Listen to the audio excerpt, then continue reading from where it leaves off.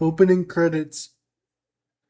Persevere by Greg Ramsay and edited by Jackie Cornuise of Finishing Touches Editing. Dedication. This story is for my family and my many wonderful PSW friends who make my life livable. Thank you. Chapter 1. A Kid's World. You are full of potential, Mom lectured gently, resting her hand on her big belly. But how can I be a good big brother if I can't even take care of myself? I moaned. What is cerebral palsy to us? Just another obstacle to overcome. That's right. Life is all about making weaknesses into strengths, adapt and conquer. Mom finished her favorite lecture with a smile. I had heard the lecture so many times I'd lost count. Mom noticed the sour look on my face. You'll do great. Now wipe that look off your face and don't doubt yourself or you know what'll happen. Doubters get lectures, I mumbled. Mom suddenly looked anxious. That's right. Text your dad, I think the baby's coming. Mom gave me a quick hug and then rushed to the car. Soon she was off to the hospital. The next day I had a brown-eyed, brown-haired baby brother named Dave. Dave's early years went by like the wind. One day I was crawling up to my wheelchair having changed his diaper. Then in the blink of an eye, my monster truck-loving brother was 10 years old. One second he was playing baseball, then hockey. He even nearly broke an arm climbing trees. It was like he was determined to let me live vicariously through his openness to try anything. Now we were home trying not to be bored. A glance at my smartwatch told me it was August 4th, 2024. James, hurry up, there's something crazy happening on the news, Dave called out from the living room. Just pause it, I'm coming, I called back from the kitchen while pushing my wheelchair into high gear. I can't, it's a live emergency broadcast. Dave sounded annoyed. Why aren't you watching Catman? Oh. I cut myself off when I saw the emergency live broadcast on Mom's big flat screen TV. A giant flying saucer was hovering over a number of major cities around the world, doing nothing, just hovering there. Before the armies of the world could respond, I watched as each saucer opened up at the bottom and dropped off thousands of little objects, all shaped like discs. The news team did their best to filter it out, but I overheard screaming, swearing, and even some threatening violence on our visitors. Meanwhile, our news camera zoomed in for a better look. The discs looked like tokens one would pick up in a video game. All of them were perfectly circular and shiny, about the size of an average donut, and as golden as Mom's wedding ring. Right as people started to gather near the saucers, they disappeared back to wherever they came from with a thump. One by one, brave people had begun to pick up the tokens, only for them to be gently absorbed into the person's skin, seemingly doing no harm. By the time police and military people arrived, all the early birds had already gone home, leaving behind piles of tokens for the curious to grab up later. Some opportunistic folks were scurrying around collecting tokens in their pockets, doubtless thinking they'd be valuable. 1 week later. Together we three sat in the living room watching the news. This just in, those fortunate souls to have received an alien token are developing superpowers. I repeat, we have heroes in our midst. The government is scrambling to reclaim the remaining tokens, doubtless to bolster the military. Stay tuned for more news at 6. Did you hear that, James? Superpowers! Dave shouted with joy, rocking back and forth with excitement. I was nervous. Yeah, bro, I heard. I just hope people don't fight over these tokens. Mom sat in her lazy girl chair grinning ear to ear. Seeing this, I piped up. What's up, Mom? You know how your dad works at the factory in town, she hinted. Yeah. Well, he may or may not have picked up a couple of spare tokens. Wait. Dave froze, his eyes wide as saucers. You don't mean... Mom pulled out 2 tokens, handing one to each of us. Before we could react, they were absorbed into our hands gently, leaving behind a tickling sensation. Turns out if you already have a token, you can share other tokens without them being absorbed too. 1 per person, I guess, Mom explained. Dave was beaming happily. Oh my gosh, Mom, you and Dad are the best. James, I'm going to be a superhero like Catman or Uberwoman. Seems we both are. I looked down at my wheelchair in anticipation. Will I finally be free of you, chair? I wondered. Do we know what powers we're going to get? Have you gotten any? Dave asked Mommy, nearly breathless. No idea, honey, but I don't want you boys telling anyone I give you tokens until we know what we can do. And am I clear? Of course, we promised in unison.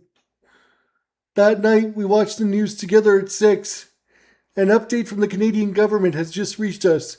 It turns out the tokens are harmless to those above 15 years of age, but give those younger than 15 unimaginable powers. Dad was already home from work, and I had looked sadly at him and Mom. That counts us out. Shh, Dad commanded. The news report continued. Parents who had given up their kids an alien disc are hereby advised to report to the children's authorities. Children's abilities to the police for them to be safely in health monitoring of efforts. That's all the news we have for you tonight. Have a good one, eh? The news report ended, leaving a Catman rerun playing on Vox Kids. Dave looked happy beyond words. I'm under 15. I'm going to be a superhero. Dad piped up sternly, his rotund belly jiggling like Santa's. Remember, for now you're just our Davy. No getting into trouble until you get powers, got it? Dave's excitement burst out of him in a sigh like a bubble had been popped. Yes, Dad, he said. Defeated. I noticed Mom looked disappointed too, though she tried to hide it. She clapped to get our attention, and I knew what was coming. Okay, boys, time to get ready. For bed. Davy, go through your Catman PJs on while your dad helps James change and transfer into bed.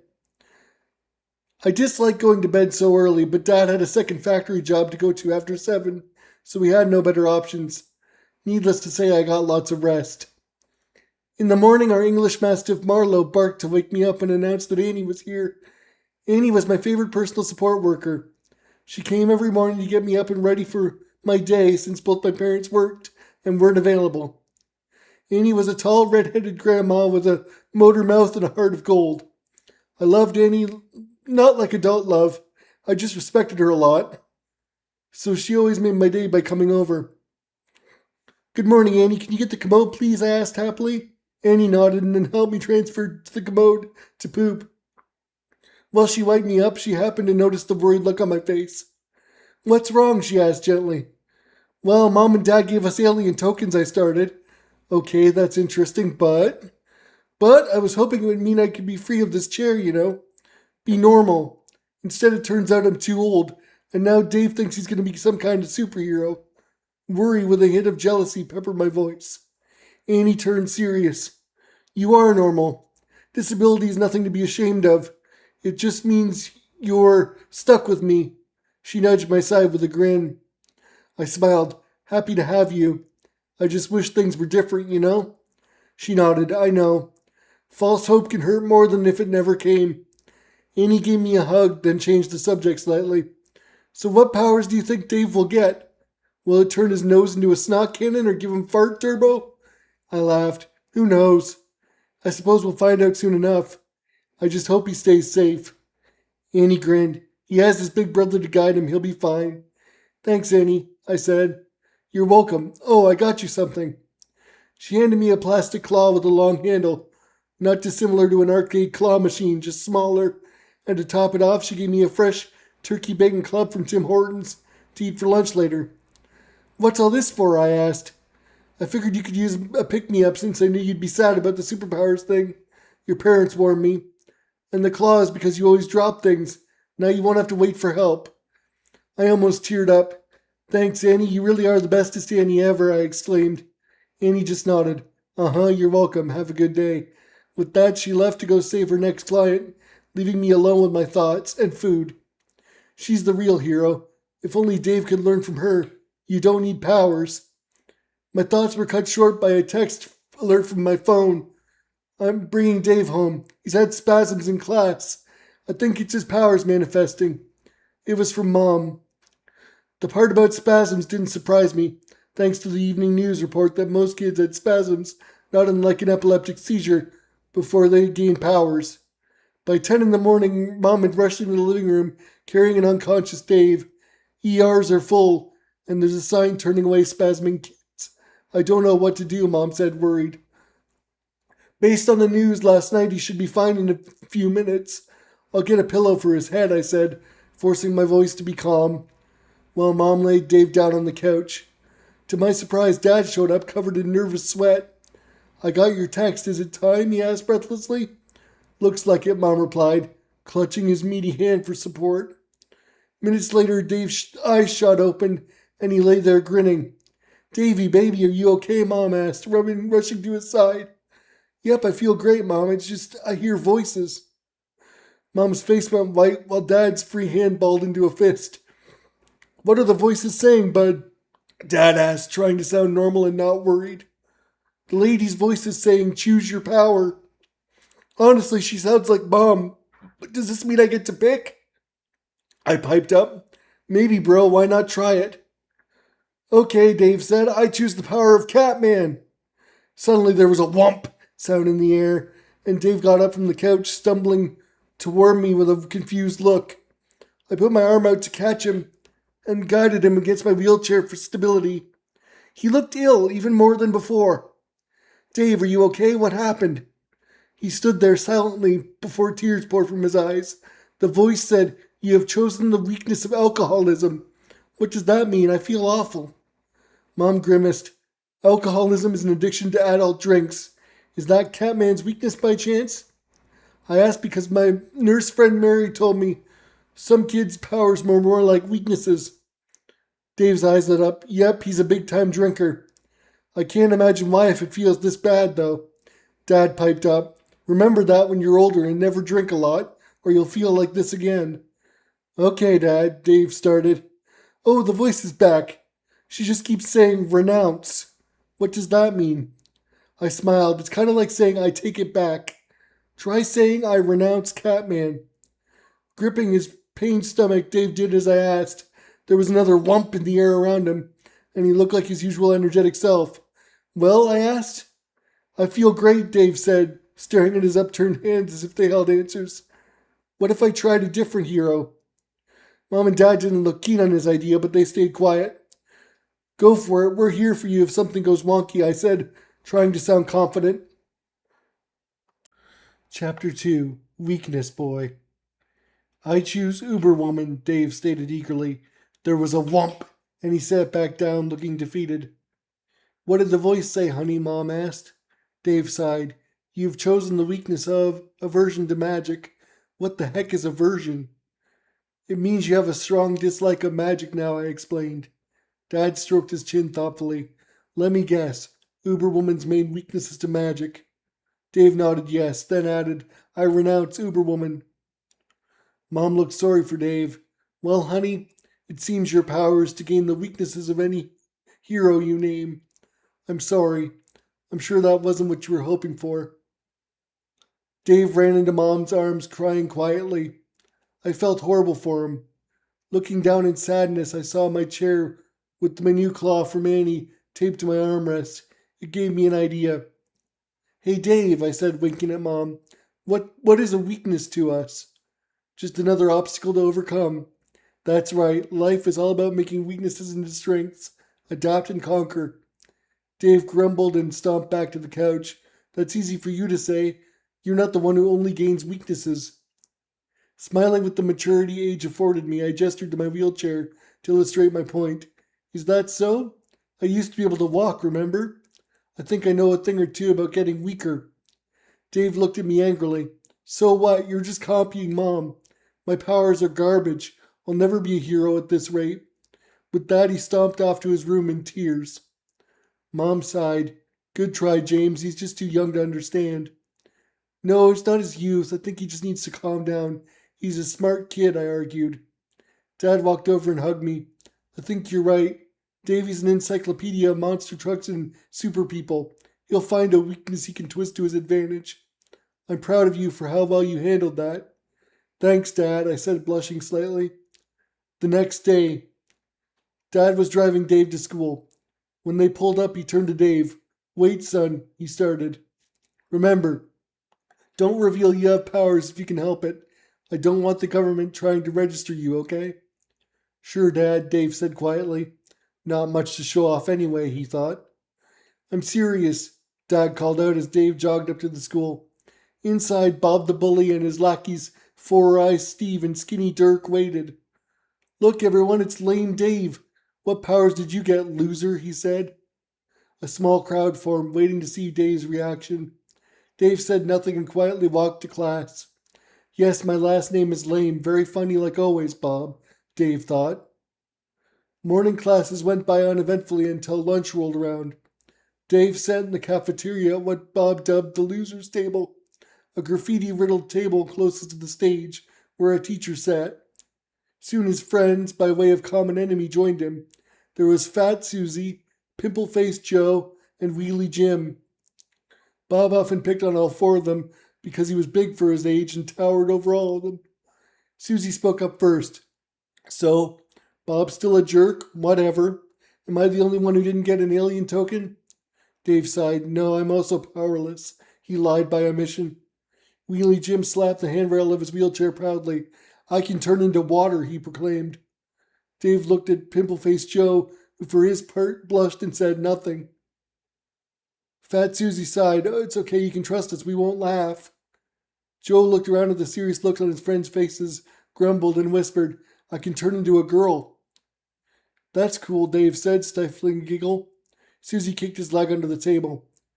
To the group's dismay, Bob approached them with his lax toe. Sup, losers?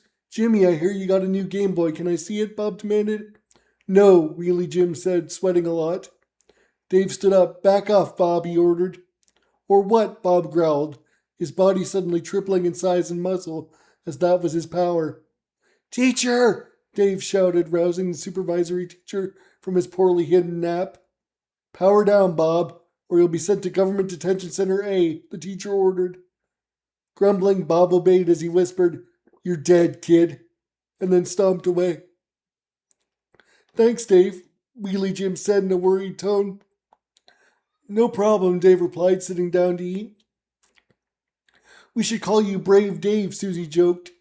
Dave shook his head no. We should eat. We have math class soon. Ugh, math, Susie groaned. Dave nodded knowingly. I have a strong aversion to math, he joked.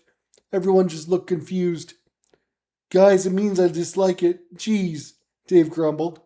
The four of them finished eating and then went about their day without incident. That was until it was time to go home. Dave waved goodbye to his friends, then jogged to where his dad's car waited. Suddenly he heard a yelp and turned to see Bob pushing Jim's chair around the back of the school. Wasting no time, Dave gestured for his dad to wait, then gave chase to save his friend. Bob, stop! Dave ordered. Dave watched as Jim turned into a puddle of water, leaving his chair empty. Bob bent down to pick up the Game Boy, then turned to Dave, having tripled in size again. You again? Fine, let's fight, Bob growled, swinging his massive free fist at Dave. At that moment, Dave's mind raced, leaving him with an idea just as Bob's fist threatened to hit him. I choose Ghost Man. The whump of Dave's power didn't faze Bob, but his newfound intangibility sure did. Bob swung and swung until he grew tired. Well, Dave just stood there, his fist soaring through Dave, leaving no mark. What are you? Bob growled. Right now I'm as untouchable as a lonely ghost, Dave smiled. Now for the opposite. If I'm right, this should work. I renounce Ghost Man, and I choose the Rock. There were two big whumps, as Dave went from untouchable to as hard as a boulder. Bob took one foolish swing, thinking he could change the outcome, and was rewarded with a broken hand. Screaming in pain, Bob dropped the Game Boy and took off running for home. Amazed, Jim reformed himself in time to thank Dave, who was already headed for his dad's car. I'll tell everyone what you did, Wheelie Jim called out. Once he was in the car, Dave just about exploded with excitement, such that his dad couldn't even tell what he was saying. Slow down, son. Explain why you took off first, Dad ordered. Bob the Bully was going to hurt my friend Jim. And? I saved him. It was awesome, Dad. Now how'd you manage that? Dad asked, worried. I did like James said. I turned weaknesses into strengths. Please explain. You know Ghost Man? Well, his weakness is that he can never be touched by anyone, even loved ones, so I used his intangibility to become untouchable so Bob couldn't hit me. Then I used the Rock's unfeeling hard skin, which he hates, to stop Bob once and for all. Dad sighed. So not only did you use your powers when I told you not to, but you hurt someone. I'm disappointed in you. Dave was caught off guard and almost started to cry. No, he hurt himself. I don't care about semantics. The fact is, people know you have powers now, and you're already making enemies. Bob won't tell. He'll be too embarrassed, Dave argued. I'm done discussing it. You're grounded for a week. Angry, Dave spent the rest of the ride home in silence, then stormed off into his room, where he slammed the door. What happened? I asked Dad when I noticed Dave storm by me in tears. Your brother listened to you, that's what, Dad grumbled unhelpfully. I was shocked. He revealed his powers, didn't he? Dad nodded yes. Not only that, he took on a bully and supposedly won. Inwardly, I was proud, but I feared for the consequences. What do we do now? Now we wait and hope he's right this Bob won't tell. The next day, at school that morning, Dave was immediately surrounded by Jim, his friends, and a bunch of students Dave barely knew. There he is, our hero, brave Dave, Jim shouted, hoisting his retro Game Boy in the air, and the crowd went nuts. Dave blushed, waved at a few people, then he and his friends from the losers table went about the rest of their day. At lunch, Dave was approached by the school counselor, Mr. Aziz. Hey there, Mr. Lane, can we chat? He asked. Dave sighed. If it's about my powers, I'd like my parents present. That's fine. I thought you'd be more comfortable chatting with me. I'll send a police officer to your home tonight then. Okay, Dave said nervously, then texted Mom to warn her before resuming his lunch slowly. I lost my appetite, Dave groaned. I bet, Susie said, worried. I just talked to Mr. Aziz and that was that. Maybe you should have done the same. No way, my mom would have a fit if I talked to anyone outside of you guys without her there. So what are your powers anyway? Jim asked. Dave debated staying silent, but he decided against it. I can choose any hero I want, but instead of getting their powers, which would be useful, I get their weaknesses. Cool, eh? Jim made a face. Nah, man, that sucks. And I thought turning into water was lame. Susie shot Jim a dirty look that made Dave laugh. Yep, like Bob says, lame Dave.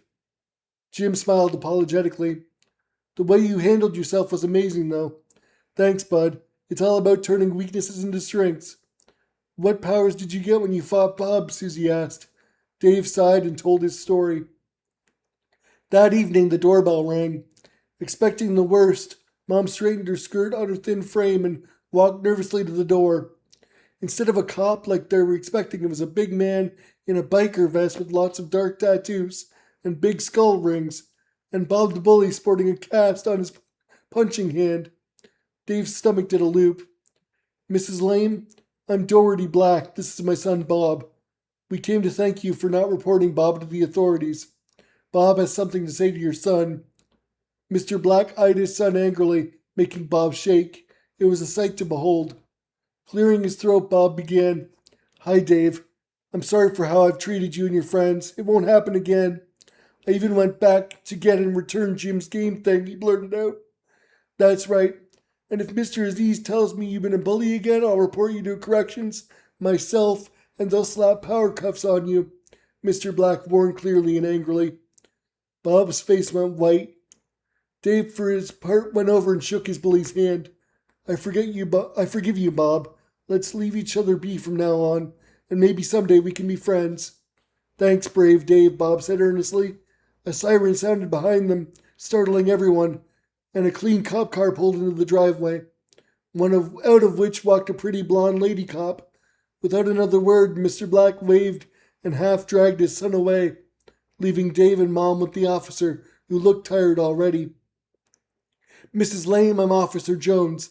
I'd like to speak with you and your son Dave, she said gently. Mom bristled but gathered herself.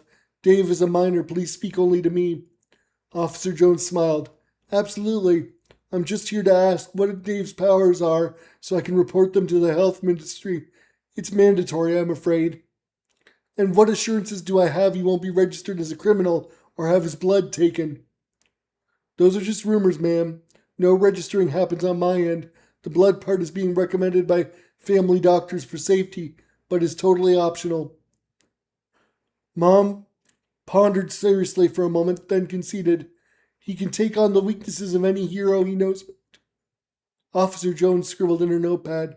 Thank you, ma'am. That'll be all. You have a good night now. Just one question. Are the power cuffs real? Mom asked, remembering what Mr. Black had said. Yes, ma'am. Recent development, but they're for criminals only, not kids. They neutralize powers while worn by criminals, so be good. With a wink, Officer Jones left, leaving Mom sighing in relief. Mom grabbed Dave by the shoulder gently. Listen, I know the cat's out of the bag, but I want you to avoid conflict wherever possible, okay? Yes, Mom, Dave said, sighing. I'm serious. I want you to have a good life, not one built on self-sacrifice, like those heroes you worried about all the time. Stanley once said, with great power comes great responsibility.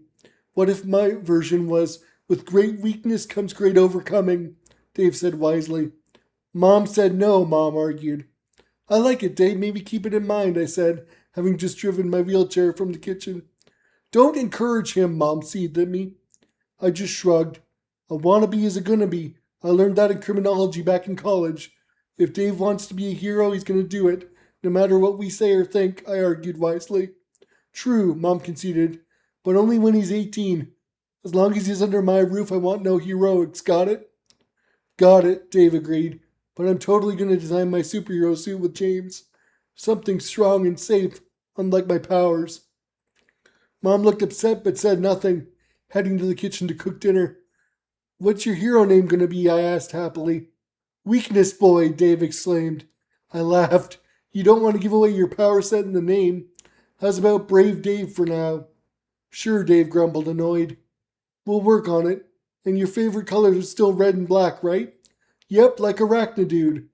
Perfect. Let's go get my art book and start drawing. Chapter 3 Mr. Brave, 8 years later.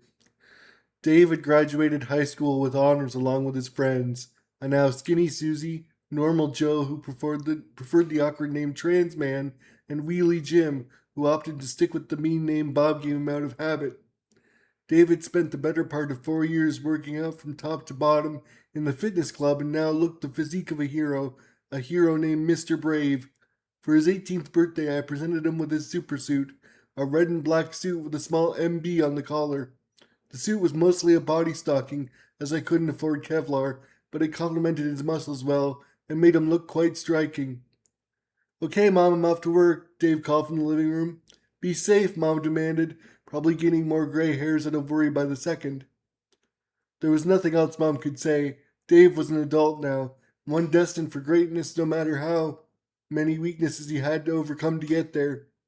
He affixed his new super police badge to his chest, hopped onto his BMX bike, and was gone. Soon Dave found himself inside one of Toronto's newest police stations, face to face with the captain, one Bob Black, now known as Meat Fist. Captain, Dave saluted properly. At ease, brave Dave. I ain't seen you in years since Father made me switch schools after our fight. Anyway, how you been? Good, thanks. Quite the glow up you've had. Never would have imagined you being a cop, let alone captain. I'm proud of you. Thanks, rookie, but don't get all sappy on me. Dave laughed. All right, sir, what do you have for me? Well, rookie, I hate to say it, but I'm only the captain thanks to Father's connections as an ex-fire chief turned cop. Our little precinct here isn't given any respect, so we only get the lackey jobs. Unpowered cops don't like us very much because they're jealous. Okay, Dave said patiently. We're to work guard duty for a pride parade. Any objections? Dave smiled. Nope, let's do it. As parade goers marched merrily, Mr. Brave stood ready on a nearby fire escape to get a good view, while various heroes' weaknesses swirled in his mind. Being only blocks from the fire station, Dave felt confident backup would make it if things went south. In the meantime, he happily took in the pride parade floats and flags, all adorned with rainbows and joyous people. Various songs played over each other, such that they were all incomprehensible. Suddenly he saw a shifty person in a trench coat skulking near the wall of a nearby alley pull out a gun and seize a woman from the parade. The man in question fired a shot in the air while ranting his anti-LGBTQ plus manifesto, sending people into a panic. Wasting no time, Dave thought, I choose the Rock. The air around him responded like always, and he felt his skin harden. Bob went down the sidewalk while Dave jumped with wild abandon from the top of the fire escape, landing hard in front of the perpetrator. Hi there. You can call me Mr. Brave. Unhand that person or face my wrath, Dave ordered, like the old-timey heroes he grew up reading in comic books. Wordlessly, the bad guy opened fire on Dave, but the bullets just bounced harmlessly off his rocky skin. Dave moved to grab the gun, but his current hero weakness of choice had made him also very slow due to his weight, as well as unable to feel, allowing the man to back away. I need speed. But whose speed is their disadvantage? Dave racked his brain, unable to think of anything right as a huge, meaty fist appeared from behind the bad guy and knocked him hard on the head, taking him down. I renounced the rock, Dave thought as the victim rushed over to hug him. You're okay now. Go enjoy the parade, Dave said gently. Thank you, Mr. Brave, the unnamed woman cooed, then left. Smooth work, Mr. Brave, Captain Meatfist said. You're not half bad yourself, Dave said, smiling. Bob escorted the perpetrator to a waiting squad car, driven by another cop who'd arrived late, which took him to another precinct a ways away. After the pair met up and debriefed with the other precinct's cops, they returned to their own, the parade having ended abruptly for obvious reasons. Once there, Dave admitted his feelings. If you weren't there, Captain, someone could have got hurt. Bob smiled so wisely that it caught Dave off guard. We're a team. Like Dad always said, Bob, in the face of hardship, we always do one thing. That being, we persevere, never give up. Dave shook his captain's hand. Thanks, my friend. Any time. With that, the pair would go on fighting the good fight, all while knowing every weakness can be made into a strength. One just has to persevere. Chapter 4, Mr. Brave, one day later. David, you get over here this instant, Mom ordered from her spot on the couch when I arrived home. I sighed as I dutifully obeyed. Your suit is full of holes, and don't you dare tell me not to worry. I shrugged. I'm a cop, Mom. Danger's part of the job, I said for what felt like the 100th time. Mom had begun to cry, and as she wrung her hands in frustration. We know, son, Dad said, ambling up from the kitchen. We just wish you'd take a more peaceful position, like a desk job or something. I can't, even if I wanted to. I don't have the seniority, I explained, ignoring Mom, who glared at the bullet holes in my suit, as she'd been doing since yesterday. Can you at least talk to your captain? Surely your work at the Pride Parade earned you some say. I'll give Captain Meatfist a call for you later, I said reassuringly. Mom shook her head no stubbornly. Not for my sake, for yours. I nodded in agreement, too tired from yesterday's excitement to argue. With my lecturing concluded, I went upstairs to my room to grab my phone off its charger and change into one of my many backup supersuits my older brother James had commissioned for me. To appease my mom, I called the captain straight away. Hey, Cap, it's Dave. How goes things? I asked casually. Have you seen the news? Captain Bob, a.k.a. Meatfist, exclaimed. No, why? Your face is everywhere. The news is calling you Mr. Brave, the hero of pride. I blushed. What about you? Bob sighed. They don't mention me, but the lady you saved has done wonders for our precinct. She's done interviews praising us, and you especially, everywhere she can. I smiled. That's great, boss. Does this mean I get to make a request? I heard the captain mumble to himself. What is it? My parents want me to stay out of fights as much as possible. Are there any posts I could take that fit that bill? I heard the captain scratching his chin in thought, and moments later I could tell he raised an eyebrow in a Eureka moment. You know, one just came up. It's a summer camp for prospective heroes that needs a head counselor. Would you be up for helping shepherd a bunch of brats? Sure, why not? I like kids, I thought aloud. The captain laughed. I think I'd rather get shot at myself. I grimaced to myself, but opted for a happy tone. That's why you're a good cop, Cap. Sure, Bob said, unconvinced. I'll put your application in later. I'm sure with your most recent successes, they'd love to have you. You already have your CPR certification, but you'll want to take a counseling class. I'll book one for you that starts tomorrow. It's an accelerated course that runs at night for 6 months. Meanwhile, you'll ride a desk doing our paperwork. Sound good? Yep, that's exactly what my parents wanted. Thanks, boss. Later. I said and I hung up, then headed downstairs to inform my parents. 6 months later. I woke up to my phone ringing. I answered, and Bob curtly stated that my application was accepted, then texted me an address. After putting on my suit, I headed downstairs to say goodbye to my family. Before I could even say anything, Dad waved me over and gestured eagerly at Mom's big TV. On screen was a news recap of the night before, wherein the news anchor warned of graphic content. I jogged on the spot, eager to get my day started, but soon froze in awe. The newscast cut to the local airport where a Boeing 747 was coming down fast. One of its engines was smoking, and the pilot over the radio said the landing gear had malfunctioned. I watched horrified, expecting the worst, when suddenly a woman with blazing red hair wearing a black and orange suit with an orange cape ran onto the runway. My stomach tensed. The woman pointed her hands down at the ground. An orange light blasted out from them, propelling her forward toward the plane. The news camera followed her skillfully as she touched the falling plane with one hand while aiming at the ground with the other. Gracefully, she sent the energy of some kind coursing through the plane that seemed to slow its descent. I was amazed watching this slender but strong woman who carried the plane to the ground. To my horror, though, when the plane touched down, something went wrong.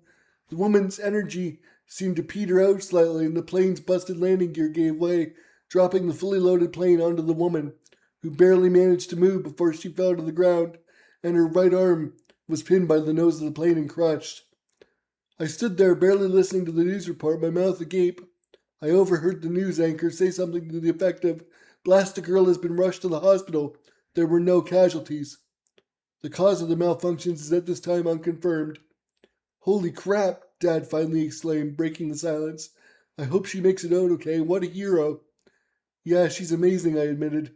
"I'm going to be late for my first day of camp. Bye, Dad." "Be safe, son," Dad called out as I hailed a cab and took off from the city center, ready to make the most of my new home for the summer. I had my diploma, some exercise books for the kids, and a week's worth of clothes packed away and ready, knowing everything else was provided by the city. On the outskirts of Toronto sit a man-made lake and an activity center known as Camp Mary. The pamphlet I googled about my new place of work said it was designed on land taken from the old science center by the previous government to serve as a ritzy vacation spa, but was turned into a kids' training camp soon after the alien incident. I shook my head, annoyed. Science is just as important for the next generation as learning their powers is, I thought to myself. I put my phone away right in time for my cab to pull up at the camp entrance. I paid the driver and then stepped out into the parking lot.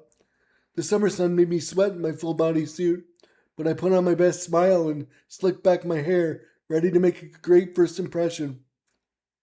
I didn't need to wear my hero suit, but I figured it would help the kids recognize me if they watched the news, and if not, it made me more confident. Exiting the cab, I was cut off by a little pink car that pulled up beside me. A woman stepped out from inside the car, which was blasting pop music. It was Blast-A-Girl herself, in full supersuit but missing her right arm. Awestruck, I grinned at her awkwardly, before realizing I should say something. "Hi, I started, only to be cut off by her alluring smile. "Mr. Brave, right? The new hero who took down the biggest terrorist at the Pride Parade." "That's me, though my captain helped," I admitted, then shook her hand eagerly.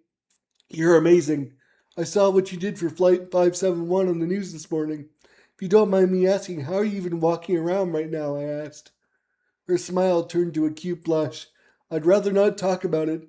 I still have phantom pain from my arm. Suffice to say, I have a slight healing factor." "Understood. So what brings you here? Same as you, I'm guessing. Our parents wanted us out of further danger, so they pulled some strings. Am I right?" I shook my head no.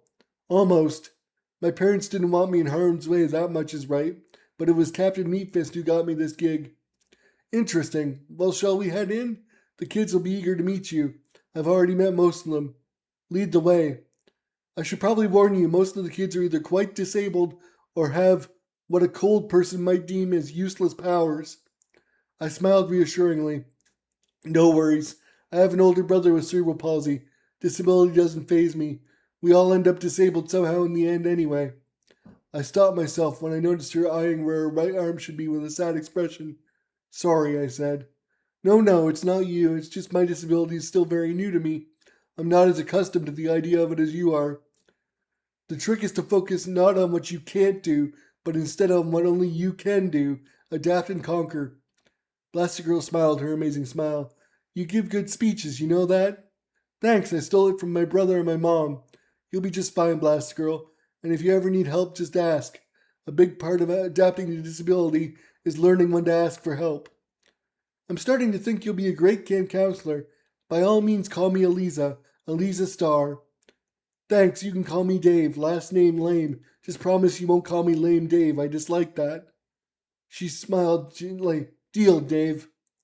We walked down a forested path for a while, casually taking in the sights as we talked, like the modified unsinkable sailboats on the lake and the easels set up in the yard for painting.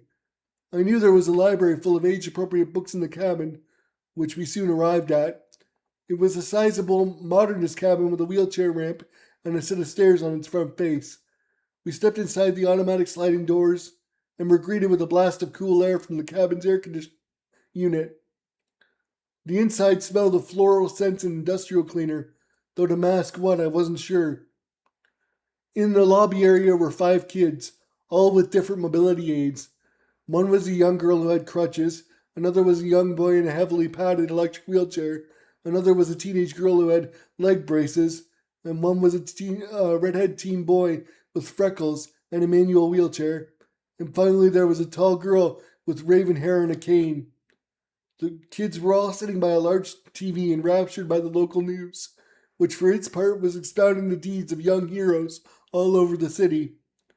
Eliza cleared her throat pointedly to get the kids' attention. A couple of them nearly jumped out of their skin, which I immediately attributed to disability spasms, not unlike those James had when he was surprised, or just attempting to do something. The kids turned around to see us and lit up like Christmas trees. The girl with the crutches piped up first. Blaster girl, you're back, and you brought... She asked with a slight lisp in her voice. That's Mr. Brave, dummy, don't you watch the news? The boy in the padded electric wheelchair said excitedly, his brown skin glistening as though the effort of talking was hard on him. Be nice, Sammy. Not all of us live in front of the TV, Elisa lectured. She looked at me expectantly. Hi, as Sammy so kindly explained, I'm Mr. Brave, but you can call me Dave if you want. I was briefly a rookie cop, but that was a bit dangerous, so I decided to try my hand at counseling. Nice to meet you all. The girl with the crutches and lispy voice smiled. I'm Julie, don't mind Sammy. His dad's a military instructor, so he's a bit impatient with people. She pointed to the other kids in order. The girl with the braces is Haley, the ginger's name is John, and the model-looking girl with the cane is Suzanne. John groaned. I asked you not to call me a ginger, Julie, he moaned. Julie giggled, drawing a look of ire from Eliza. Julie, you need to respect people's wishes. I've told you this, Eliza lectured. Julie smiled innocently in response. Suzanne eyed me, blushing slightly, then spoke softly. So, Dave, what's your power? Blasted Girl already told us she controls massive amounts of energy telekinetically. I smiled, which only made her blush harder, a fact I dutifully ignored. I'm a master of weaknesses. I can think up any hero I want, and when I choose one, I gain their weakness. Had I not seen you in action, I'd say that sounds useless, Sammy said, like the brat he was. I sighed. Well, it may seem that way, but any weakness can be twisted into a strength. You just have to try. John and Sammy scoffed in unison. Chapter 5. The Next Generation of Heroes. Well, what are your powers then? I asked calmly. Julie, as was becoming a pattern, piped up first. I grow flowers. Sammy smiled cockily. My dad calls me medic. I can heal injuries, just not my own. John sighed. I can make it snow. He was loath to admit it because he added, I hate snow. Haley looked at the floor as if embarrassed. I can fire a ton of boogers out of my nose, which my parents found out when I was young and I caught my first cold.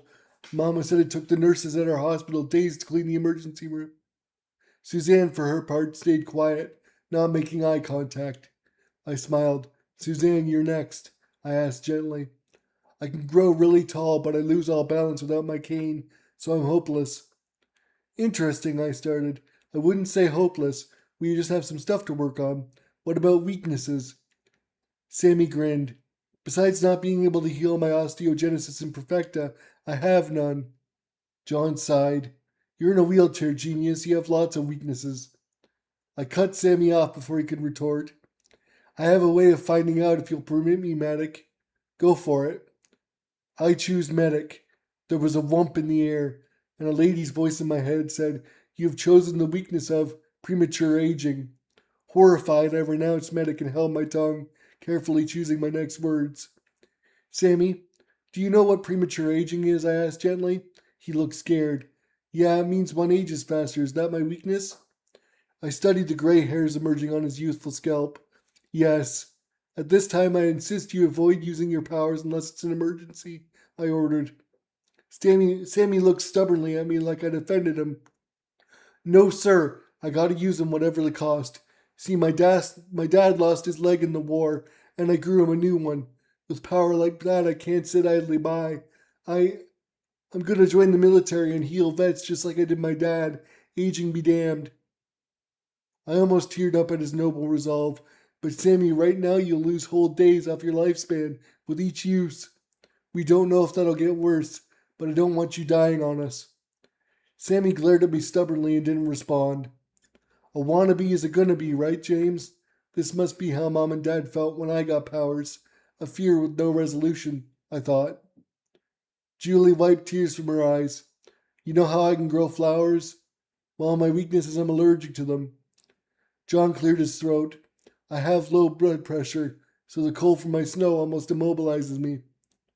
Haley stared at the floor. I often trip on the streams of my boogers. Finally, we all looked at Eliza, who blushed.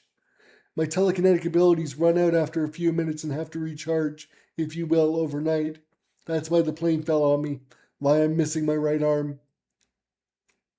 Aren't we just a powerhouse crew? John grumbled sarcastically. Easy, John. Remember, with great weakness comes great overcoming. We'll figure out ways to make all of your powers relevant. We just have to focus, I lectured. Sammy grinned. I'm already relevant. Say, Girl, how's about I grow you a new arm? Eliza froze, but ultimately nodded her head no. I won't be the reason you shorten your lifespan, but thank you. Sammy fell silent, a look of frustrated sadness in his eyes. Sammy, I admire your willingness to help, but why aren't you more selfish, knowing your power is killing you? I asked. Sammy started to cry, dropping the tough guy act. I've always been a burden on my family, my PSWs, and now my fellow heroes. When I discovered my power, I finally felt a purpose, and now you tell me I can't use it. So if I obey, I go right back to useless. He wiped the tears from his eyes. I refuse to be a burden any longer. My lifespan is pointless without this power. I sighed. If that's your choice, I'll respect it when you turn 18, but for now, with my authority as your counselor, I forbid you from healing anyone, and just as importantly, I forbid you from calling yourself or anyone else useless. Are we clear? I stated authoritatively. Surprisingly, Sammy laughed. Understood. You sound like my PSW Nancy. She's great, but don't say useless or the R word around her. She gets mad. I don't blame her. I'd be mad too, Eliza said seriously. Thanks for teaching me my weakness, Mr. Brave. I'll keep it in mind, Sammy said. No problem, I said. Now let's go outside. I have an idea. With some effort, my new friends made their way to the open field behind the lodge. Once there, I put on my serious cop face and paced in front of them. What problems are Canadians facing these days? I asked. My mom says the economy sucks, Julie said. True, but what problems are we facing that our powers could fix? Everyone was silent. Okay, how about an example? Forest fires. Could we do anything about that? I noticed Eliza grinning out of the corner of my eye. I could do a controlled bird with my energy waves to slow the fire's spread, she said helpfully. Unfortunately, none of the kids had anything to add. Come on, guys, think. A hero has to adapt and conquer. How could you use your powers in a fire situation? I encouraged. John finally spoke. I could make it snow heavily to dull the flames. Perfect. Anyone else? Silence. Ultimately, I decided to help. Haley, can you spray your boogers like a hose? They're liquid-based. She nodded yes, smiling. I could help Eliza block the flames. Julie piped up joyfully, and once the team has fought the fire, I can grow a new forest of flowers for the bees. Once I take my allergy pills. Perfect, we're on a roll, I said proudly. Suzanne looked to be pondering but said nothing. Suzanne, any ideas? Since I'm bound to fall over anyway, when I grow taller I can be a human bridge for people if a fallen tree knocks a bridge out. I'm very tough when I'm tall. Brilliant, and I can heal y'all if you get hurt fighting the fire when I'm older, Sammy chimed in. Julie giggled and I sighed. Yes, when you're older, I added. I clapped affirmatively. All right, that's one unfortunately commonplace scenario covered. How else could we use our powers? What about a robbery situation? John suggested. Okay, John, lay it on me. If we show up on time, I could whip up an icy blizzard to obscure vision while Haley lays booger traps in the doorways like an oil slick. From there, you and Eliza could catch the bad guy, John exclaimed breathlessly. I smiled like a proud teacher. See, no one here is useless. Just because our powers are unconventional doesn't mean we can't figure out ways to succeed in life and help others. And I could grow a bouquet for the business owners to make them feel better, Julie added. That's a great idea, Julie. Okay, you guys head inside for lunch. I want to chat with Mr. Brave. Ooh, Suzanne cooed knowingly. Eliza shot her a look and pointed at the lodge. Teenagers, Eliza grumbled, blushing slightly. Once the kids had made it safely inside, Eliza walked up to me and gently took my hand. I just wanted to say you're great at this and I'm proud of you, she said seriously. Thanks, Eliza, I said awkwardly, brushing my hand through my hair while staring into her deep blue eyes. My heart fluttered in my chest. Once camp week is over, do you want to go out for coffee or the movies or something? I blurted out. I'd love to do something, she said, smiling that achingly beautiful smile of hers. Great, I exclaimed happily. With that, we headed inside for lunch, both of us ignoring the kids' grins and whispered gossip.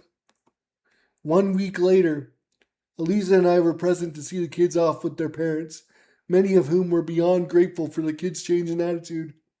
Over the past week, we've sailed together, made art, read many books, and hopefully made lifelong friends. I've written this pamphlet with pictures by Eliza to help inspire the next campers to come if you wouldn't mind sharing them, I asked, as I handed out each parent a small snack of pamphlets. Once the parents were finished thanking us profusely, they drove off on their own adventures. Well, Mr. Brave, where to now? Eliza said, pointing to her little pink. Well, blast the girl, I've texted my parents. They're eager to meet you over some of my dad's special homemade coffee. Sound good? Ooh, I get to meet the parents already? Exciting. Let's go. We hopped in Eliza's car, still wearing our supersuits. We must have made quite the pair to other drivers. Regardless, save for some people honking and waving at us, the trip was uneventful. When we pulled into the driveway, our English Mastiff Marlowe barked and rushed over to the car as fast as his old legs would carry him, his tail wagging furiously. He practically toppled Eliza over in an excited effort to give her kisses once she stepped out of the car. Laughing, Eliza embraced my silly loving dog, then followed me to the house. Dad answered the door and nearly bowed when he saw Eliza. Dave said you were coming, but I didn't believe it. I'm honored to meet such a great hero. Eliza blushed adorably. Oh no, Mr. Lame, I'm no great hero, I just do my best. Dad ushered us into the kitchen where James and Mom waited. Before we even sat down, Mom piped up. Oh my goodness, you're so beautiful and brave. Eliza smiled. Thanks, Miss Lame. Call me Barbara. My husband's name is Doug, and this is David's brother James, Mom said, gesturing to each of us in turn. Eliza politely shook everyone's hands, then took her place at the table. Eyeing James's wheelchair, she said, You never told me you had a disabled brother. No wonder you're so good with disabled kids. I made a bit of a face reflexively, and she immediately turned to James. I'm so sorry, was that a bad way of putting it? James nodded no, smiling. No worries. Dave never told me he had such a cool girlfriend, so we're even. I laughed. To be fair, this is our first date, so we're finding out the same time as the parents. Mom grinned mischievously. So, Eliza, what do you think about kids? I was stone-faced. Eliza blushed, catching her meaning. I like them. Your son is amazing with them. By the way, it's a big part of why I agreed to this date. Dad smiled. I'm glad to hear it. Anyways, I always knew he was parent material. Dad, I groaned. Eliza giggled. It'll be a long time before we go there, but I agree he'd likely be a great dad. I have to ask, how were you at the airport so fast to save Flight 571? Dad inquired. Eliza sighed, clearly not wanting to relive it. My dad's an air traffic control man. I was there coincidentally training to become one myself. Luckily, I had my supersuit handy when stuff went down. Amazing, you're amazing. Those on Flight 571 were lucky to have you, Dad exclaimed. Thanks, Elisa sighed. I noticed you're eyeing her missing arm. Scars are just beautiful badges of honor.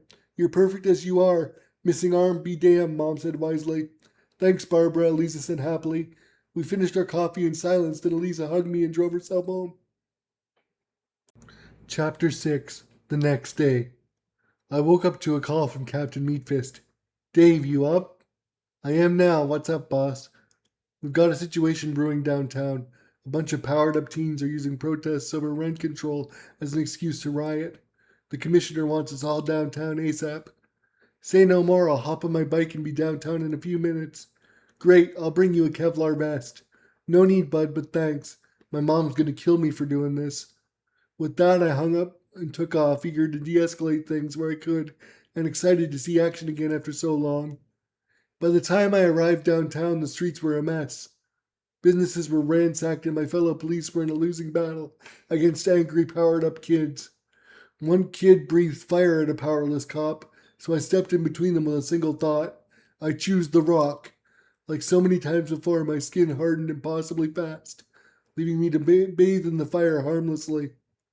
A little warm in here, eh? I said to the cowering officer as I helped him up. As fast as my weighty, rock-hard body would allow, I grabbed a discarded megaphone and marched into the center of the action. Stand down, please. Peaceful protest is welcome, but looters will face jail time, I warned. Can it, fascist? Some arrogant punk kid with spiky hair yelled back, drawing cheers from his side of the crowd. Some of the rioters flexed their powers on me to no avail, while my fellow less powered police retreated behind their riot gear. To my surprise, a little pink car pulled up behind me and out stepped Blastigirl with rage in her eyes. Fearing nothing, she stepped up beside me with her left arm raised and blasted a wrench of light energy between the rioters and police. As the flames from her warning shot lingered, I spoke again. Leave now and forever hold your peace, I exclaimed. Are you marrying them all? Lisa joked, while holding her hand up at the ready. No, I just couldn't think of anything cool to say, I mumbled to her. It's Blastigirl, we don't stand a chance, the spiky-haired punk exclaimed as Lisa lit a telekinetic flame in her hand for emphasis. Bolstered by their anxiety, Eliza proved why they were afraid of her by using her power to gently sweep them off their feet and pin them to the ground harmlessly. Most of the tough rioters soon fled, leaving the police to power cuff the rest. I renounced the rock's weakness, my favorite defensive power, and turned to Eliza. Thanks for showing up, that was getting dicey. Although, why did you come? I asked. She took my hand, smiling. I saw the live news report and knew you'd be here. I couldn't have you facing all the danger alone, now could I? She said. I'm a cop, it's my job. Not so much yours, but thanks. How about this, Blastigirl? I hereby deputize you in the name of the Super Precinct 001. Does that fix the issue? Captain Meatfist said, approaching from behind us, his gun still at the ready. I laughed. Yes, sir, I suppose it does, I admitted, defeated. A crowd of civilians had begun to form around us, taking stock of the mess to their homes and businesses. Well, Officer Starr, what do we do now? I asked, smiling. Eliza grinned mischievously. How about this? She said, right before planting a kiss on my lips. The crowd went wild, cheering our hero names, while the captain just stood there giggling like a schoolgirl. What an interesting week and a bit it's been, I thought to myself, grinning as we parted. I wonder what comes next. Chapter 7. Family. 20 years was a long time. So much of the same happened. David and Eliza got married, had a son, and took a well-deserved break from hero work. Their deeds combined netted them a healthy nest egg to live off of, such that Dave even bought a small lockbox to store spare money in, all of which was thanks in part to grants from the city and a generous donation by one of the camp kids' grandfather, a secret millionaire. The pair focused heavily on running training camps for youth, not unlike where they'd met. Every day they came home, tended to baby Eric, and stored more money. David and Eliza's parents rotated babysitting duties during the day until Eliza's parents fell ill with cancer and ultimately passed away, leaving Eliza depressed. She retired from camp duty to be there for Eric, whose youthful smile held her together. By the time Eric was 10, Dave's parents had passed due to a similarly mysterious and sudden cancer. Distraught, Dave and Eliza sold Dave's family home and moved James into their house. Renovating their home to suit James drained their lockbox savings, but neither Dave nor Eliza minded. James constantly apologized and claimed to be a burden. Such negativity was all dismissed by Dave with a line that would come to define young Eric's outlook on life. Money is temporary, family is forever.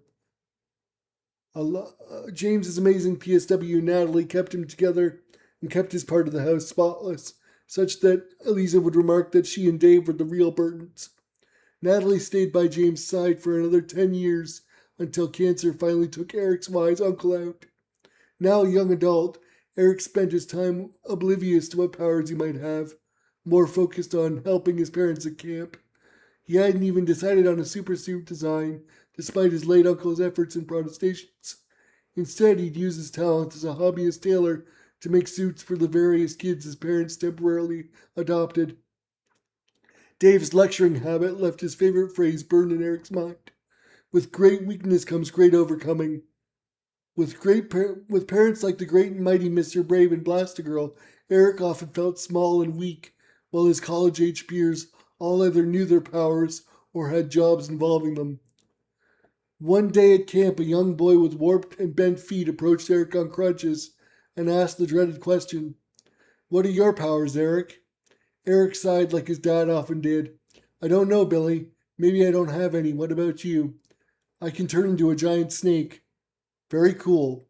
Can you make a snake pattern into my suit, please?" "Absolutely," Eric said happily. Eric spent the remainder of camp week tailoring suits for the most recent batch of young adults, while his parents finished their training. Eliza often said the training was more about attitude adjustment and mind opening than it was about one's powers. It took years, but Eric realized his mom was right. If only that was all I needed to fit in, Eric thought sadly. Eliza walked in and noticed the familiar look on her son's face. "In your weakest hour, you are lovely to me," she whispered, hugging him from behind. She looked over his latest designs with a smile. "Who needs powers when you've got skills like this?" "Thanks, Mom," Eric blushed. "Your grandma on my side was a seamstress. Clearly you inherited her skill. Just remember one thing for me. You'll always have a place in this world. People will always need new outfits. Look how happy you've made the kids we've trained." "I know," Eric smiled. "Chin up, MJ. I've got work to do. See you at home."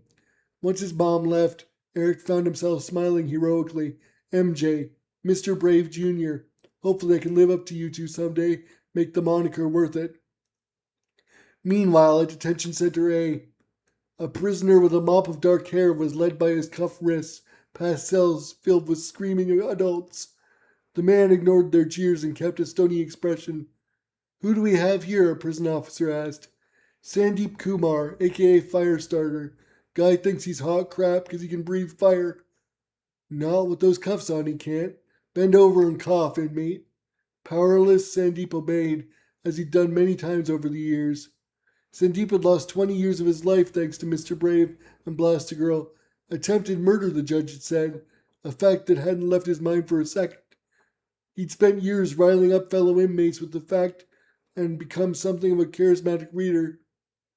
Among them, his full parole had surprisingly been granted days before, after years of trying to get it, hence the search of his person one last time.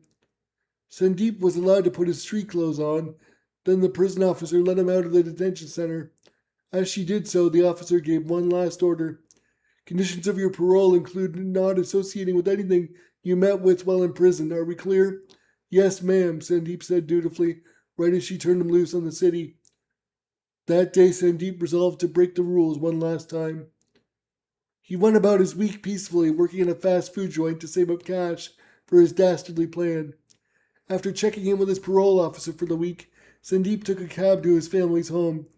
His parents had disowned him when Mr. Brave arrested him, but they died of cancer halfway through his sentence and left him their house, which, thanks to his dad's savings, had been kept in a good state by the house and garden employees. Sandeep walked into his home and marched into the bathroom attached to his old room. The face he saw in the mirror didn't shock him anymore, but it still hurt him to see all of his gray hairs and wrinkles. They'll pay for the life they took from me.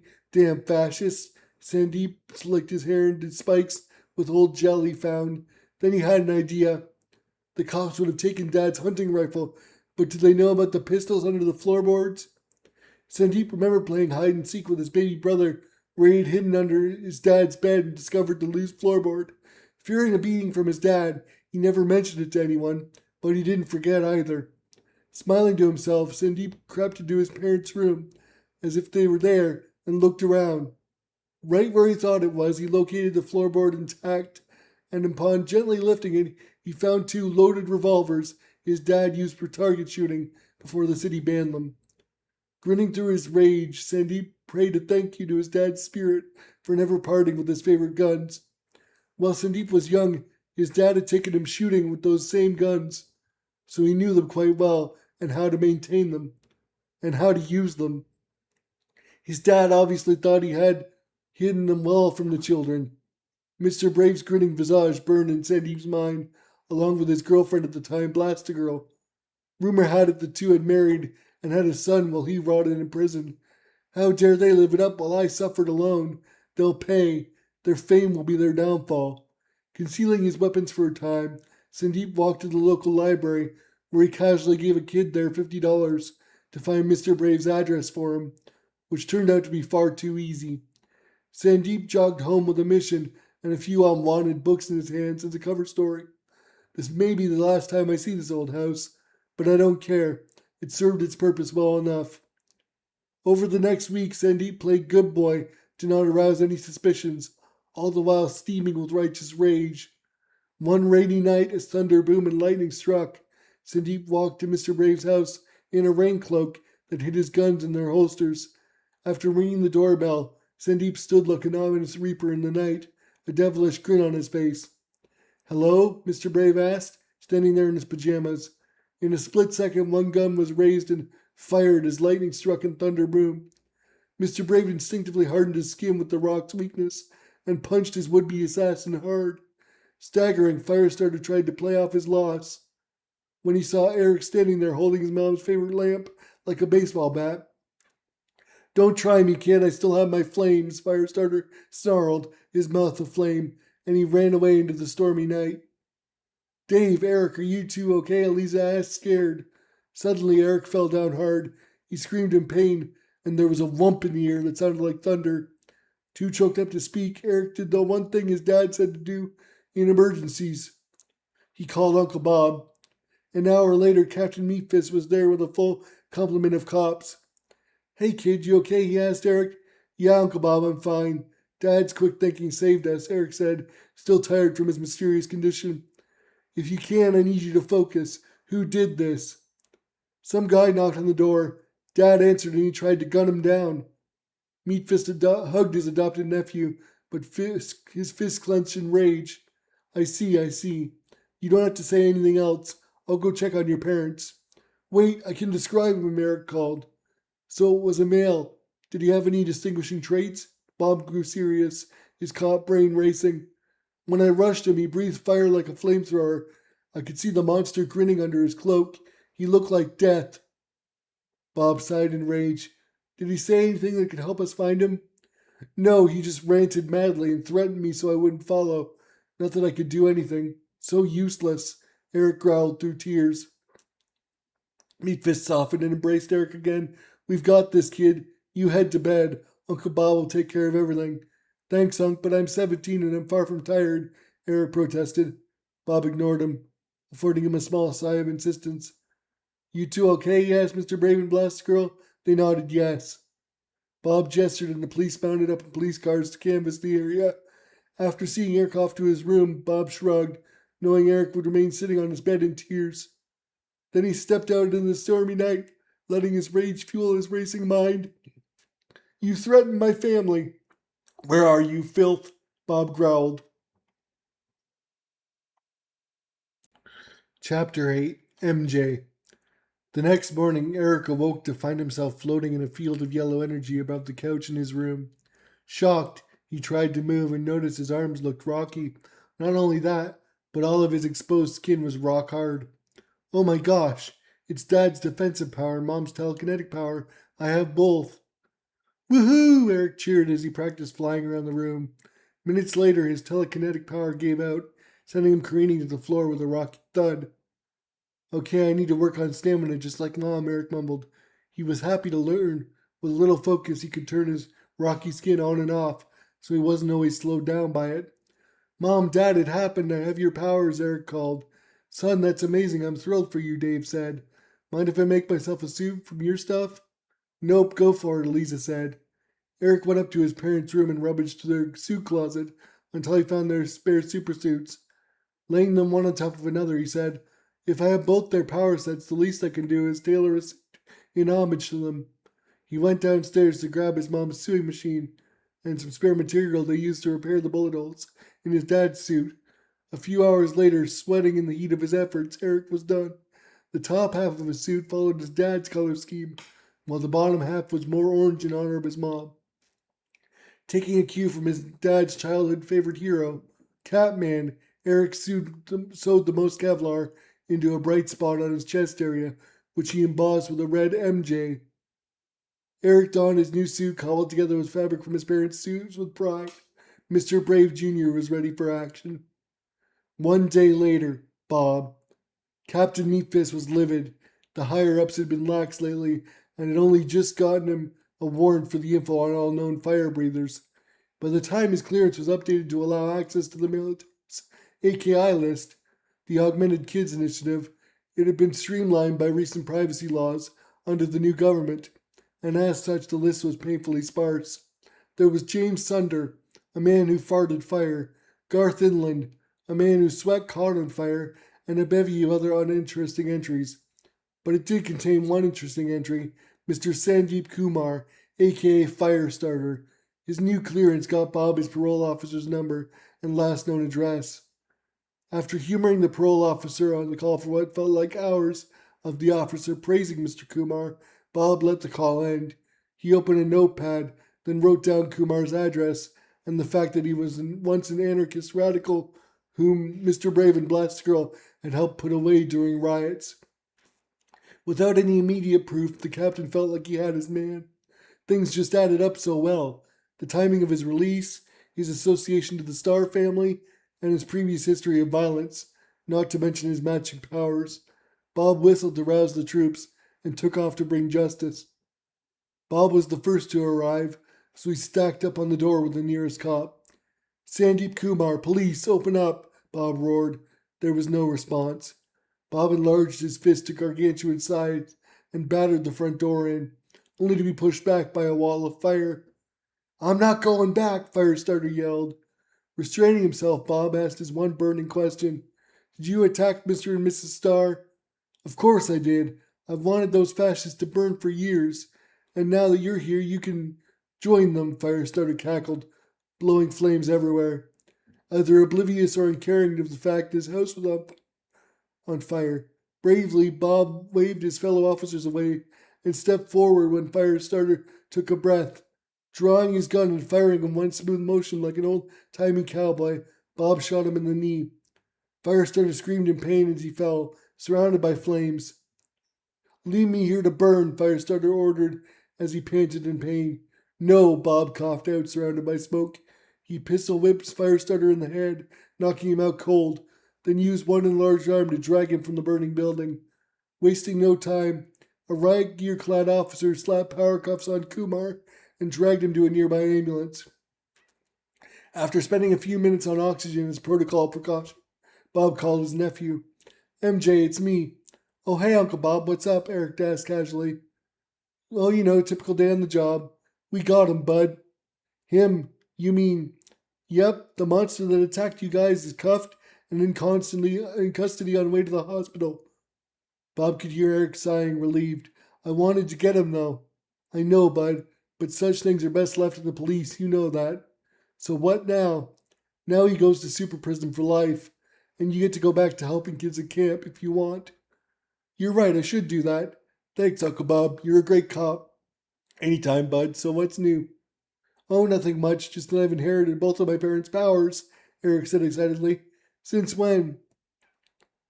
I'm guessing the stress from what that attacker did Woke them up in me. Dude, that's amazing. Congrats. Suddenly, there was a loud whomp above him, and Bob found himself staring at an armada of golden flying saucers. Well, Bud, looks like you might be needing those powers after all. Why is that? Eric asked. The aliens are back in force, and I get the feeling these ones aren't friendly. How can you tell? Eric asked nervously. Call it a cop's intuitions. These ones are in the golden ships. Nobody who drapes themselves in gold is a good soul. Only conquerors do that. Moments later, the lead alien ship opened fire with some sort of energy beam that blasted into the ambulance where Bob sat and that held Kumar, vaporizing all instantly. Bob's phone fell to the ground, where its screen shattered as Eric called out to his uncle on the other end to no avail. Horrified and half deafened temporarily, Eric rushed outside, his phone ear ringing. What he saw horrified him. Uncle Bob was right. These aliens weren't benevolent like their peers had been. Instead, they were laying waste to Toronto with wild abandon. Enraged, Eric hopped on his dad's bike and raced downtown to see if anyone needed help. To his horror, everyone was gone. Just black shadows were left where people once stood. Destroyed skyscrapers littered the roads, slowing any available hero's response. Meanwhile, during the alien war, 10 minutes post-invasion, with great weakness comes great overcoming. Adapt and conquer. 13-year-old Sammy Morgan, aka Medic, muttered his mentor Mr. Brave's words while he watched golden alien ships devastating cities on the news inside his family's Toronto bungalow. How do we adapt to this, Dave? His weak muscles tightened in fear in his padded electric wheelchair. His dad, Captain Steve Morgan, marched downstairs in full battle garb. Putting on a brave face, Sammy turned his chair to face his dad. Sir, what's going on out there? You know as much as I do, son. Come with me. I've orders to escort you to Precinct 1. Let's move out, Captain Morgan ordered. Mind spinning, Sammy followed his dad to their accessible van. Once on the road, Sammy piped up. Precinct 1 is where Mr. Brave works. Why there? Canadian Government Command wants individuals of tactical advantage gathered at strategic locations. Your healing powers will be needed to help survivors gathering there, understood? The government knows of me? Sammy was shocked. I'm not allowed to use my powers till I'm an adult, though. As your father, I'm overriding Mr. Brave's order. People need you, son. Make me proud like you did when you regrew my leg. Yes, sir, Sammy said, trying to stifle his nerves. I know my weakness is premature aging, but Dad's right. If I do nothing, people will die. Time to do the conquering part. They arrived at the precinct and were escorted into police parking by a beleaguered street cop who was also busy shepherding injured civilians into the front door for safety. Sammy's dad marched him through the police-exclusive entrance, stopping only to say medic whenever a cop objected.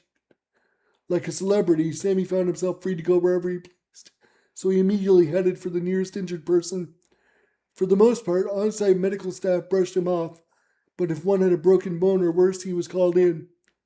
One such instance was a younger blonde woman with a suspiciously silent newborn.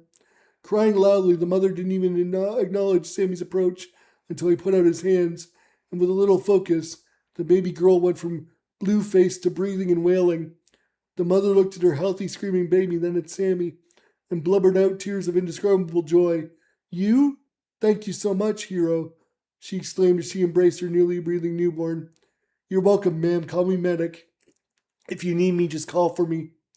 With that, Sammy took a calming breath, then went back to his dad's side. One by one, Sammy waved his hand over problems until they disappeared, until he was exhausted. Fresh gray hairs shone against his dark Middle Eastern hair. Noticing his son's state, Captain Morgan put a hand on her shoulder. Take a breather, bud. You're doing everyone proud. No, sir. If I stop now, the few police medics here will be overwhelmed. That's an order. You want to be productive? Contact any young heroes you know. Tell them to come here. What about Mr. Brave and Blastigirl? Sammy exclaimed. Already active, as are all the adult registered heroes here in Toronto. I'm loath to admit it, but we need everyone on board. Sammy shook with anxiety. And the military? Fighting but losing. Missiles just don't work on these gold-clad freak ships. Only heroes empowered by the good aliens seem able to make a dent. I repeat, Contact everyone you know. Yes, sir. Sammy breathlessly pulled out his cell phone from his chair's side pouch and wrote a mass text to his fellow campers, classmates, and anyone else he could think of. Hey guys, it's Medic. You ever want to be a hero? Today's your lucky day. Report to Precinct 1 ASAP. The news didn't lie. This is the real deal. He attached the precinct's address to the text and sent it to about 30 people. Well, son, Captain Morgan asked. Sent. No replies. Now we wait and hope. You do realize all my friends are disabled in some way, right? You won't get much in the way of warriors. Sammy's inner doubt spoke for him. We need their powers and adaptability. Nobody adapts and conquers like a disabled person.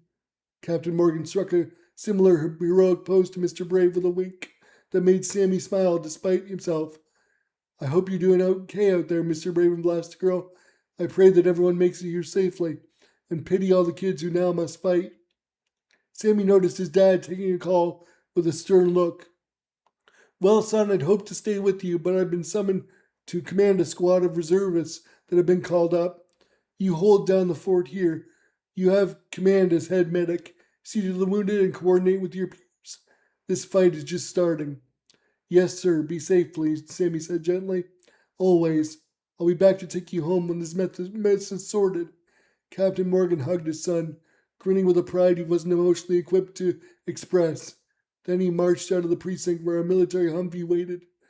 A while after he was gone, Sammy noticed a bus pull up to the precinct, out of which came his fellow campers. There was John Gray, the ginger guy who made snow. Sammy remembered he had low blood pressure, so cold immobilized him. Not only that, but he hated snow, the irony of which made Sammy chuckle. Following him was Haley Jones, the silly girl that shot booger streams from her nose and often tripped on them. Sammy remembered her most for the braces in her mouth. Then came his brief crush, Suzanne Ishtar, the beautiful girl who grew tall enough to be a bridge, but couldn't control her balance. She still had the same cane she used during their time at camp. Finally, Julie Collins ambled out on her crutches. Sammy vaguely remembered she had the power to grow flowers, but was allergic to them. She also had a funny lisp that Sammy remembered getting in trouble for pointing out. Sammy didn't care, though, because he knew she played innocent but never listened to people's wishes. Overjoyed to see them, Sammy rushed outside to guide them through the throngs of wounded people. Thank you all for coming. Welcome to Medic Unit 1. My father, Captain Morgan, has granted me command over our efforts here. Any questions? Sammy addressed everyone breathlessly. You've been using your power a lot lately, haven't you? Suzanne chided, concerned. Blushing, Sammy retorted. Said it before, but I refuse to be a burden any longer. My lifespan is pointless without this power. John groaned. You were never a burden, stupid. Sammy shook his head to stifle tears. I've always been a burden on my family, my PSWs, and now my fellow heroes. When I discovered my power, I finally felt a purpose. Besides, my dad cleared me for action. What about Mr. Brave's order? Haley asked, knowing he was too stubborn to argue against. No offense to our mentor, but he's no military leader. Besides, I have it on good authority. Higher ups in our government want us here fighting, so here I am. And how exactly are we supposed to fight that? Haley asked, pointing to a live news broadcast on TV to their right, wherein buildings were being destroyed and people were disappearing amidst laser beams from golden saucers. By working as a team, like Mr. Brave would have wanted, Sammy said. That's all well and good, but we're just a bunch of disabled kids. With your osteogenius imperfecta, you can't even take a hit. Suzanne can barely stand. Haley can barely control her nose. I'm useless in my own snowstorm, and Julie grows flowers. What's she gonna do, put flowers on everyone's coffin? Dark, John, Suzanne mumbled. We'll figure out some way to help. No one expects us to solve this worldwide problem alone. That'll be up to the adults. We need to focus less on what we can't do and instead focus on only what we can do together. Well said, Mr. Brave, Haley joked. Excuse me, I just wanted to say you should have faith in Medic. He saved my baby, the young mother from before added, followed by cheers from all present civilians that Sammy had already helped. Okay, Medic, Suzanne started, what's your grand plan? Sammy's face scrunched up in concentration. John, how big of a blizzard can you make? I can blanket the city easy enough in a light blizzard, or a stronger one if I focus on a smaller area of effect. What? The attackers seem focused on the city center where the most precincts are. Sammy pulled up a map on his phone to show John. Can you throw up a heavy blizzard in this radius? If we can't stop their attacks, maybe we can obscure their sight. Sure, but everyone stuck outside will get cold fast, John warned. Do it, please. Better cold than dead. Shrugging, John closed his eyes and raised his hands to the ceiling, making the summer sky instantly darken. Soon, heavy snow blanketed everything in sight to the windows of Precinct 1. Officers, still holding the front doors, have ushered everyone they could inside. What do we do? Haley asked, glancing at the drone news feed on the TV. Sammy noticed some gold-clad aliens had disembarked their ships and looked to be heading their way, armed with some sort of guns. Frightened, Sammy did his best to remain stoic.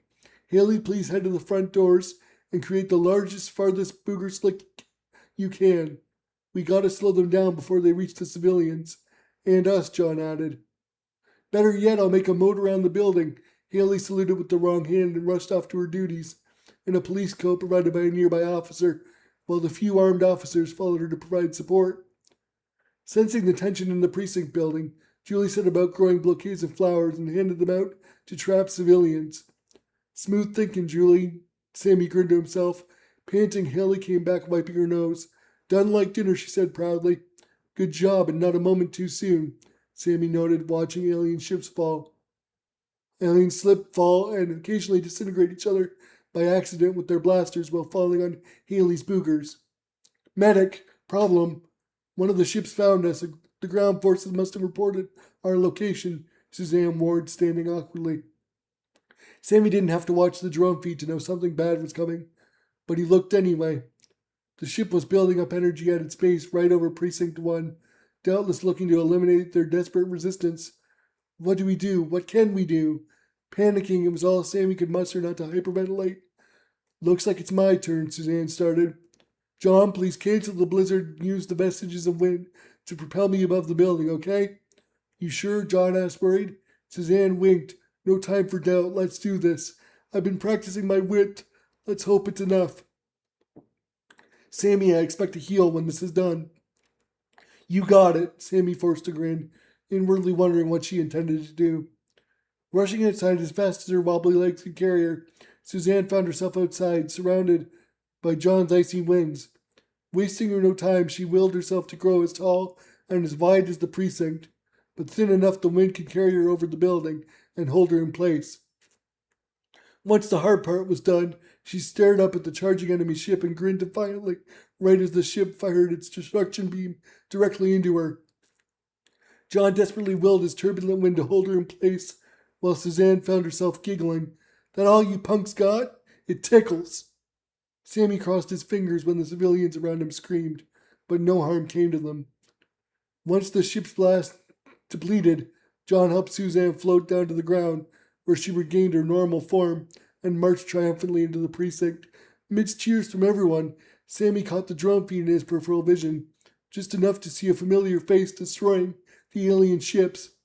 Guys, it's MJ. He has powers. Sammy cheered as he hugged Suzanne hard enough she almost fell over. Suddenly they heard an impact, and the alien ship above them instead opted to blast its allies. Everyone, we're finally going to be safe, Sammy shouted happily. Cheers erupted all around for what felt like ages. Then the mother from before piped up once more. We already were saved because y'all were here. Everyone cheered anew. Together the kid heroes joined hands and took a well-deserved bow, while chaos erupted in the sky above them. They never know the lengths Mr. Brave Jr. went to, as the final war was classified by the government. But he and his dad would find out via the news what kids they'd mentored had accomplished with great pride. Everyone knowing deep down when the chips were down, nothing could stop them and they'd always persevere. Meanwhile, MJ. Alone and facing down 3 ships, Eric decided to get creative. Using his mom's power, he took to the sky, while donning his dad's armor. Knowing his flight time was limited, he launched himself like a rocky missile into what he assumed was the cockpit of the nearest ship. Eric crushed through the cockpit's space-age glass, flattening the pilot as he did so. One look was all it took to creep him out. The aliens were humanoid with bulbous purple eyes and mottled gray skin. Wasting no time, Eric turned to the controls. finding as he did so that for some reason he could understand them. Why can I read alien tech? Is it from my parents' tokens? Oh, who cares? Let's kick butt. He opened fire on the enemy ships with their own ship, sending two crashing to Earth. Many more ships soon turned on him, forcing Eric to evade until he was finally hit and had to abandon ship, which to Eric was fine. He just commandeered a fresh one, the same way he'd done before. This is like a flying game of whack-a-mole, Eric thought as he punched the newest alien pilot out. Turning toward the biggest enemy saucer, Eric fired everything he had. This is for my uncle, scumbags, he growled. The biggest saucer listed under the force of Eric's barrage, but stayed airborne. Bracing for impact, Eric prepared to abandon ship when there was a lump and tons of silver saucers like those his dad had showed him in the news reports as a kid showed up. The good aliens laid siege to the golden ones, destroying their mothership and most of their satellite ships with orangey yellow beams not unlike his mom's power. Jumping back into action, Eric destroyed the remaining ships with his own, then abandoned it right as the good aliens blasted into smithereens. Floating down to Earth unharmed, Eric scrambled to help any civilians he could find, as more heroes finally arrived on the scene. Nice of y'all to show up now the party's over, Eric thought, as he casually greeted his fellow heroes. Suddenly, a white tractor beam yanked Eric from the ground into the good alien mothership. Eric found himself standing face to face with a silver-suited alien, not unlike his recent enemy, but with black eyes. Without warning, the alien touched Eric's forehead gently. Can you understand me now? Yes, Eric thought. Good. We come not with gifts, but regrets, for our enemy is now yours. Well, we dealt with that just fine. For now. They modified the tokens, our hierarchy designed to empower your kind so that your adults would die. We regret this, hence we came to aid you. They sought to take your planet while we sought to give you the means to fight. It would appear both sides dealt their blows. Eric's mind reeled with all this information, but he stayed quiet. The alien later continued. More will doubtless come. You must train an army to be ready. We cannot intervene next time as our planet is now undefended. What will you do? Eric grinned ruefully. We'll fight on. Humanity always does. That said, I have to know. Where are you from in the galaxy? Why did you want to empower us humans? And with all the chaos, where have you been for the last 20 years? Frustratingly, the alien only brought up an incomprehensible star chart on a floating screen that said, all will become clear in time. With that, the alien leader beamed Eric back down to Earth, and with a whomp they left. A tiger walked up to Eric and morphed into a woman. Tigress, nice to meet you. I'm Mr. Brave Jr., but you can call me MJ, Eric said, trying to sound casual around his hero crush. Likewise, MJ. So what did they tell you? Tigress demanded, all businesslike. War is coming, and we, all of us, have to be ready. Great! Not. The people won't be ready for a war. We don't have enough brave heroes. Eric smiled confidently. No matter who we are, bravery is in all of us. We just have to persevere. Chapter 9. Colin the Brave Knight. Meanwhile, in a human city, 8 years earlier. I sat on Dad's ratty couch watching MMA fights with him while he drank beer. Colin Caspullo was hammering his opponent into the octagon, drawing cheers from Dad and a look of wonder from me. His muscle, his speed, I want to be just like him. Then I can get away from Dad, I thought sadly. Enraptured by Colin's brutality, his strength inspired me to find my words.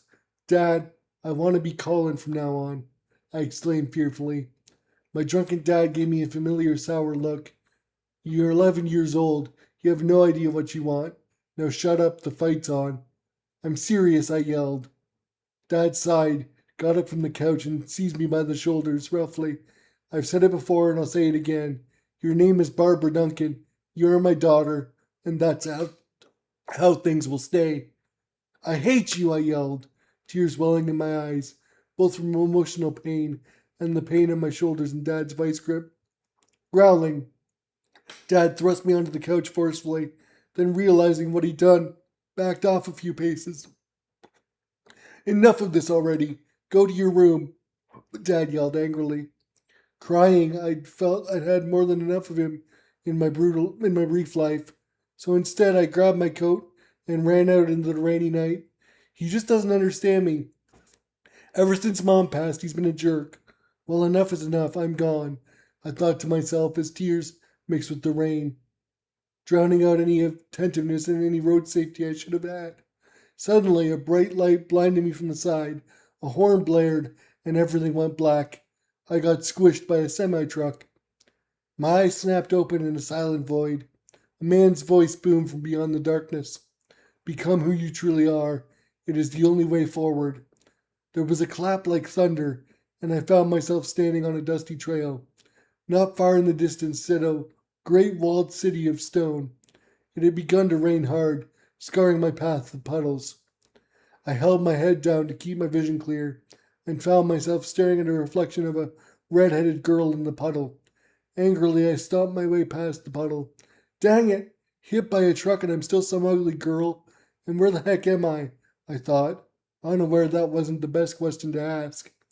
Hail, yonder girl! Where from hast thou come? An armored soldier called down from the wall's parapets. I grimaced with confusion until I felt something click in my head, as though I unlocked an instant translator. I say again, girl, where'd you come from? My name is Colin. I come from Toronto, I called back, shielding my eyes from the rain. The men on the wall laughed. There's no such place as Toronto, and Colin is a man's name. Try again. I felt my frustration budding anew. And what are you two? Some sort of live-action role-play squad? I challenged. The armored man who spoke initially grew stern, his patience waning. Child, I don't know of what you speak, but the weather frays my last nerve. Just tell us your name so we can let you in. I sighed. My name is Barbara Duncan. I'm not from here. I'm just trying to get out of the rain. The men smiled as one opened the large wooden door. Welcome to Akula City, Barbara. Inside, everyone, right down to the babies, wore old-timey rag clothing and wandered around on mud streets. As I entered, many eyed me like I was some sort of freak, muttering things like, "What is that ginger wearing?" Or did she say her name was Colin? What madness! A man walked past me, herding goats with a stick, while mumbling incoherently, and that's when I realized the question I should be asking. Excuse me, sir, what year is it? I asked. The goat herder looked at me like I was a fool, before finally mumbling, 1306, child. Did you skip school? I felt like the whole world had just flattened me out of spite. Holy crap, I'm in medieval times. When I didn't respond, the man growled and spanked me. Shocked, I almost started crying. Go home, put some real clothes on, and get to the schoolhouse. If I see you wandering in that freak outfit again, or asking stupid questions, I'll beat you silly. With that, the goat herder went about his business, leaving me to sob in the rain. A portly older woman with wiry brown hair opened her wooden shack and gestured to me. Come here, child, quickly now. Lacking any better ideas, I obeyed. Once inside, the woman grabbed me by the shoulders before looking me up and down. Without warning, she yanked my pajama shirt off and pulled my pants down. Hey, I exclaimed, blushing. Sparing only a second to put a finger to my lips, the woman continued her inspection. Tut, tut, don't fuss now. Nanny Isilda has you. Why, look at you, just like my daughter Imelda. Where in the world's good name did you get these strange clothes, girl? My mom bought them for me before she passed. And I'm not a girl, my name is Colin, I exclaimed, embarrassed. Tut, tut, I see no penis, so your name cannot be Colin. Try again, dear. I found myself tearing up, I was so mad. First you take my clothes, then none of you will call me by my name. What is wrong with you people? Isilda grumbled as he grabbed a large wooden spoon and gave me a wallop on the behind with it. You're the weird stranger, dear. I suggest you wise up lest I wallop you again. They're all so just like my dad. Ugh. Why couldn't they be sent forward to a more accepting time? I thought sadly. I wiped my tears away defiantly. Then with a deep breath, I settled into nature's version of me, the way their God intended. My name is Barbara Duncan. I come from Toronto, a place far from here. Isilda put on what felt like a patronizing smile. There, Babs, was that so hard? You're a lucky girl. I tend to adopt strays when they come in, and here you are. Better still, Imelda left some spare clothes here that should fit you perfectly. Let me just get rid of these, she said as she threw my wet pajamas into her home's fireplace. No, I started, but was cut off by Isilda's finger to my lips again. Those were Mom's last gift to me. Why the heck did that voice in the darkness send me to these awful people? I hate them, I cried to myself, afraid of Isilda's spoon striking me again. Isilda passed me some rag-like duds and looked at me expectantly. Lacking better option, I donned my new rags with a forced smile. There, now don't you look precious. Now off you go to the schoolhouse. You shan't be late. Where's the schoolhouse? I asked nervously. Isilda sighed. Now what kind of home did you leave that you didn't so much as teach you where school is? The home of a drunk who would rather watch people fight than care for me, I said honestly. Isilda groaned and immediately softened. I'm so sorry, dear. My late husband was the same. You're safe here with me so long as you drop the delusions of being a boy. I can't say what your classmates will do to you if you don't. Wisely, I opted to seal my lips and nod curtly in agreement. At least I have an okay home now, so long as I bury Colin deep within me. I suppose I'm being unreasonable, expecting acceptance in the 1300s, when I couldn't get it from my own dad in current day. Good. Now the schoolhouse is just down the muddy road. It's the big building with the cross on the roof. You can't miss it. Thanks for everything, Isilda. I'll be back, I said, trying to sound happy. I've been Barbara Duncan for 11 years. What's a few more? At least until I find a way back home.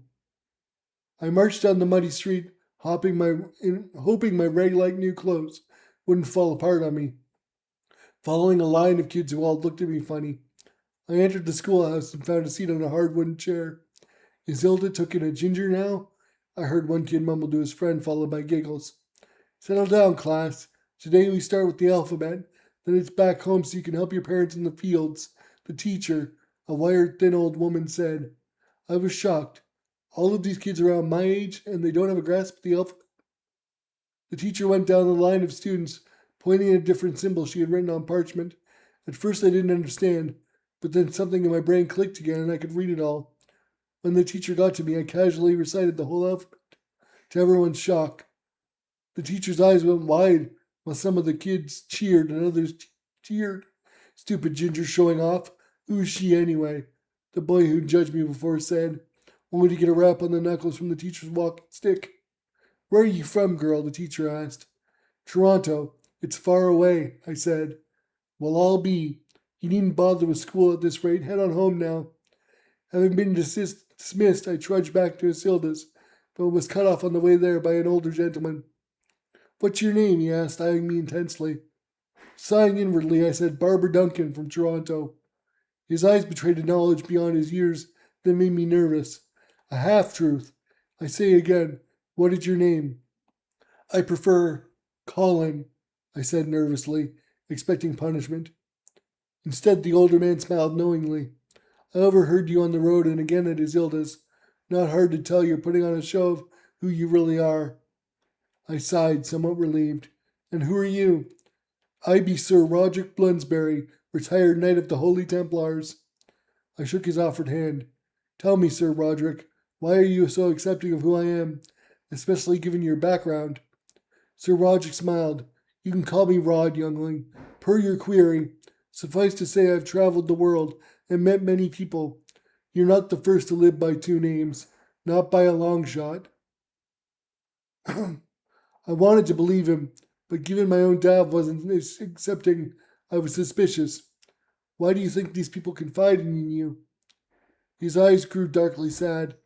Most did so under torture duress, I'm ashamed to admit, so I renounced my position and became something of a hermit here. Rest easy knowing the most you'll have to fear here beyond some children's gossip is Isilda's spoon. I decided, having watched his eyes, the old knight was telling the truth, so I gave him my best smile. Thanks, Rod. It's nice to know I can meet myself around one person in this backward town. He chuckled. Mind yourself, young Colin. This is still my town. I blushed. You're right, sorry. I should get going. Isilda's expecting me. Mind if I come along? I have something just now I'd like to propose to Isilda. Sure thing.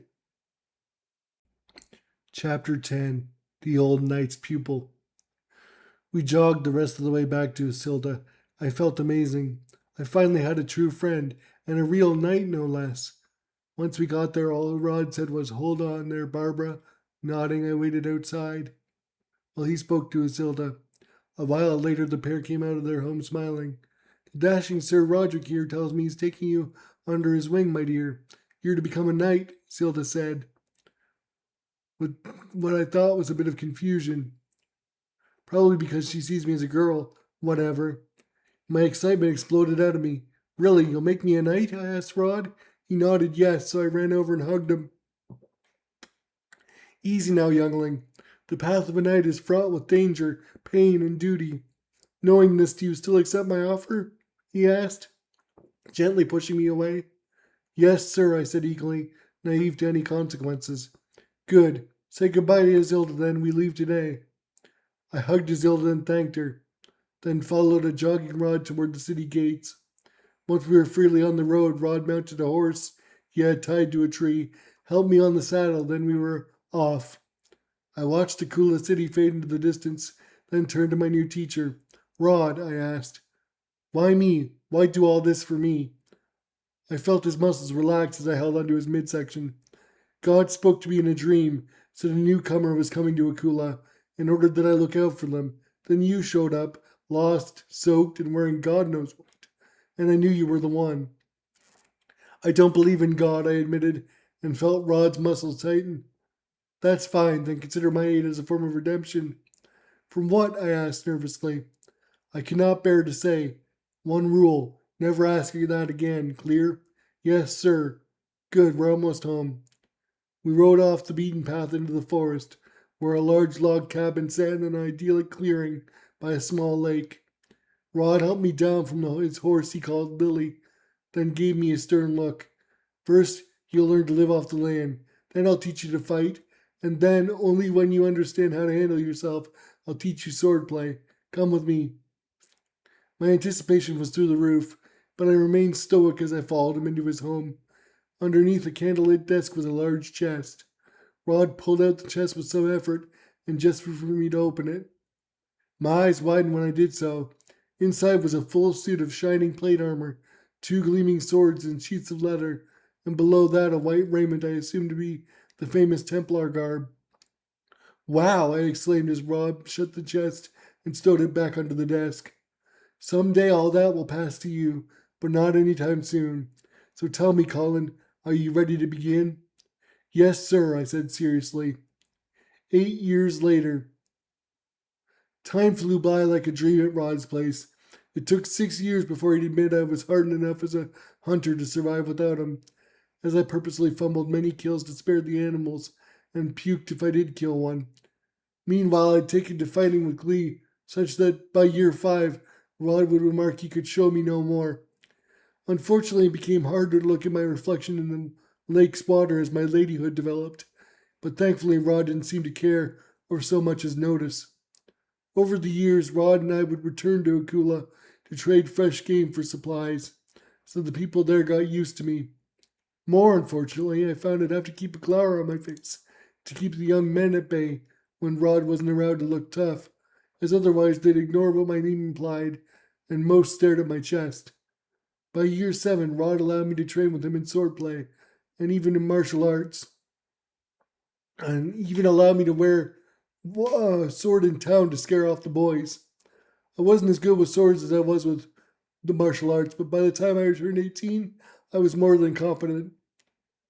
I came home from a late night supply run at Akula to find Rod passed out in bed. Quiet as a mouse, I snuck into my bed, leaving Rod's sword on the floor. It wasn't uncommon for him to mumble in his sleep, but for the first time since we fully spoke. "Jonas, I'm sorry, please forgive." And then he shot awake, looking around his home as if he was lost. "You're okay, Rod, you're home, I'm here with you," I whispered gently. Rod sat up and gathered himself, tears streaming down his face. "Ah, Colin, forgive me," he said sadly. "There's nothing to forgive," I started. "Who's Jonas?" Rod cringed, looked angry for a second, then sighed. "Beat me in a fight tomorrow and I'll tell you everything. You're old enough now to understand." And so that morning we crossed blades one more time. What felt like hours later, Rod conceded defeat, his old knee having given out on him, giving me the advantage. For whatever reason, when I looked him in the eyes, he looked relieved. "You're finally ready," he exclaimed like a proud father. Panting, I smiled. Wordlessly, he led me back inside, pulled out his wooden storage chest, and started putting his arm around me piece by piece. A while later, he touched my armored shoulders with the tips of his blade. "By the power vested in me as one of the last Knights Templar, I name thee Sir Colin Duncan of House Bloomsbury. Rise, noble knight." Tearing up, I stood and hugged the one man who believed in me when I was just a homeless kid. To my surprise, Rod collapsed on his bed with an expression of pain. "Rod," I rushed over to him. "Is it your knee again?" Rod sighed. "No, it's my past that pains me, youngling." I gave him a quizzical look. "Years ago, I served with my best friend Jonas as a Templar knight. Seeing you in that armor reminded me of him, decked out similarly with his vibrant red hair." I held my tongue until he continued. "We fought together for years as brothers, slaying damn dirty heathens for our order, for our God, until one night I thought I lost Jonas in the chaos of battle. After we found each other, after the battle ended, we were together outside of marriage. Jonas swore he'd tell no one and made me swear the same. But after a year passed, and supposedly while drunk, he told his wife, who dutifully reported us to the Pope's inquisitors." Rod had begun to cry. After a while he continued, but I felt I knew where the story was going. "They brought us in none the wiser, made me torture him to prove my innocence, all while he denied the truth to his dying breath to protect me. That day, once I was declared innocent, I renounced the order and ran away to Akula, where I have lived since." Crying, I gathered myself long enough to say what I saw in his eyes. Then I showed up. Rod nodded. "It was then I knew what God wanted from me. You are my last chance to maybe earn Jonas's forgiveness in the next life." Despite my hard, bulky armor, I embraced Rod. "Know this, Jonas already forgave you, I'm sure of it, or he wouldn't have protected you." Rod squeezed me tightly. "Never lose this goodness you hold in your heart, youngling. The world needs good knights now more than ever." Rod strapped his sword to my side, then lay down in bed. Suddenly, a dark hole like a doorway opened up in the cabin. I stared into the void sadly. "I'm not ready to go," I yelled to Rod, who sat up smiling knowingly. "Go now with God's grace, and always remember to be true to yourself, Sir Colin Duncan." "I'll miss you, Dad," I whispered as the portal boomed and I stepped inside. I fell through the void with my eyes closed and my arms spread, ready to embrace Rod's God, my faith firmly placed in my true dad's belief. When I finally opened my eyes, I was standing in the middle of the street in full knight's armor. A car honked and its driver cursed me out. "Sorry," I said as I ran to the sidewalk, inwardly grateful this driver didn't run me over. I turned on the spot to get my bearings and realized I was back at Mom's home, the one place I never wanted to see again. As I approached the house, I noticed the mail slot was full. I entered cautiously, my hand on the hilt of my Rod's sword, but no one was home. I read through the mail before noticing none of the lights worked. Having spent 9 years reading by candlelight, I hardly noticed. On the table beside the past due bills sat a collage of news clippings all about me. The cul-de-sac we lived in had banded together to search for me, but turned up nothing, naturally. Reading the paper further, I found an obituary for my drunk of a dad, dead of acute liver failure. Once I shed the appropriate short amount of tears, I found a letter on Dad's old couch. June 9th, 2042. Dearest Barbara, I know I was a bad dad and I'm sorry. You've been gone so long, police are sure you're dead. On the slight chance you're wrong, I just want you to know this house is yours now, assuming you don't come back before I'm gone. The mortgage is paid. Just use my estate to settle the bills and you're good to go. Love, Dad." Crying anew, I threw the letter away. Why am I so sad? He sucked. But I guess he was still my father. I went out to my old room, took off my armor and sword, and left them on my bed. Then I walked into the city to begin the unknown process of coming back from presumed death. 1 year later.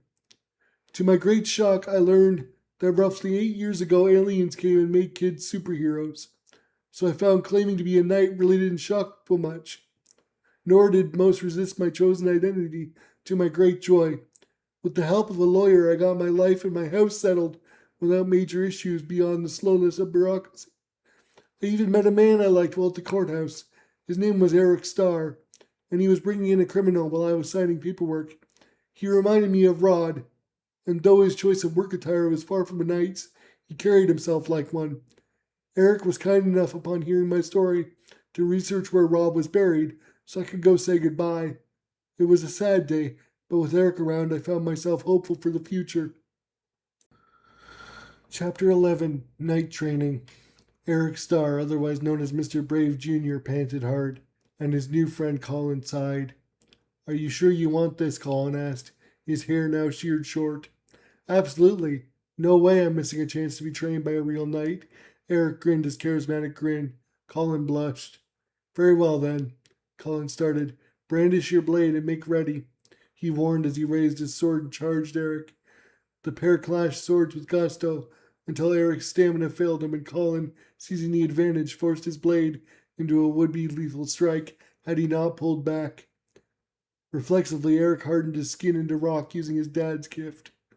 Colin sighed as he stepped back, sheathing his blade. You said you wanted to avoid relying on your powers, he grumbled. I can't help my reflexes, Eric smiled disarmingly, knowing full well Colin had a thing for him. Well, that aside, you still suck. You keep dropping your shoulder, and your stance is all off. Sorry. Don't be sorry, be better, Colin said like a true chill instructor. Sighing, Eric sheathed Colin's spare sword before returning it. Have you gone to see Sir Roderick yet? I have. What of it? I found old books that featured him in the city library. How well did you know him? Well enough, given he trained me for 8 years. Why? Well, the truth of him isn't pretty. I have to ask. What did he tell you? Colin thought back. He said once that he was a Templar knight and that he had to torture his own lover to death. He said I was his chance at redemption. Your turn. What are you so hesitant to tell me? Eric produced an old dusty-looking book from his bag. I'm sorry to say, according to his own fellow Templars, Sir Roderick was the Order's chief torturer. He was supposedly responsible for the deaths of thousands of so-called heathens. You know, gays, trans people, dark-skinned folk, and actual enemies of the Order. Colin had begun to cry, his hands quivering as he took the book and read. A while later, Colin wiped away his tears and returned the book. Thank you for this, Eric. It explains a lot of his guilt. But call me biased. I don't care. Even though you're trans, Eric asked. Even so, he was good to me. The best father figure I could have asked for. Even if he only did so because his God demanded it of him, it doesn't change that he did it. I see. Well, I suppose we can pity the dead, but we still have to be there for the living, Eric said. Don't pity the dead, pity the living. They're the ones who feel the lack of the dead, Colin said wisely. Here, training in your backyard, I'm feeling kinda off. Weak, Eric admitted. Rod used to say our weakness is our greatest inner strength, Colin smiled. Eric sighed. Wise man. That reminds me of Dad's famous line, with great weakness comes great overcoming. Colin nodded in agreement. Are you ready to get back on the horse? Yes, sir, Eric said, catching Colin's tossed sword. The pair spent hours sparring until Colin grew tired of it, while being the only one in full armor. Eric escorted Colin inside his house and helped him take his armor off, during which he found himself eyeing Colin's ladyhood. Something you want to say? Colin said, irritated. Eric blushed. Not that way, but I do wonder if you'd like gender-affirming surgery, Eric asked, catching his teacher's meaning. Colin smiled. I would, but I can't afford it. Plus, I can't help but see scalpels as mini swords, and irrationally fear being incapacitated around. Eric put on his most confident face. I will pay. Besides, you'll be asleep, nothing to fear. Colin teared up but shook his head no. My new haircut is enough for me for now. The same goes for my legally changed name. Besides, we've only known each other for a month. There's no way I could accept such a gift. Suit yourself. My offer stands. One shouldn't look a gift horse in the mouth. Life's too short, Eric said seriously. Colin smiled. You're too kind. Thanks, bud, Eric said, bumping Colin on the arm with his fist playfully. With that, Colin went upstairs to shower, leaving Eric to put his loner sword away by the fireplace. A little while later, Colin rushed down the stairs in a towel, with his phone held up excitedly. "Look, Eric, I did it," he exclaimed. "Did what?" Eric questioned. "I got the job at Medieval Times." "You never mentioned you'd applied. Congrats, dude." "Thanks. Truth is, I didn't apply. Their management contacted me shortly after the local news did a piece online on my return that you didn't read. They seemed overjoyed to have a real knight in their service." "Awesome. You were worried about the upkeep on your house, being jobless and all. I'm impressed that got sorted so quickly. What will you be doing for them, do you know?" "I'll be training their show knights in real knighthood, skills, combat, decorum, and the like. And once that's done, I'll be taking center stage as the White Knight." "Wow, Medieval Times sure knows the asset they have in you. Glad to hear your skills and background are being valued. When do you start?" "Tomorrow, if I can get a ride," Colin said pointedly. Eric sighed. "I'll drive you in Mom's car, but this is the last time. You need to get over your fear of public transit." Colin made a mad face. "I'm not afraid. I just hate the loud, lumbering buses because they're always stuffed with people. It's awkward. A knight should be on horseback." Eric grinned like a brat. "The brave knight fears buses," he chided. Colin smiled coldly, not rising to the bait. "Thanks for agreeing to drive me. I'll go get dressed." "Make sure you hang up the towel properly this time. It'll get musty if you don't," Eric called after him. "Yes, sir," Colin called back jokingly. The pair then spent the rest of Eric's day off from policing, studying plants for their edible properties at Colin's insistence. His knowledge was mostly still valid, but Eric still found points of correction thanks to a botany book he'd borrowed from the library. The following morning, Eric dropped Colin off at Medieval Times before heading to Super Precinct 001, his dad's workplace. Many months had passed, and Eric still felt like an imposter working there. His day would go on to be filled with mundane paperwork, while his best friend Colin's day would be proved far more interesting. Colin. Colin picked up a dull sword and faced his peers in an open field. 5 would-be knights in all. "If you're ready, all of you come at me. The show starts in a month. We need to be quick, and remember, no powers." Nervous, the 5 charged, only for Colin to beat them all back with deft blade and footwork. "Good start. Now remember, I'm in full armor. You cannot hurt me. Show me your strength." For hours, Colin beat back the knights in training until even he had begun to tire. Suddenly there was a whump in the sky above, and a big silver alien saucer fired its tractor beam at Colin. Terrified, Colin dropped his play sword and drew his real sword, ready to fight. His 5 unnamed peers rushed to his aid, but he waved them off. "Eric said silver aliens are nice. Don't worry, go home," Colin ordered nervously. "I can't risk the safety of these kids. If this is my end, I'll face it myself." Soon he found himself standing in a large room surrounded by aliens. Colin adopted a fighting stance, his sword at the ready. "Do not fight, but listen. War comes for us. We need your help," a voice in Colin's head said. "What makes you think I can help? I'm powerless," Colin thought back. "You are a trained warrior of honor. We need such leadership in our forces." "I have work to do on Earth. I've never drawn blood. I'm no warrior." "A warrior needn't draw blood, only stand in defense of others. Your skill and knowledge are your power. We offer you a gift in return." Colin sighed. "What gift?" A taller alien approached, holding some sort of token. "Take this and become someone you'd want to see in the mirror." Colin knew from Eric's stories the token was a kindness, so he took it, watching scared as it went through his gauntlets into his skin. Instantly, a searing warmth burned through his body, and his face itched aggressively, but before he could touch his face, he passed out on his feet, dropping his sword. The aliens advanced quickly to remove his armor, so his body could become its best self, unimpeded. A sheet of alien glass descended from the ceiling, in time for Colin's awakening. What he saw shocked him. A ruggedly handsome male stood in his place, sporting his same red hair and with a short beard.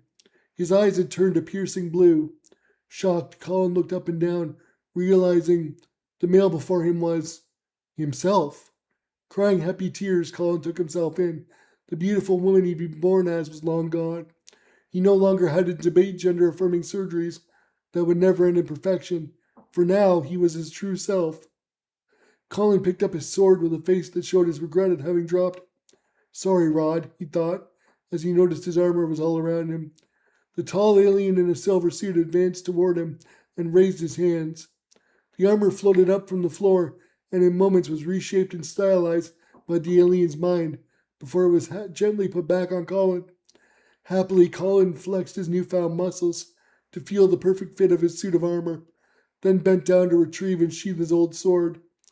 I can't thank you enough, Colin thought. He swore the featureless face of the alien smiled under its gray skin. You can. Join us and help save us from the Proud Ones. Proud Ones? The Golden-clad faction. They believe themselves the superior race of our kind. Colin huffed in anger. So you're telling me even technologically advanced aliens have a faction of racist idiots? What is their justification? They bred us as slaves, but over the last centuries we rebelled and made ourselves strong, though not strong enough. Now we are going extinct because of our arrogant creators. We want only to live and thrive as people all our own. We don't want their place in life, their jobs, or their woman, as they say. We only want to carve out our legacy. Such is why we brought tokens to your people, in a desperate bid to find strong allies who could hopefully understand our plight, the alien explained. Colin's head spun at the historical similarities he saw in humanity from the 1300s to now. Humans always had alt-right racist forces in different degrees of power. It made him sad enough to know what he had to say. You have my sword, though I can't fight an army alone, even with all this new muscle. What will you need? The alien leader asked. Your army, and a friend with a certain set of skills. Chapter 12, Cop in Space. Eric had just finished his daily paperwork and headed outside to his bright pink car, gifted to him by his mom. Just as it had happened to Colin, a familiar ship burst onto the scene and abducted him. Recognizing its silver hue, Eric relaxed. These were the complicated allies, after all. Allies he was eager to confront. Quickly, Eric found himself standing in a huge ship alongside a red-headed knight with a familiar sword. Eric pointed at the knight in a confrontational way, ignoring the aliens that surrounded the pair for a time. Who are you and where did you get that sword? He demanded. Colin smiled. Eric, it's me, Colin. Our friends here gave me the gift of technological transition. This is me now. Eric relaxed. Dude, you look amazing. I'm so happy for you. But I have to ask, what are we doing here? Colin hugged Eric. Our friends here asked for my services in exchange for my transition. I, in turn, asked for you, as you have a way of managing people. Plus, your powers fit well for combat. Eric sighed. Our friends here didn't tell you they're the reason my uncle and grandparents are dead, did they? Colin stiffened. No, they didn't. The tokens they gave us killed off everyone over 15, eventually via cancer. Because of these aliens, millions, no billions died. Dad told me once that cremations became humanity's only option. So keep that in mind before you go to war for them. Please don't hold the coding by our enemies against us. We meant only to give you power, the alien leader argued. Colin relaxed. Listen, bud, these aliens are victims. They need us or they'll go extinct. It's like the Jews versus the original Nazis. We are the only ones they trust to help them break free from tyranny. In my mind, as modern humans, we have a moral obligation to help them. Eric's fist unclenched and he sighed. I agree. If what they say is true, then they did help us become better after all. I just don't see how the two of us alone could face an army. Eric turned to the alien leader. Tell me about their forces, please. The leader nodded. They number in the thousands, while we number only 300. What weapons and vehicles do we have? 10 ships with cannons, but no handheld weapons. Our people rely on what you would call powers over weapons. The vast majority of us are telekinetics. Others, like myself, can morph into whatever we see, behold. The alien leader transformed into Eric, then made its skin rock hard before going intangible and finally floating up in the air with his mom's power. Eric and Colin clapped, while Eric felt uneasy seeing someone else using his parents' powers. So 302 super beings versus thousands with doubtless more ships and unknown powers. Sounds like a good fight, Colin said, grinning confidently. Due to our modified tokens, you'll both be immune to their telekinetic powers, so you'll have the power advantage while we focus our ships against theirs, and then our forces will meet you both on the surface. Eric felt overwhelmed. Hold on. That's all well and good, but he's just one knight and I'm just a cop who spends most of his time doing paperwork. Do we even have a battle plan? Like, why aren't we asking for more help? The alien leader nodded and a hologram of their planet popped up in front of it. It zoomed like a hologram, the hologram in, to show a massive ravine. We'll land you two here in this ravine, backed by 100 telekinetics, where you'll hold their forces as long as possible, while I lead our ships against the capital's Grand Rock, in hopes of deposing their leadership once and for all. The ravine is the only entrance into Grand Rock, so we won't need more forces than we have. Eric sighed. So we hold the line like Spartans while you bombard the city with their ships. Sounds like a lost cause.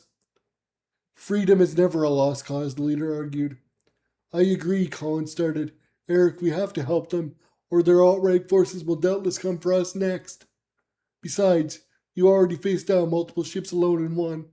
With this ravine at our sides and super forces at our back, we'll win easily. Eric blushed at Colin's confident grin. Fine, I'm in, but I'm bringing my police-issued gun and lots of mags. We'll need every advantage we can get. Besides, without guns, we aren't changing anything. Colin nodded. A warrior is naked without their weapon, I get it, but maybe you won't need it since I'll be at the front with my sword. Eric grinned. Guess we'll have to see who can kill more, blade or bullet. Eric quickly typed up a text to his dad, asking him to hold down the fort while he and Colin went to a little trip, and then nodded to his alien ally. Thank you both. I'll do everything in my power to ensure you survive this fight. My best forces will stand with you. With that, let's begin. Eric made a quick stop at the precinct before tractor beaming back to Colin. There was a whump, and the warriors were in deep space. Mom, Dad, please let this be the right thing to do. I hope when lives are lost at my hand, you'll still be proud of me. It's this or Earth's people will be next. What the heck have I let Colin tuck me into now? Eric thought in prayer. He didn't dare tell his parents what his adventure actually entailed. Sir Roderick Bloomsbury, may your kind soul smile on me this day, for your blade shall soon taste alien blood, and none of us will ever be the same. Colin stood from kneeling for his own prayer to his dad.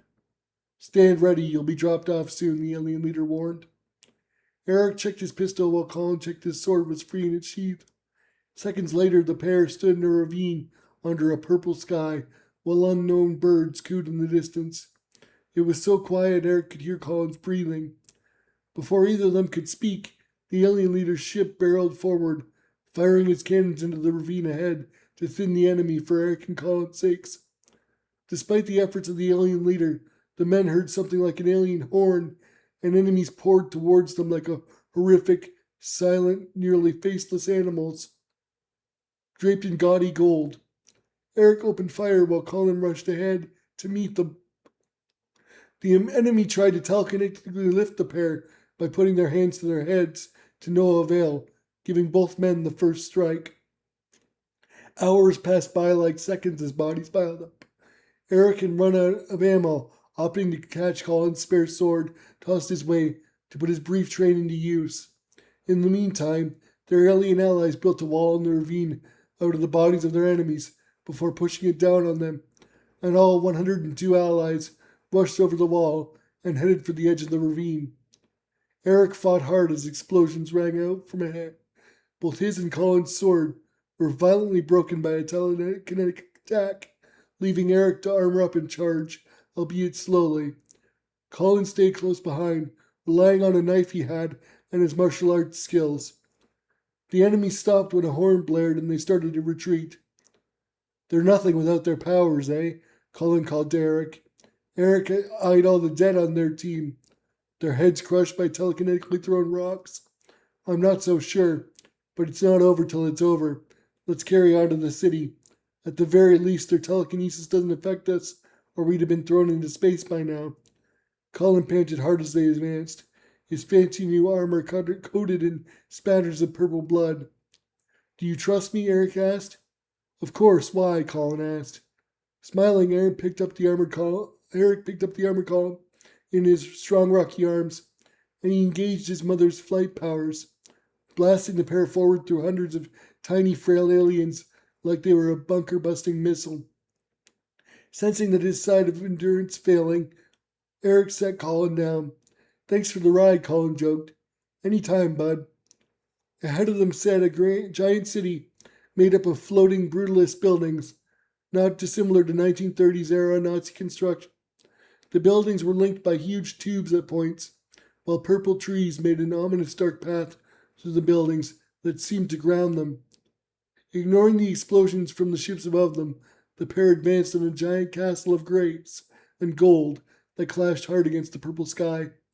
Guessing that's our target, Colin said. Suddenly the top of the castle exploded apart, and a giant, thin alien in gold leapt out to land before them. Shocked, Eric froze just long enough to watch their allied leader's ship fly in, blasting its cannons. Not at all fazed, the enemy leader looked with its ugly bulbous purple eyes at the ship, then looked down, and just that gesture tore the ship from the air and brought it crashing down behind them explosively, thereby cutting off their allies that remained in the ravine fighting for their lives. Do not speak, but listen. You are fools for attempting to oust me. I am power. I am the reason you have any at all. You cannot kill me. No power is worth your ideology. Brace for your end, Colin shouted. Now rested, Eric took to the sky to lay into the enemy leader's head with his rocky fists. Meanwhile, Colin ran to the down allied ship to see if he could help. Without warning, that ship burst apart, and the allied team leader flew out to engage his enemy alongside Eric. Colin entered the ship and started to escort his alien allies to safety. Minutes later, like hours, Eric took his final swing before his stamina once more failed and he fell out of the sky. Scared, Colin and the aliens he saved ran to Eric to aid him, right in time for the aliens to telekinetically repair Colin's sword and stop the enemy leader from literally stomping Eric to death. Moments later, the allied leader punched and threw the enemy leader's head, showering the onlookers in purple blood. It's over, Eric exclaimed, panting in exhaustion, laughing joyously. Colin embraced and most shockingly kissed Eric. When the two parted, both were smiling. I knew it! You do have a thing for me, Eric said happily. Guilty, Colin admitted. Their happiness was cut off when Eric noticed their leader killing off surrendering enemies. Eric stormed forward to confront it. Stop this! Genocide is monstrous, he demanded. Colin sighed. In this case, I don't mind. Eric grimaced. We can't just let this happen. What message are we sending by condoning a genocide just because we hate what they stand for? Do not speak, but listen. We owe you much, but you will not stop this if you want to go home. They cannot be redeemed, thus they must die, the alien leader stated forcefully. Eric returned to Colin, who seemed steadfast in his choice. Eric let Colin embrace him anew. All we can do is inspire better in our own people, love. Eric blushed at being called love, shifting his feet slightly. Nevertheless, he felt bad, so he took a side. No, for all that's good in humanity, we can't allow this. Help me or don't, but no one else dies today. Eric led Colin between the bad aliens and the so-called leader defiantly. You will kill no more. Instead, why not imprison them? Use that time to teach them the error of their ways. Do this and I won't be forced to defeat you too, Eric warned. Prison? What is? Eric felt the leader telepathically probing his mind. Yes, this might work. I will probe for your knowledge on prisons and how to run one over the next few hours. In the meantime, my units will busy themselves finding you a way home. Thank you for your wisdom. Hours later, the leader and his dismal remaining forces mustered up an enemy ship in decent repair and flew them home. Eric and Colin found themselves gently deposited back at the field by medieval times. Eric sheathed his repaired sword in time to catch Eric, who collapsed to his knees, throwing up and crying. Colin's somber expression said enough. He too felt the pain of all the deaths they wrought, all for a different species. Let it out, love, Colin said, rubbing Eric's back. Somewhat angrily, Eric pushed away from Colin. Was your magic transition worth all that death? Colin sighed. War happens with or without. It's always worth it to be yourself, he said wisely. What about me? I'm a killer now. Why couldn't you leave me on Earth? I couldn't imagine facing a destined war without you, love. I'll always want for you, no matter what. Eric sighed. You're sweet. I suppose this time sword beats gun. Colin laughed. I'd say in the end we both won, for now we have each other. The pair embraced once more. Then Eric called his buddy at the precinct to bring his car there. Once the cop delivered it, Eric and Colin drove him back to the precinct and headed back to Eric's place to clean up and rest. The next day, Eric and Colin had breakfast. What should we do next? Eric asked. Well, I need to apologize to those in medieval times. After that, I say we get married. Eric almost spat his bagel out. You're funny, honey. Colin grumbled. I'm serious. Life's too short. We'll see. For now, why don't you join me at the kids' camp? I'm sure they'd love to learn from a real knight, too. Okay, in 2 days I will. My fellow knights are reasonably skilled, but I have to finish the show. I hope they accept you with your amazing new looks, Eric said. I'm sure my transition is the least weird thing they've heard of these days. Besides, being properly male suits old school knighthood better. The next day, Eric capitulated and drove Colin to work, wearing his alien augmented armor and fixed sword.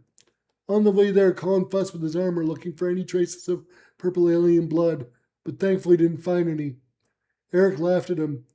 It's clean. I made darn sure before we cleaned each other, remember? Yes, I know, thanks.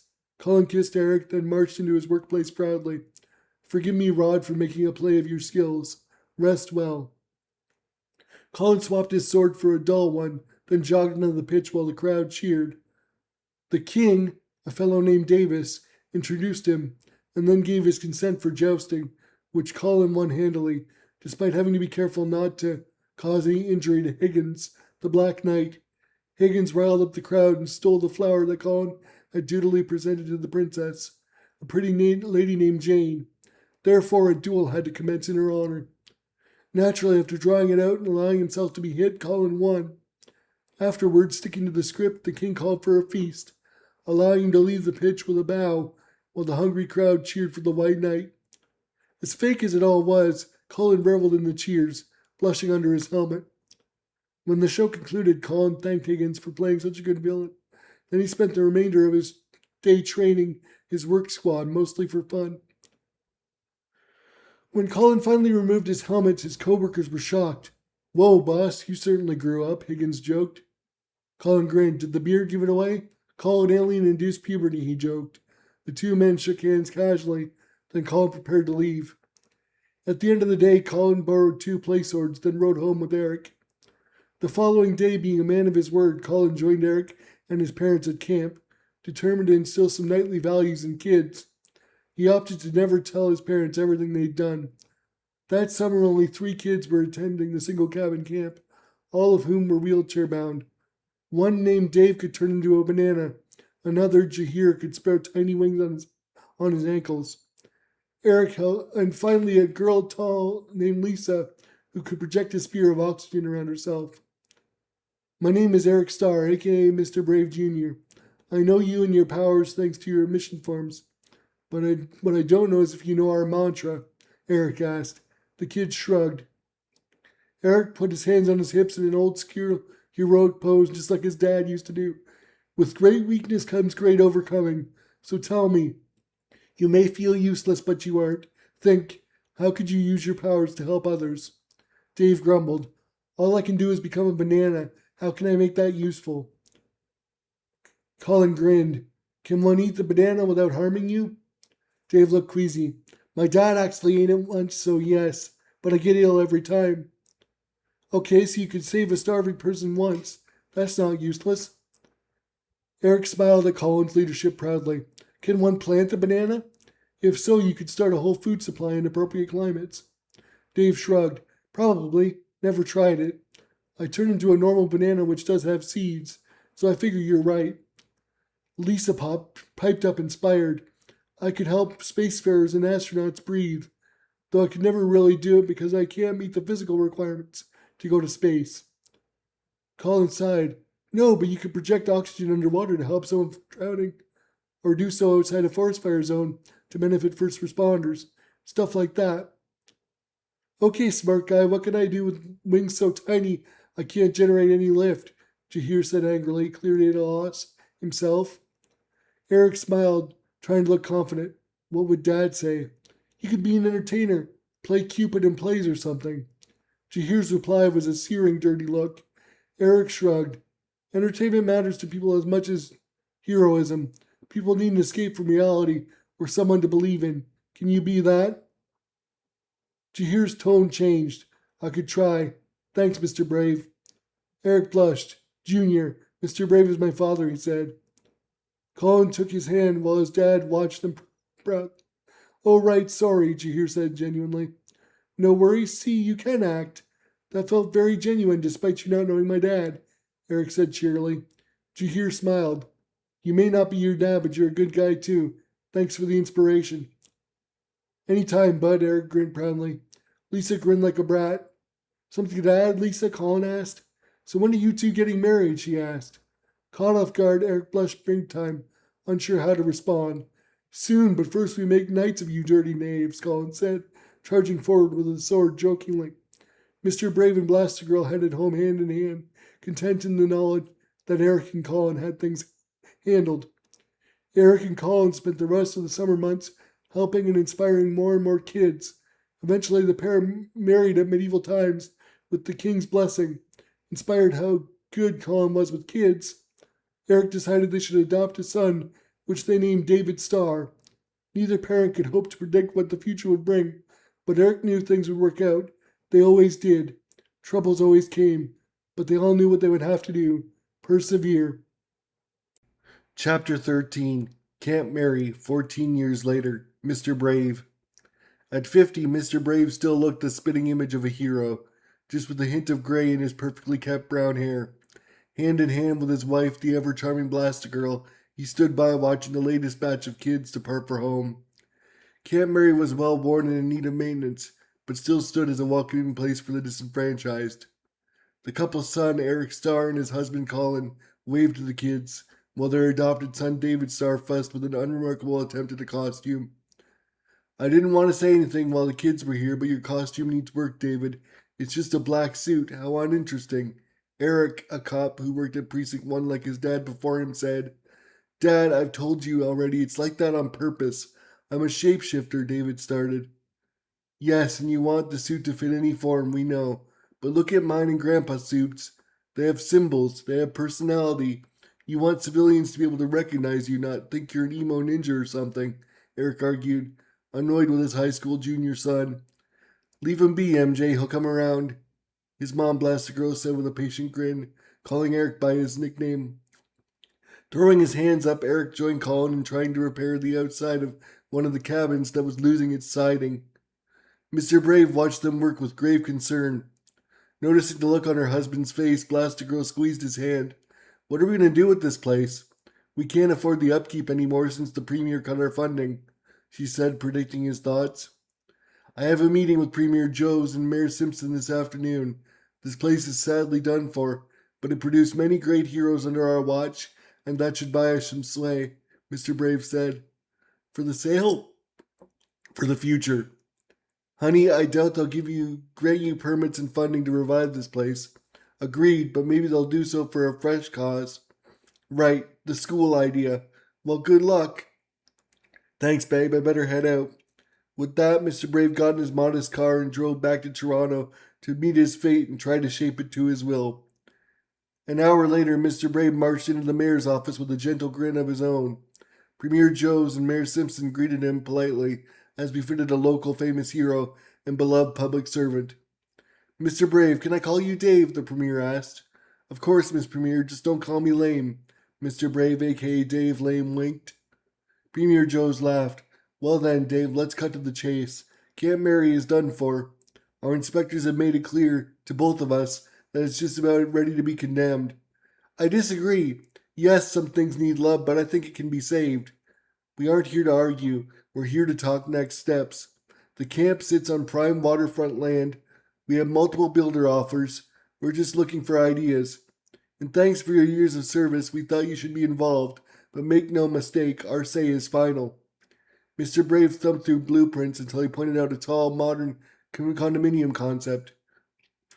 Understood. Though if you want my endorsement, I have a request. Let me lead the place as the principal of a new school, Brave Academy. Premier Jones and Mayor Simpson both smiled. We have to admit, the mayor began, we'd hope you'd suggest something like that. But why should we fund this over desperately needed subsidized housing? In a way, it can be both. I'm envisioning a school with a dormitory for teens looking to gain volunteer hours before they graduate high school, guided by yours truly.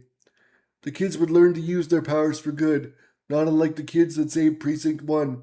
With your blessings, of course. Let's say we're interested. Who would staff it? The Premier asked. Myself, my family, and if they're free, the heroes of Precinct 1 to start. Do you have a counselor lined up by chance? No, ma'am. I'd leave support staffing up to you both if that's okay. Perfect.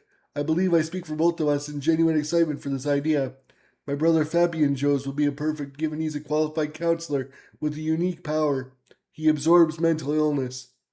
Mr. Brave lit up. I've heard of him. Dr. Sponge, isn't it? I'd be honored if he'd lend us his skill. Then that settles it. Brave Academy has our blessing. We'll see you for its grand opening in 3 years. Thank you both for this landmark opportunity. We'd be fools not to, given your pedigree. There are other buildings we convert into housing. Have a great few years. We'll send a team to close Camp Mary to save you the pain.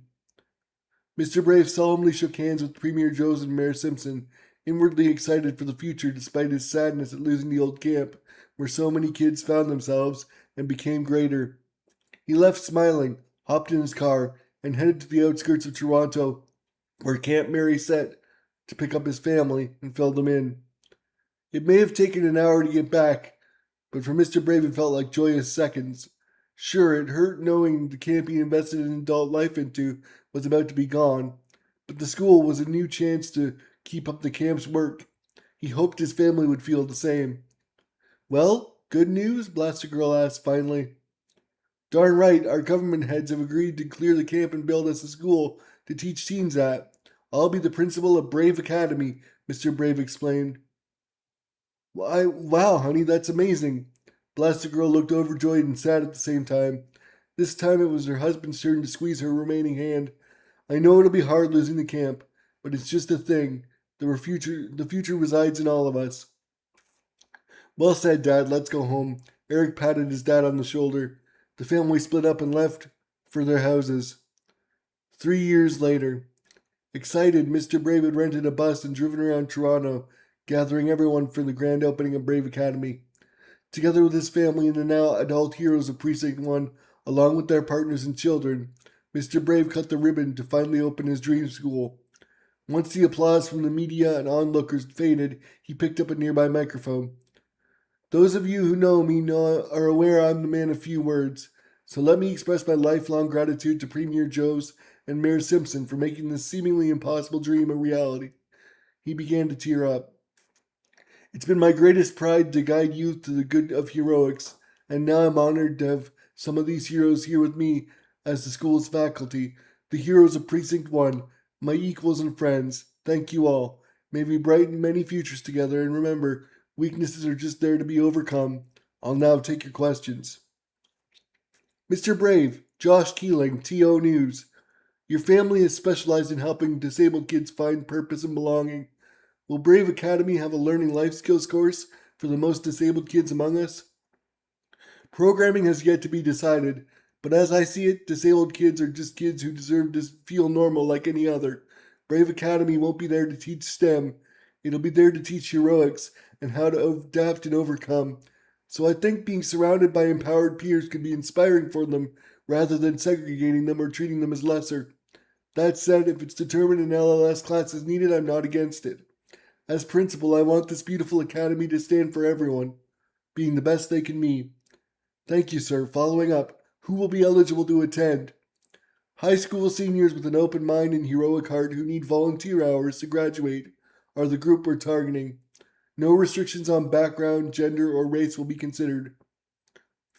Can you give us any idea what the youth will be studying?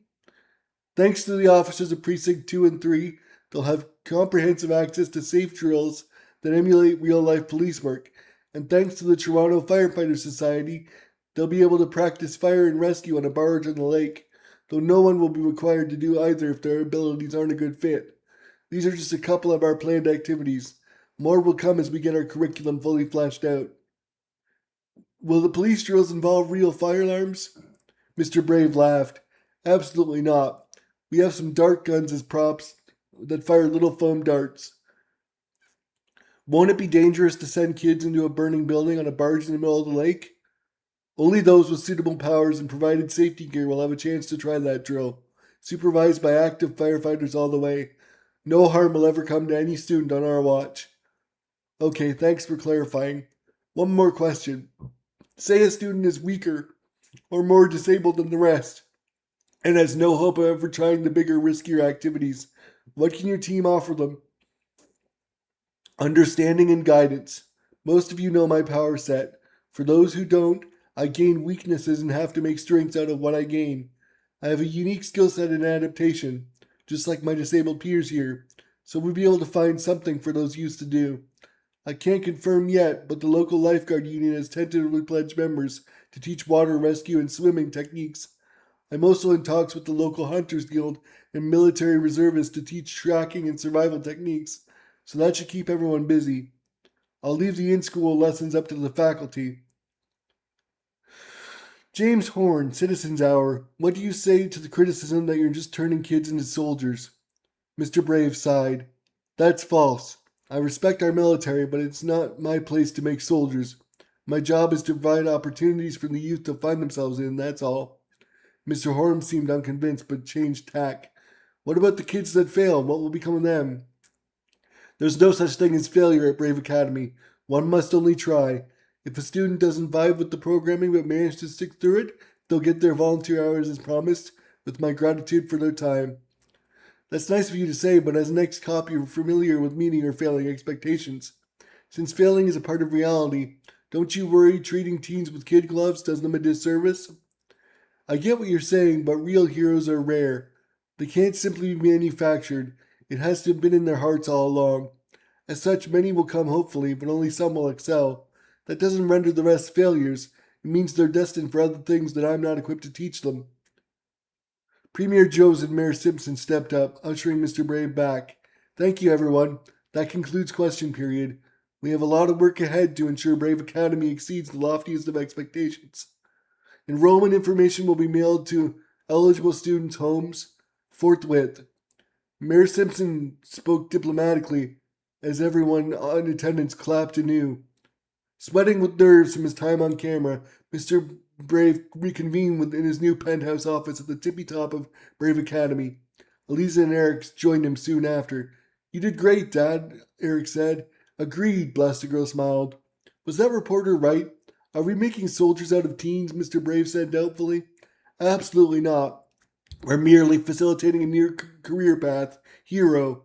Thanks, hon. Anytime. Now we move together towards a brighter future. Chapter 14. Optimistic Future, September. The rest of summer went by like the wind, with what seemed like the whole city eagerly pitching in to ensure Brave Academy was ready for the start of the academic year. Mr. Brave sat in his now furnished office overjoyed. He watched a lone school bus delivering their first students. Homeroom was led by Suzanne Ishtar, mom of two and the hero nowadays known as Shield Maiden. Sammy Morgan, aka Medic, took up the role of campus doctor, alongside a small team of nurses and the on-site counselor, Dr. Sponge. John Gray led the meteorology class and helped with the outdoor activities alongside industry experts. He now went by Mr. Blizzard. Julie Collins led botany and gardening classes as Professor Flower Power. Haley Jones led a course of her own, making adaptability, inspired by her days camping with Mr. Brave, wherein she focused the weaker kids on adapting to what they could do, not what they couldn't. She took on the name Miss Slick. Colin and Eric Starr even pledged their time as support staff, while their son David joined as one of the first students. All told, 10 teens were bussed in, eager to learn the ways of a hero from the very best. In an effort to surprise them, Mr. Brave joined Shield Maiden in homeroom class, to a smattering of applause. I came to thank each and every one of you for being the first takers of our humble course. Heroics is nothing without good-hearted youth like yourselves. I leave the rest to Shield Maiden. Have a good time. He left to more applause. All right, class, how about we get to know each other a bit? I'm Shield Maiden. My power is the ability to grow extremely tall and wide, like a giant shield wall. How about we go from the front of the class to the back? Raise your hand and introduce yourself and your abilities. A pretty blonde girl raised her hand eagerly. Name's Vanessa Crike, honor student and proud owner of the ability to summon tornadoes. A muscular girl piped up beside her. Emma Griff, bodybuilder and strong enough to punch through 2 feet of cement. A tall, thin boy beside her raised his hand next. Jamie Hull, I can shoot torrents of water from my hands. A pudgy boy beside him spoke next.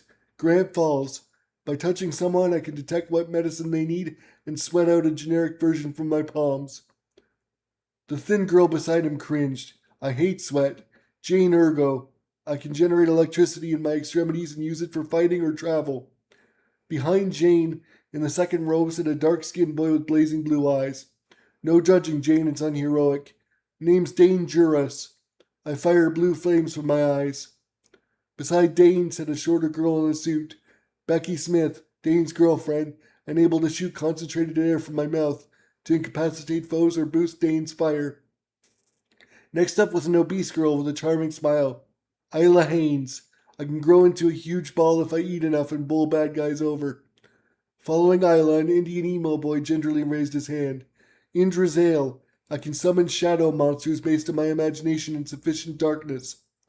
Finally, a male presenting person in a frilly dress spoke up. Kaylee Ford. I can turn my inner torment into psychic punches. Shield Maiden grinned. Wonderful, now that we're all acquainted, we can decide the most efficient track for y'all to study. We only have 40 hours together after all, over a few weeks. My job is to help you decide, while Miss Slick will cover weaknesses in her class.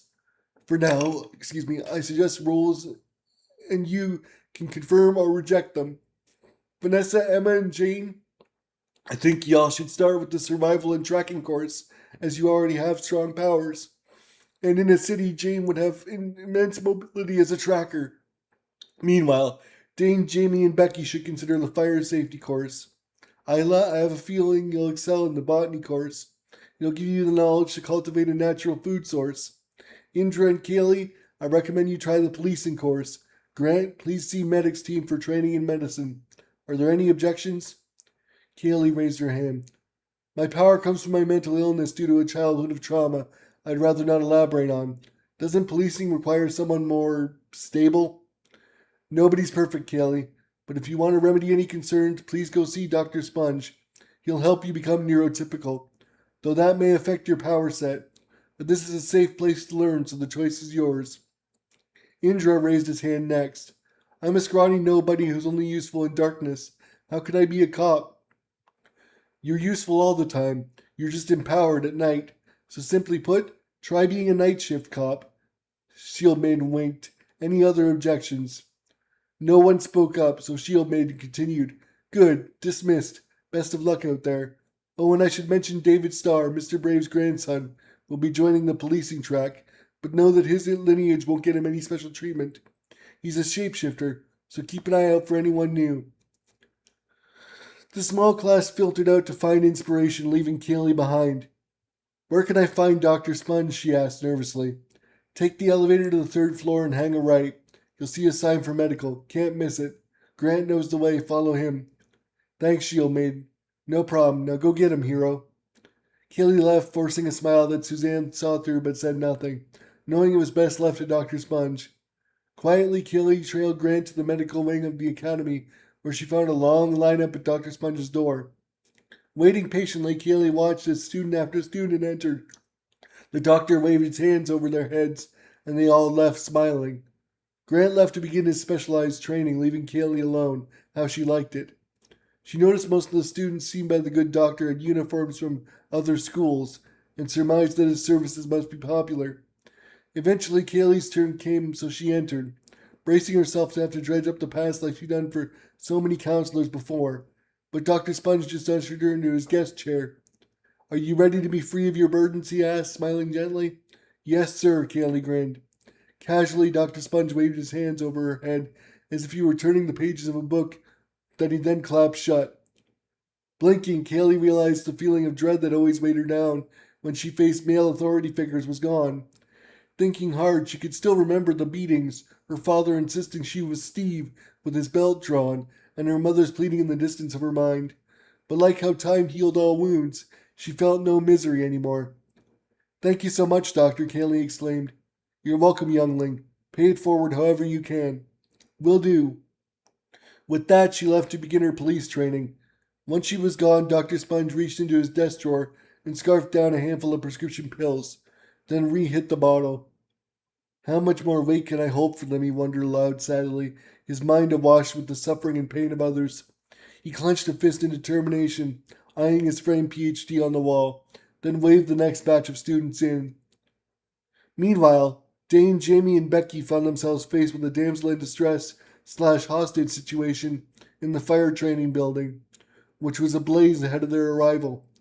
Professional firefighters stood by to save anyone who needed it, but as ordered by Mr. Brave, only opened the door for the teen would-be heroes.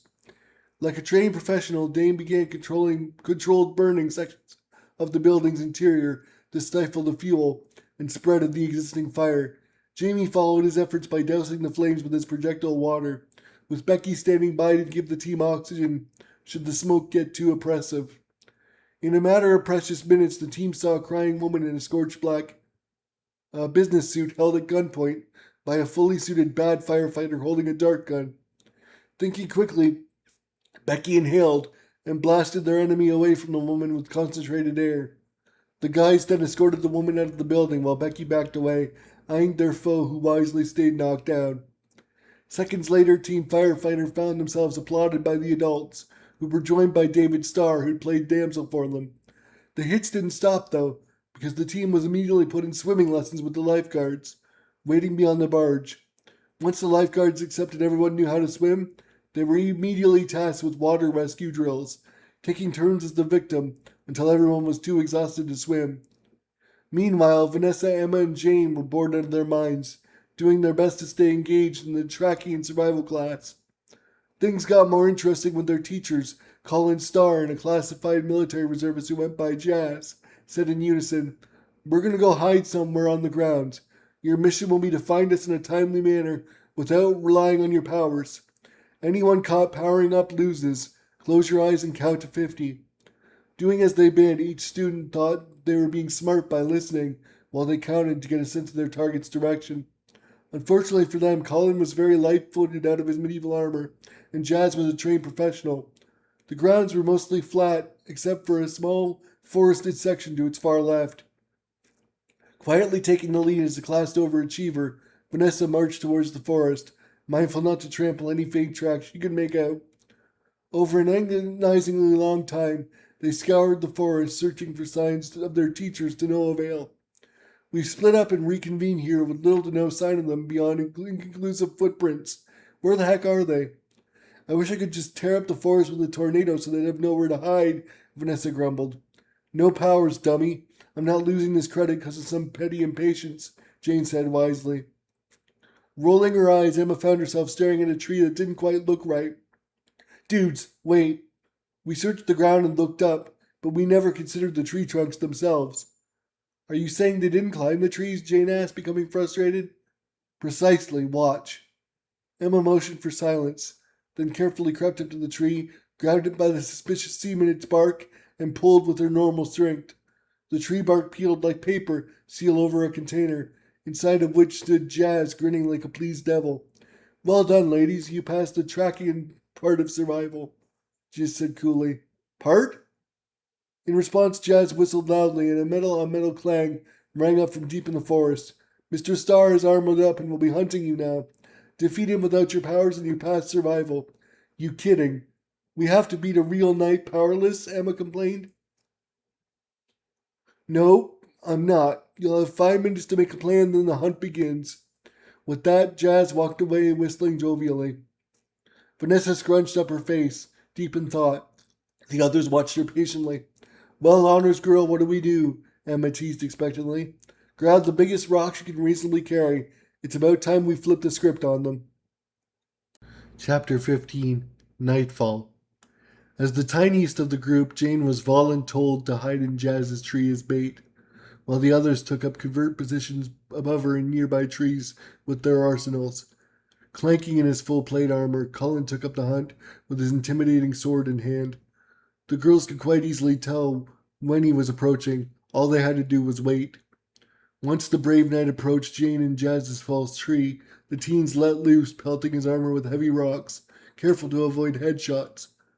Seizing their opportunity when he staggered, surprised, they leapt from their perches and pinned him down together, with the mighty Emma standing over his head, holding a heavy rock in warning. To their shock, Colin burst out laughing. Yield, I yield. Well done, you all pass. Now go to your dorms and rest well. Tomorrow you'll be doing swimming drills first thing. Jane groaned. But Mr. Starr, water and electricity don't mix. Well, then you'll have to rely on your own strength. Now get going before it gets too dark. Meanwhile, Indra and Kaylee were excitedly waiting for darkness to fall so they could get to work. They spent the day in combat drills with the police and military adults and were feeling confident. Indra practically salivated watching the sun descend. Are you sure you're ready to try your powers, Kaylee? He asked when she walked over to him. Kaylee smiled. Thanks for caring, but yes, I'm sure. If I don't do it here, I'll never know if they still work. Can I do anything to help? Make your shadow minions extra scary for me. They always are, he laughed. Suddenly, the police test building front door opened up and an officer whistled. Feeling cocky, the pair jogged over to the entrance, betting everything on Indra's powers, when, just as quickly, the halls before them lit up. Well, crap, go figure, a building has lights, Indra said sarcastically. I think I've got this, you just get ready. Kaylee marched into the hall and willed a psychic fist to project from her own, then air punched the fluorescent light fixtures above her. Surprisingly, her powers obeyed, and not only that were overkill, as the translucent fists punch holes clear to the sky through the 3 floors of concrete. Kaylee was visibly shocked at her newfound power. Smiling proudly, Indra patted her shoulder. Thanks for getting the lights, Psycho Fists. We've got things from here. He closed his eyes to get better access to his dark inner mind, from whence monsters stalked. His pride and joy came first. An 8-foot-tall armored beast as big and as wide as the largest brown bear, with claws 5 inches long at its humanoid fingers and toes. Its face was also humanoid, with a huge fanged grin and void-like black eyes. At Indra's will, it roared with enough force to shake the dust off the floor. Once the monster beast was complete, it charged into the building, flanked by smaller, lesser versions of it, all eager to do Indra's bidding. Go, my lovelies, find the weak and protect them from all harm, Indra ordered with a big grin. Following their master's training, the shadow beast busted down doors and cleared rooms with ease, until somewhere above them people screamed. Victims upstairs. Let's go before my shifted scare him to death, Indra said casually. As they ran upstairs, Kaylee quipped, Quite the dark power you have there, pun intended. Yeah, people have been afraid of me my whole life. I'm sorry, bud. No worries. Their doubt just made me want to be a hero more. After all, everything is dark until it's exposed to light. My shadows are just the darkness to my light. With brave smiles, the heroes found their target, a disheveled red-headed woman who was more afraid of Indra's shifted horde than the men holding her down at gunpoint.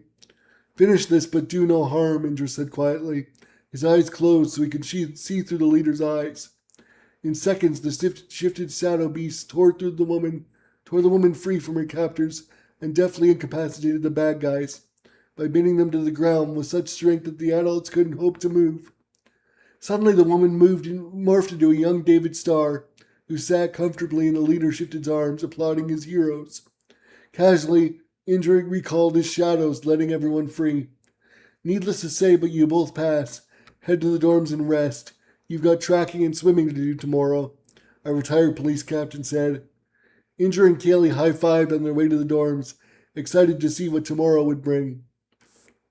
Once everyone was together in their common room, they gave in to idle chatter under strict orders not to disclose class procedures as much as they wanted to. Instead, they quizzed each other on their powers until they were tired enough to sleep. Mr. Brave listened in on the common room security system with great pride at their development. 1 week later, Grant Falls. Everyone managed to excel at the various activities, even Jane when it came swimming time. Because of the specificity of their powers, Grant and Isla were permitted to focus on medicine and botany respectively, with the logic of the adults being that they were complicated and time-consuming enough disciplines to master alone. Grant had mastered basic nursing techniques and spent most of his work time making medicines for everyone. Something had been eating at him since he started, and that was why Dr. Sponge continually required more and more antidepressants, antipsychotics, and other heavy mental health pills. Once he'd had enough of quietly playing walking pharmacy, he turned to his supervising registered nurse, a Miss Headlick. "Excuse me, ma'am. I have a concern when you have a moment." "What is it, Grant?" Miss Headlick looked puzzled. "I understand professional client privilege, but as I'm not a doctor, I feel compelled to note that Dr. Sponge isn't doing well, like at all." Her expression turned grave. "I know, but he's an adult. If he wants to sacrifice his health for others, it's his to lose. A noble pursuit at least, but a pitiable one. Is there nothing we can do? If this keeps up, he could die, or worse, live in suffering. Ultimately, only Mr. Brave can dismiss him if he feels Dr. Sponge has gone too far. Have you brought it up with him?" "Not yet. I didn't want to go over your head out of respect." "You're a good lad. Go see him. If you're right, Mr. Brave will do the right thing." "Yes, ma'am." With that, Grant left for the elevator, eager to save a man he greatly admired. A while later, he found himself standing nervously in front of the principal himself, Mr. Brave. "Sir, I have a concern of great urgency, if you'll hear me out," Grant said. "What is it, Mr. Falls?" "I make medicine as a power. Since I started here, Dr. Sponge has constantly required more and more antidepressants, antipsychotics, and other big-time mental health pills. I understand his power is to absorb others' mental illness and trauma, but if I may, I believe it's coming at a great cost to him." Mr. Brave rubbed his chin in thought. "As his pharmacist, you know this better than me. It's very brave of you to come to me with this. I'll discreetly address the good doctor and leave you out of it." "Thank you, sir," Grant said excitedly. "My pleasure. We can't have someone suffering on our watch now, can we?" "Indeed not." "Good lad, head to the dorm and pack up. I don't want you missing the bus. And Grant, thank you. You'll be a great hero." Nodding his gratitude, Grant left to do as the principal and long-time idol bid of him. Mr. Brave waited until he saw the teens pull off, to pull Dr. Sponge aside in his office. "Doctor, thanks for your time," Mr. Brave began. "What's this about?" Dr. Sponge asked, wringing his hands nervously while his eyes darted around the room. "No troubles, I just wanted to check on you," Mr. Brave said honestly. "I choose Dr. Sponge." There was an immediate whump in the air, and a lady's voice in his head said, "You have chosen the weakness of madness." Instantly, Mr. Brave felt anxious, afraid, enraged, unsure, and a whole maelstrom of other disparate emotions, while he watched his long-dead family members stand in the room behind the doctor, laughing as if mocking him. Unknown voices screamed bloody murder in his head ceaselessly. Shuddering to himself, Mr. Brave struggled to focus long enough to renounce Dr. Sponge's weakness, but eventually he did. Seconds had passed that felt like hours, leaving Mr. Brave sweating in his supersuit. He cleared his throat. "Dr. Sponge," he began, "do you remember my power set? You gain any hero you name's weakness, correct?" "Correct. Forgive my deception, but just now I used my power on you. What I learned has made me certain you cannot continue in your current capacity. I'm sorry, but for your own safety you're fired." Dr. Sponge balled his hand into fists, took a deep breath, and clasped them calmly. "I understand. The Premier will hear of this. I'll text her my findings. Security is here to see you out. Thank you for your service to this institution. I hope you find peace." With practiced decorum, the good doctor strode out of his own accord. Only once he was in his car did his facade finally crack. "Fraud! Mr. Brave is no great hero. He's a phony. I saved kids. So many kids. Now I'm kicked to the curb like garbage? Me? To hell with him. I'll show him. You hear me, Dave Lame? I'll show you. I'll show everyone what it means to feel this pain." After seething and sputtering alone for a moment, Dr. Sponge drove home to his high-rise condo, wherein he closed all the blinds and hid himself away with only his collected madness to eat at his mind. Suddenly his throat locked up, knocking him out.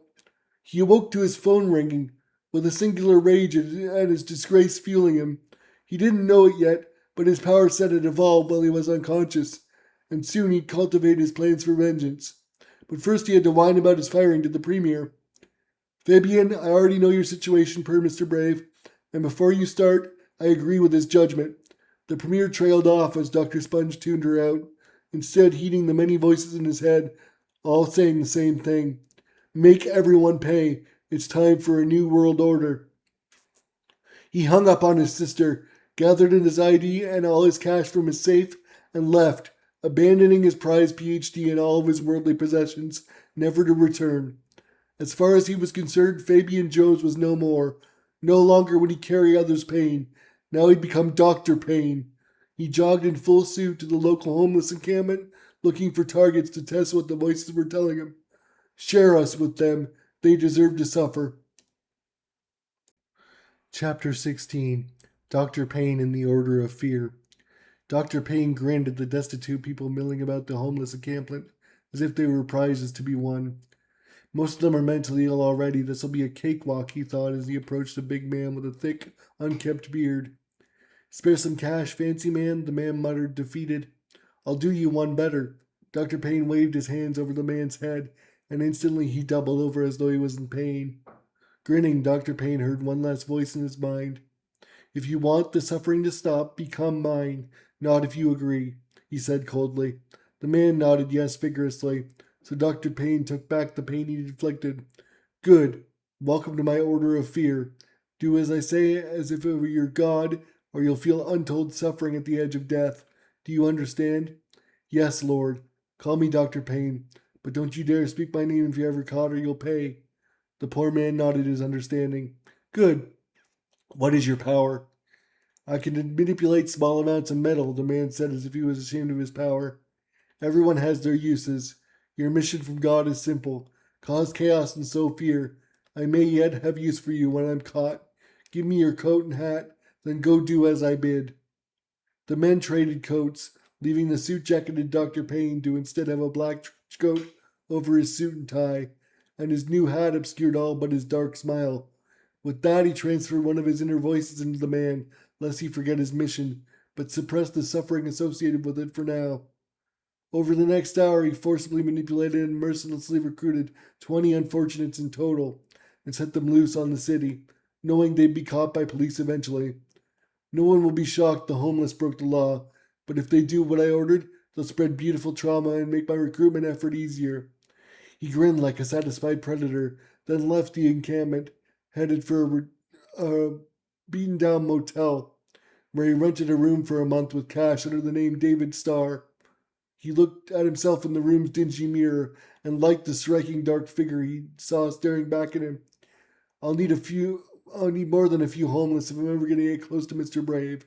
Oh well, I'll worry about that tomorrow. He flopped down on his well-worn bed and casually flicked on the local news, overjoyed to see his minions had already begun their mission. Meanwhile, MJ, Precinct 1. Newly promoted captain of Precinct 1, Eric Starr, aka Mr. Brave Jr. / MJ, sat in his stuffy office, surrounded by the day's paperwork. He eyed a stack of reports with annoyance when one of his detectives knocked. Come in, Javier, what do you got for me? He said happily. Cap, we got a problem. You know the unhoused camp in the west of the city? Yeah, what about it? Everyone there's gone mad and are attacking people and businesses at random. We've got everything from holding up stores to hostage situations. Eric looked confused. They've been peaceful up till now. What changed? No clue, Javier shrugged. The CCTV in the area has been painted over by protesters. We have no eyes. Great. Well, gather the lads and ladies. Sounds like we'll need all hands on deck. Make sure they have spare power cuffs. We have no idea what we're up against here. You got it, boss. Javier scrambled into action. Sighing to himself, Eric shot off a text to his son to stay with his grandpa tonight since he was too busy to pick him up. Seconds later, he got a reply that said, I know. Of course you know. Teenagers, Eric mumbled, then grabbed some power cuffs and ran outside. Foregoing a squad car for speed, MJ flew up into the sky with his mom's power and settled on the nearest hostage situation in a nearby convenience store. He flew down with a thud and put on his most heroic smile. "Police, surrender now before someone gets hurt," he said authoritatively. A man was on his knees weeping in front of him, while a dirty, smelly woman who was clearly out of her mind held a flaming finger to his throat. The woman looked like she was tweaking on drugs the way she was twitching, but MJ couldn't see any injection holes on her outstretched arms.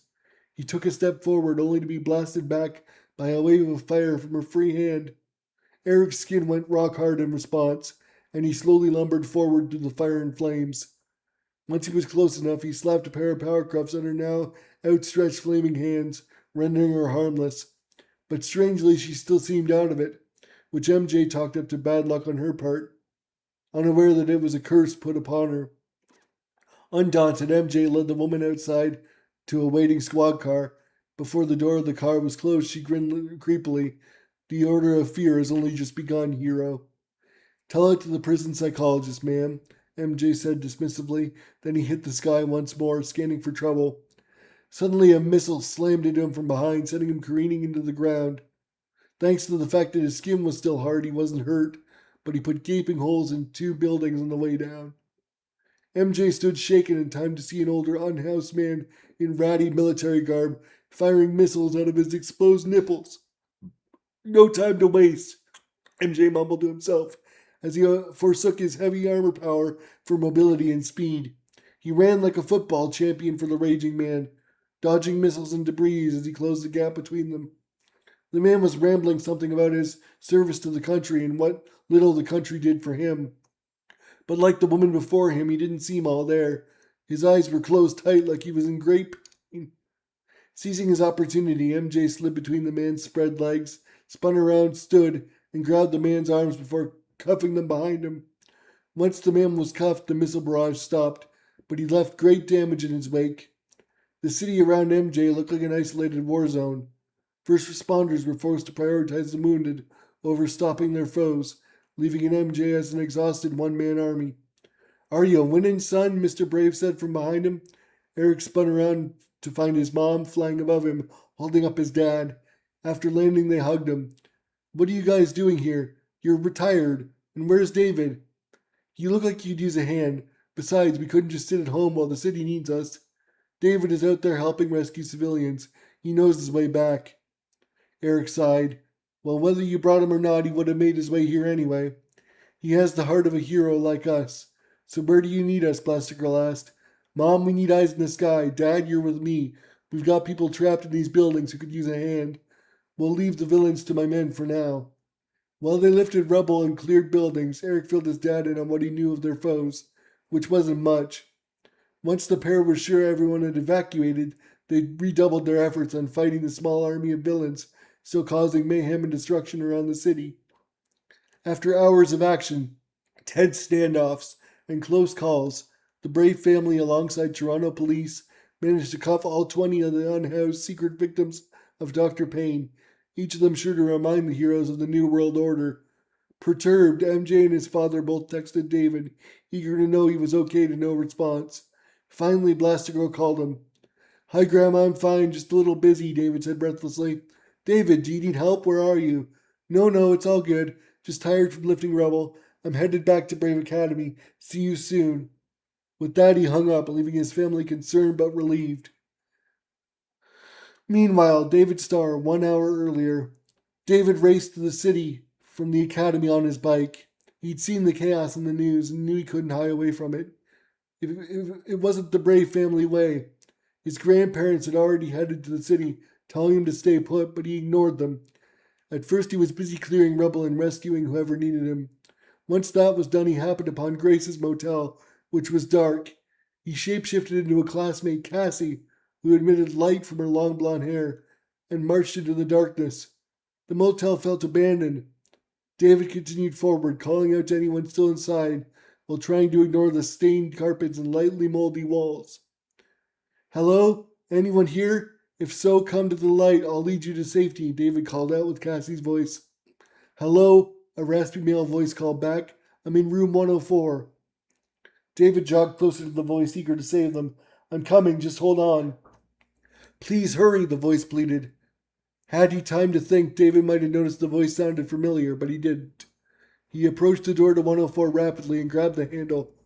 But in that moment, the door swung open to reveal a dark figure waving his hand with a menacing grin. Instantly, David buckled over in agony and confusion as his body went back to its default self. The light from Cassie's hair faded slowly, illuminating Dr. Payne's eyes while he watched his ultimate prize suffer. Greetings, David Starr. We have much to discuss. Mind swirling, David passed out briefly. When he awoke, he was tied to a chair, bound by all four of his limbs. I feel I should thank you. Capturing you is so much easier than capturing Mr. Brave, Dr. Brave said casually. Or Dr. Payne, sorry. David looked hurt and lost. Dr. Sponge, why? How? No questions, only honest answers. I'm Dr. Payne now, your new god. Do you understand? David burst out laughing despite his growing inner turmoil. You're no god, you're just a counselor. Enraged, Dr. Payne waved his hands over David's head, hitting the stubborn team with his worst mental illnesses. David watched one of his former idols grin while he suffered. Tell me, youngling, what do you see? David looked away from Dr. Payne, only to see horrors beyond his imagining. His family were crying, screaming, and begging him to die.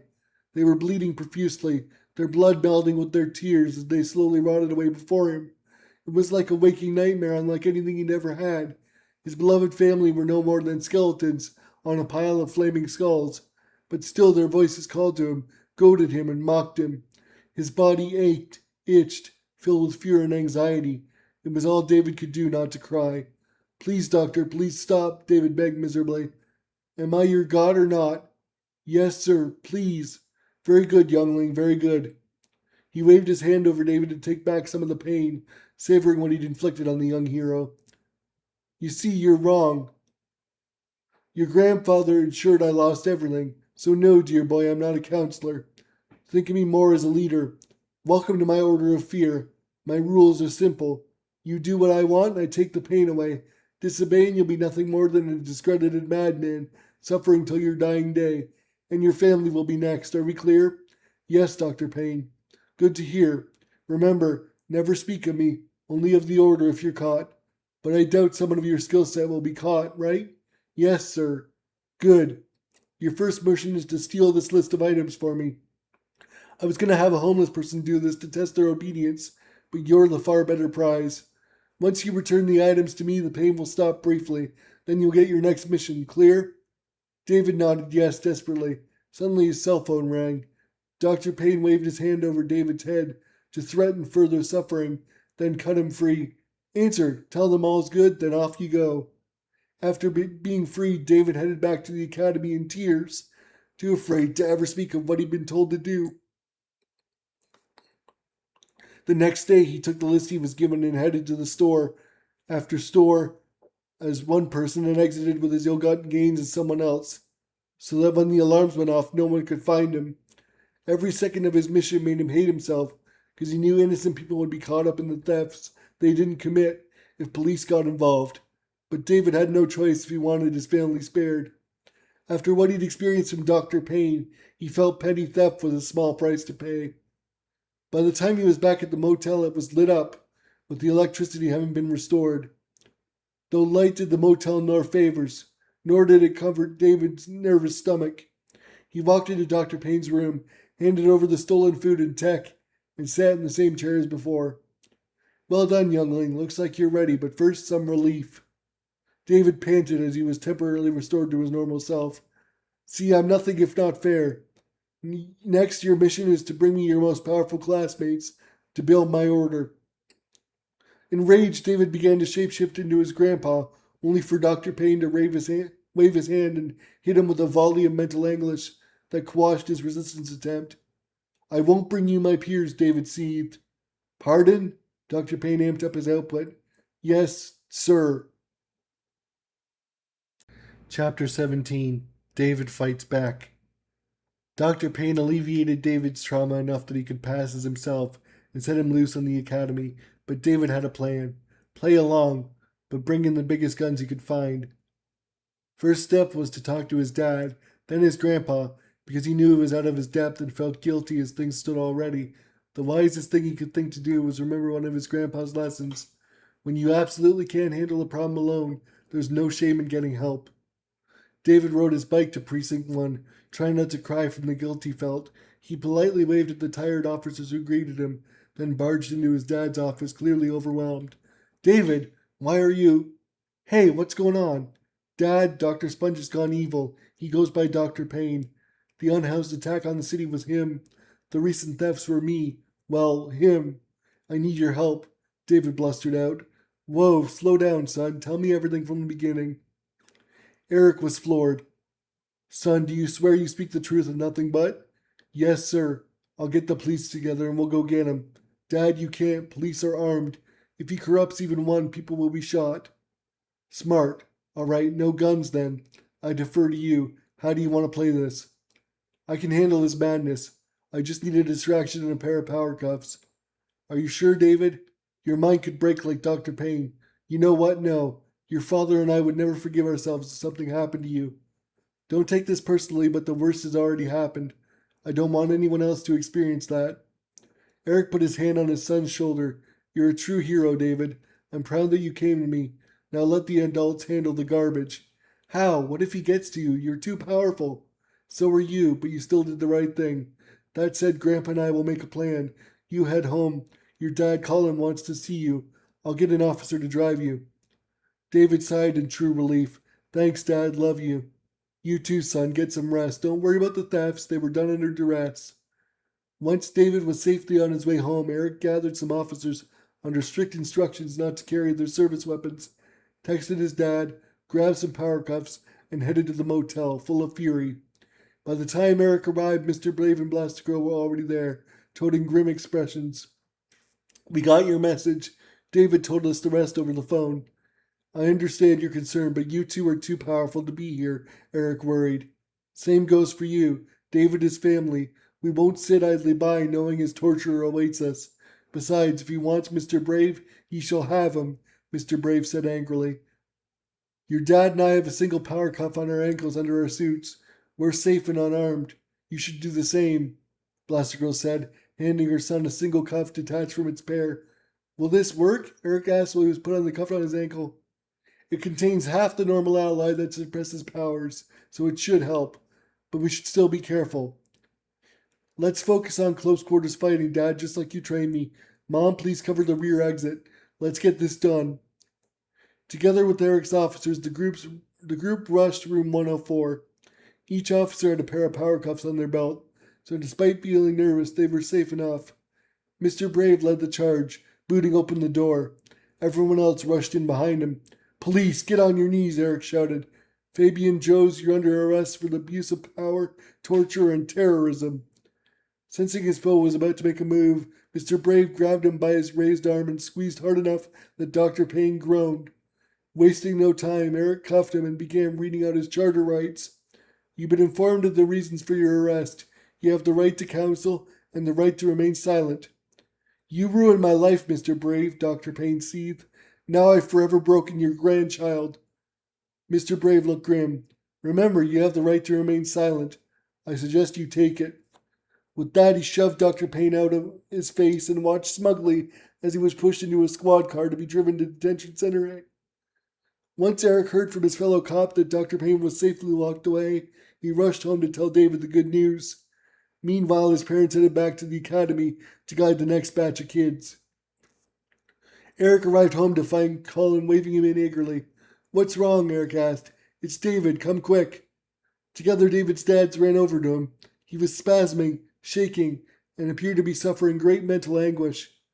It's okay, David. We're here. Breathe, son. Just breathe and don't hide in the darkness of your mind.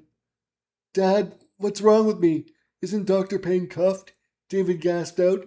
He is, but clearly he got you good. Remember, you're a brave. You're tough. And we know who to ask for help. Wasting no time, the Stars loaded Eric into their car gently, then drove to Brave Academy. Medic met them in the parking lot, looking many years older than he was. Quickly, Medic raised his hand, and soon David was relaxed enough to fall asleep. Thank you so much, Sammy. I didn't know who else to ask for help. Medic shrugged. Such is my purpose, no worries. What happened to injure his brain like that? A villain's power did it. I hope they're arrested. He is. He was Dr. Sponge. Now goes by Dr. Payne. No way, I never imagined someone so dedicated to helping others would go bad. I think all the trauma he absorbed broke him. Not an excuse, just a theory. Thanks again. I healed the damage, but he'll probably still need someone to confide in. Kid's been through a lot lately, based on what I felt when I healed him. We'll get him whatever he needs. Awesome, well done all. I'm gonna head back inside. Electric wheelchairs hate rain. Eric laughed and drove his family home. He and Colin were hand in hand, joining their mutual relief. Meanwhile, Detention Center A. Fabian Joes, aka Dr. Payne, was satisfied with himself and relieved at having spread his internal suffering outward. What he didn't account for was his fellow prisoners hating him. You're dead, Dr. Payne, a familiar large homeless man said. The weak metal bender. Why is that? Joe said uncaringly. You made us all terrorists, you monster, the big man screamed, while fellow prisoners cheered. Pity that, Joe said before he was ushered into his isolation cell and double power cuffed on his ankles. Dr. Payne didn't care if he lived or died. His legacy was in tatters, and his vengeance concluded. He knew Medic could heal brain damage, but after all he'd been through, Mr. Brave's grandson would never be the same.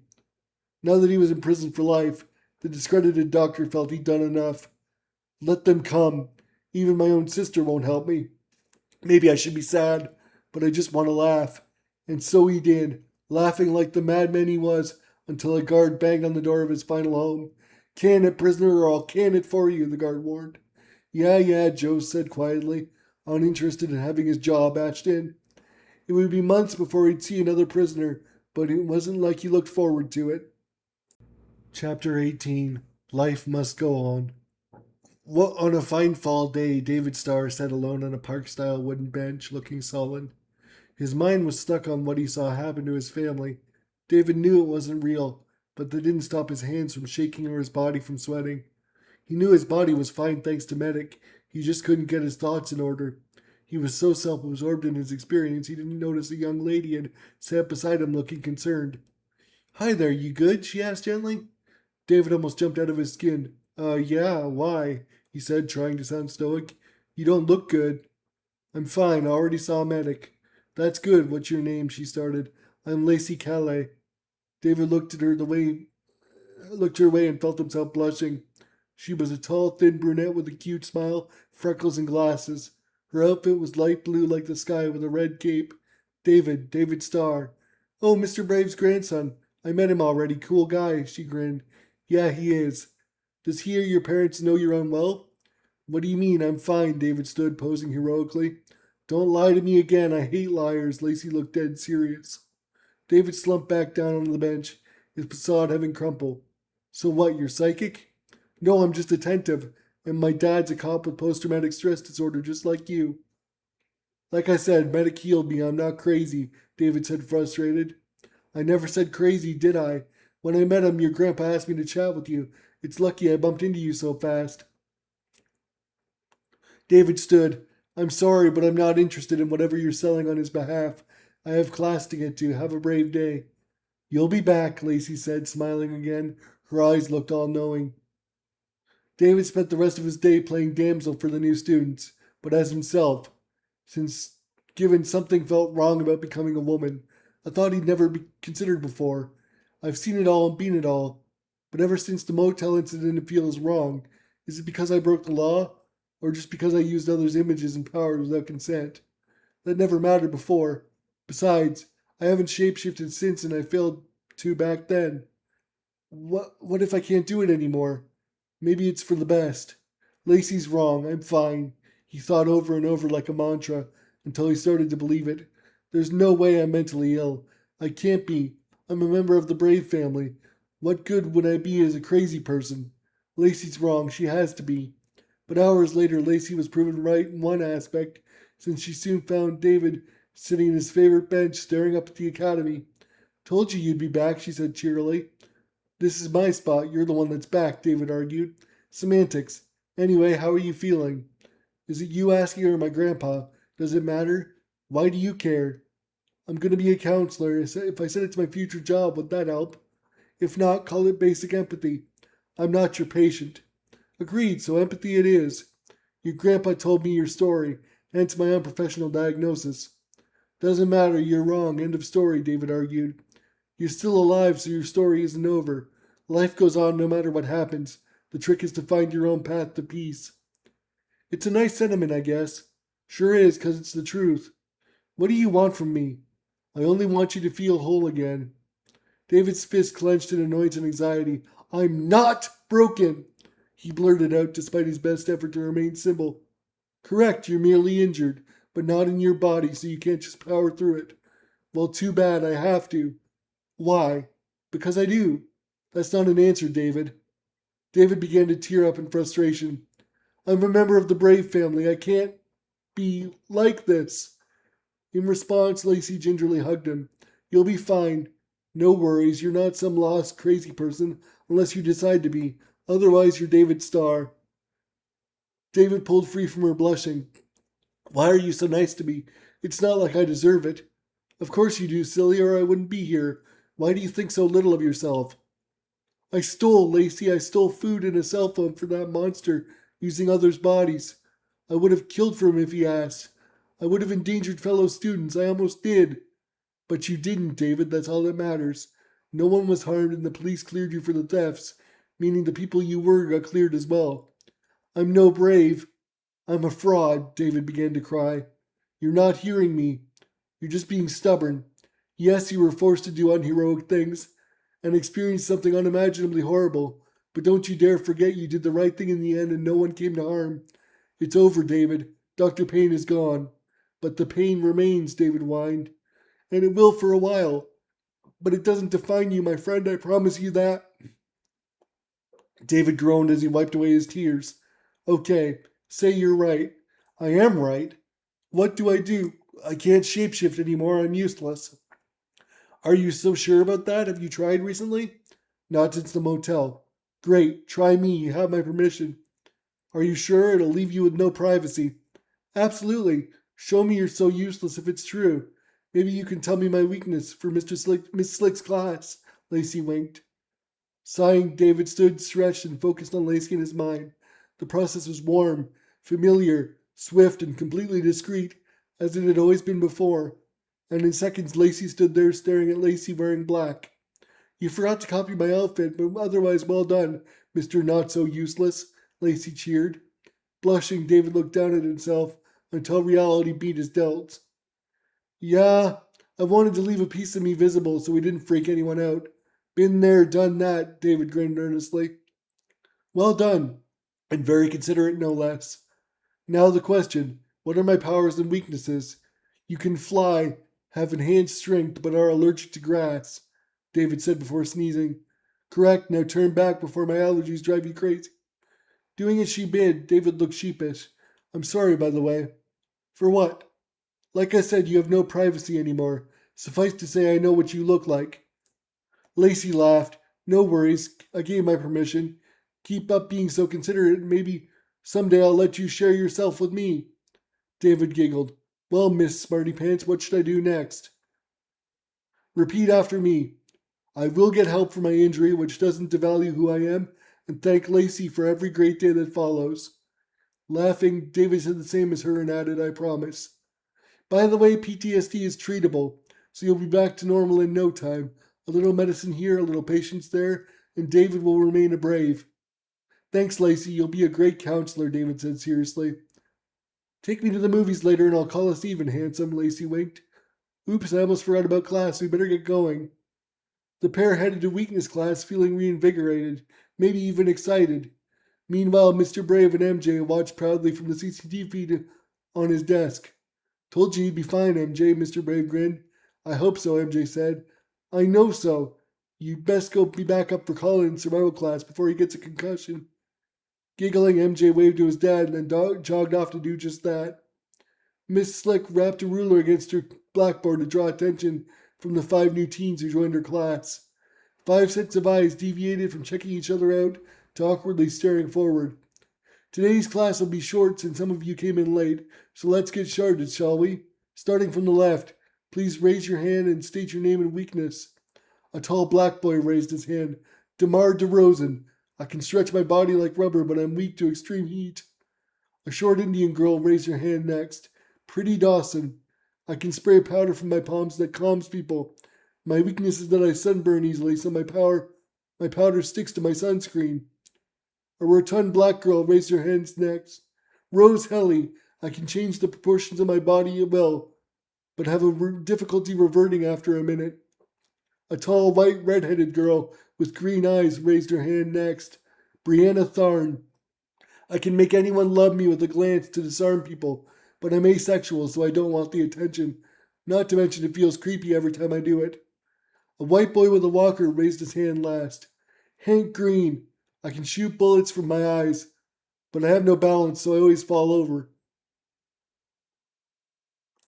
Chapter 19. Peace doesn't last forever. As their time together came to an end, the classmates exchanged contact info. David made sure to get everyone's info, which he did with every class he helped. Per his dad, he knew life was about who you know, not what you know. Plus, he was eager to keep in touch with Lacey specifically. Before she left, they made a date to go to the movies together. David finally had a reason to be excited about the future. That excitement kept him stress free along with his new antipsychotic pills. His family was tired of hearing about Lacey by the time they met up, and they had a great time watching horror flicks. Meanwhile, Detention Center A, months later, Fabian Joes, aka Dr. Payne, was ushered into general population mess hall, still double cupped for safety. His good behavior had led the warden to believe he wasn't a threat to fellow inmates or staff, nor did they feel he was an escape risk. The doctor had played meek and mindful to a T because he felt his mission was done. Little did he know that his target, young David Starr, was living a great life without him. Though once he was among peers, so to speak, that would change, thanks to a news report playing on a TV above him. He watched enraptured as a group of young heroes easily took down would-be bank robbers. What he saw next would define his destiny. One of the young female heroes, who looked like a twin to another, suddenly turned into a familiar young lad. Joseph's fists clenched, his body went rigid, and he ignored calls to move. Over the TV speakers, he heard an interviewer question the boy. You're David Starr, aren't you? Yes, ma'am, I am. Aren't you still recovering from the Grace Motel incident? The reporter asked. I'm afraid so. But Toronto needs the brave family. I can't sit idly by when I can help people, regardless of my situation. But, sir, are you not a danger to the people with your mental state and your unique power set? Absolutely not. Most mentally ill folks are only a danger to themselves. Besides, I have a great support network. David gently took Lacey's hands. What do you say to those who doubt someone so young should be fighting for us, given everything you've been through? Mental illness doesn't define a person, giving up does. I'll never give up my mission to help others. Fabian Joes began to shake with rage until a guard clubbed him in the back lightly. Wordlessly, he moved on to the mess hall, where some angry but familiar faces welcomed him over. Do you remember what I said to you when we first got here, the big man with the long beard who manipulated metal asked? That I was a dead man. Take your shot. But if you do, I can't fix you, Joe said, noticing his former forced allies lacked power cuffs. What guarantee do we have you'll help us? Listen, Joe said quietly. What's your name? Johnny. Okay, Johnny. You can free me with your power. Do that, and I'll take back every bit of pain any of you have ever felt. Don't help me, and you'll be stuck as you are. So what'll it be? I'm not sure I believe you. It took each of us months to be free from those cuffs, even though you made us do the bad things. It's your call, Johnny. Same goes for your peers. I repeat, grant my freedom, and I'll grant yours. Poor simple Johnny sighed. Fine, turn around. Then Johnny turned a fork into liquid metal that he discreetly fed into the two sets of power cuffs before hardening the metal, snapping the cuffs apart. By the time the guards noticed something was up, Dr. Payne had absorbed all the misery in Johnny, which he immediately forced into the nearest guard. Quickly, he kept his promise to the 20 inmates he'd created with the wave of his hand, the mental illness of whom he immediately waved into the remaining guards until their brains gave out. Satisfied that his foes wouldn't be getting back up, Dr. Payne gathered the issues of everyone around him into himself until he felt like he was bursting. Then he snatched the guards' keys and electronic key cards. Anyone seeking early release is welcome to join me. If not, no hard feelings, he said casually, like he was asking if they wanted to go to a party with him. When Johnny sat down defiantly, Joe bowed mockingly and set about making his escape with a small army of men who didn't know the danger they were in. Blessed with a good memory, Joe's had no trouble retracing his steps to the exit, nor did it bother him to kill anyone who dared try to stop him. He made a brief stop off at inmate belongings to grab his intimidating suit, trench coat, and hat combo. Everyone get your stuff, but leave trifles like phones behind. We don't want you caught immediately. What do you want us to do in exchange for our freedom? A burly inmate with an afro asked. I want each of you to do whatever you please. Cause chaos or don't, it's all a good distraction anyway. What are you going to do? I'm going to make the whole Brave family into drooling simpletons. But first I'll have some fun of my own, Dr. Payne smiled darkly. Whatever, man, thanks, the inmate said when Dr. Payne opened every door, blocking their escape. Together with the smarter or lazier inmates, Dr. Payne stole a police van and drove them all to the nearest hotel. They'll track the van once they notice what happened, so unless you're willing to die for me, this is where we split up, Dr. Payne said. Understandably, none of the inmates opted to die for him. Pity that. Oh well, off I go, he thought as he tuned the van's GPS to the nearest military base. The Braves value heroes, so how sweet will it feel to turn heroes on them? Naturally, a stolen police van wouldn't get him into the base once he got there, but the gate guard would, given he'd have no choice if he didn't want to live a life of pain. Casually, Dr. Payne drove up to the armed gate guard, waved his hand to infect him with a slew of suffering, and only took it away once he opened the gate and got in the van. Amazing how quickly Toronto's mightiest heroes fold when they feel an inkling of what I hold. He could shoot me now, but if he did, he knows it'll never get better for him, Dr. Payne mused while collecting a van full of heavily armed soldiers like they were his toys. Knowing the van had to be tracked by now, Dr. Payne had one of his new minions drive it into town to start slaughtering civilians. Meanwhile, he commandeered a tank crew for himself and had them drive him in the tank to the city. He made sure all of his unwilling minions were on the edge of death and could only heed his orders, so he wasn't concerned about being betrayed. His target? The gaudy modernist Brave Academy. This time, nothing would stop his vengeance. Meanwhile, Mr. Brave, Brave Academy, 1 hour later. Mr. Brave heard sirens wailing in the distance long before he saw one. When he turned on the news, he saw armed soldiers were shooting anyone that moved, all around the city. Horrified, Mr. Brave flicked through the news channels till he saw a tank trundling down a familiar road, followed by police cars that could do nothing to stop its advance. Before he could choose what to do, the CCTV feed pinged an alert on his laptop, and that's when it fully dawned on him. The tank was headed straight for him. I choose the rock, Mr. Brave thought, seconds before the tank fired an anti-tank, high-explosive round straight into the penthouse of the school, his office. Mr. Brave's whole world erupted in flames as the round exploded, sending him careening through the air into the lake beyond the school. At least I'm the only one here, Mr. Brave thought, seconds before he splashed down into the murky lake, sending fish scattering.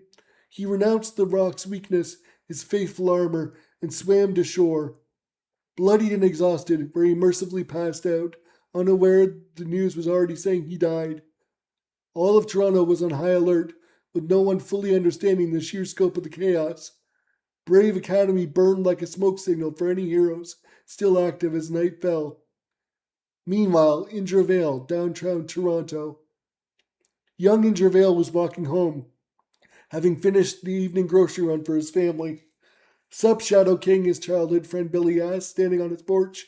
Hey, Super Soaker, what's good, brother? Nada, have a good one. Before Injur could respond, he heard gunshots. He ran inside to check on his grandma, dropped off the food that flipped on the news. Holy he started. Language, Grandma Vale chided. Sorry. Look, I'll be back. Keep the door locked. And just where do you think you're going? In response, Injur pointed to the news class, which showed the desecrated and burning Brave Academy. Mr. Brave, no, Toronto needs me. Before his grandma could argue, he raced out of the house, hopped on his e-bike, and sped for Brave Academy, summoning all of his shadow monsters as he did so, in case he ran into the soldiers he saw on the news. Man, I hope everyone else is seeing this. Meanwhile, Kaylee Ford. Kelly had just finished showering and put her hair up when she saw the news.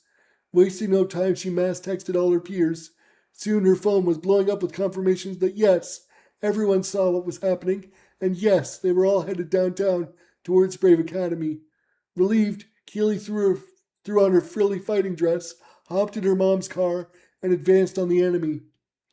Based on what David told me, this has to be Dr. Payne's doing. He saved me as Dr. Sponge. Is it too naive to want to save him? By which I mean bury him in the darkest prison possible before more people die? Save him from himself, basically. We'll see. Gotta get to him first. Meanwhile, Dr. Payne, 10 minutes later. Laughing like a maniac, Dr. Payne huddled in the tank while watching as hapless police fired their sidearms at it. Let's try something, shall we? He waved his hand at the viewfinder, and to his joy, all the visible police doubled over. Through their connection, Dr. Payne issued a simple order: kill yourself. People watching the live drone feed watched horrified as the officers turned their guns on themselves. Suddenly, they all started convulsing and collapsed to the ground. Jane Ergo, a girl the evil doctor didn't remember, rode the power lines to him just in time to taser each cop with her electric power. Pity that, he thought, annoyed, preparing to wave his hand her way. Before he could, though, Jane unleashed the equivalent of Toronto's power grid at max capacity into the turret of the tank, frying its systems. Get it working again! Dr. Payne screamed at his soldiers. In that moment, a car skidded to stop nearby and Kaylee got out, sprinting like a madwoman for the tank. The soldiers got the tank operational again, just enough for Dr. Payne to see her coming. Why, hello, Miss Ford, I have a gift for you. Fire the turret. Tracer rounds led lethal anti-personnel rounds straight for her. Eyes wide, Kaylee waited for the end, when a familiar shadow beast leapt in front of her and took the lethal volley with a roar. Smiling, Kaylee used her psychic punches to get airborne, landed on the tank, and tries to use her power to rip the tank's hatch off, but couldn't do it as it wasn't a punching motion. Frustrated, Kaylee settled for a punch that bent the tank's main gun towards the ground, then did the same to its machine gun turret moments later. Lacey flew in with David in her arms, and Blasted Girl dropped off MJ, who set about doing field medicine for his fallen cops. Hey, Dr. Sponge, thanks for making me stronger, but it's over, Kelly called out, joining her peers and facing down the disabled tank. I'll get medic. Where's Dad? MJ asked his mom. Yes, you go. Good idea. Blasted Girl looked at their destroyed school, trying not to think the worst. Then she heard a man's cough. Spinning on her heel, Eliza Starr raced to her weak husband's side and half carried him to the others. Jesus, Dave, you had me worried, she chided, crying happy tears. What doesn't kill you makes you stronger, right? Mr. Brave grinned. Though after all this, I'm staying retired from now on. Clearly the kids have things covered. Well done, all. I couldn't be more proud, but we're not finished just yet. No, sir, we aren't. Indra ordered his biggest shadow monster, the leader of the pack, to rip open the tank hatch and snatch Dr. Payne up in his claws in such a way that his arms were immobilized. Oh, Mr. Brave, you better hope I die because I'll never... Dr. Payne started before Indra's shadow knocked him out with his free arm. Everyone relaxed, thinking now it had to be over, when a steel-reeling soldier powered through his suffering just enough to shoot Dr. Payne clear through the temple. Forgive me, heroes, but sub-baddies are too bad for prison. The soldier saluted, then tossed his gun away, waiting to be arrested. Instead, everyone either applauded or at least didn't argue. Moments later, Kaylee's phone buzzed audibly. Good news, guys. The rest of our hero classmates subdued the soldiers in the city, and everyone's coming back to their senses. Everyone cheered except young David. But what will they have to live with, he wondered aloud. Sounds like a job for a good counselor, Lacey winked. Once medics saw to the wounded, everyone headed home as heroes, ready for the inevitable lecture from their terrified families. Chapter 20. Cleanup. It took a year for the authorities to approve Brave Academy for reopening. Mr. Brave knew it'd never be the same, which was only compounded by a bit of bad news. Mr. Brave? Medic knocked on his open door politely. Come in, Sammy, what's up? I'm tendering my resignation, sir. What? Why? This morning I looked in the mirror and I couldn't recognize my own face. I have no regrets, but I'd like to live life for myself for a while before I croak.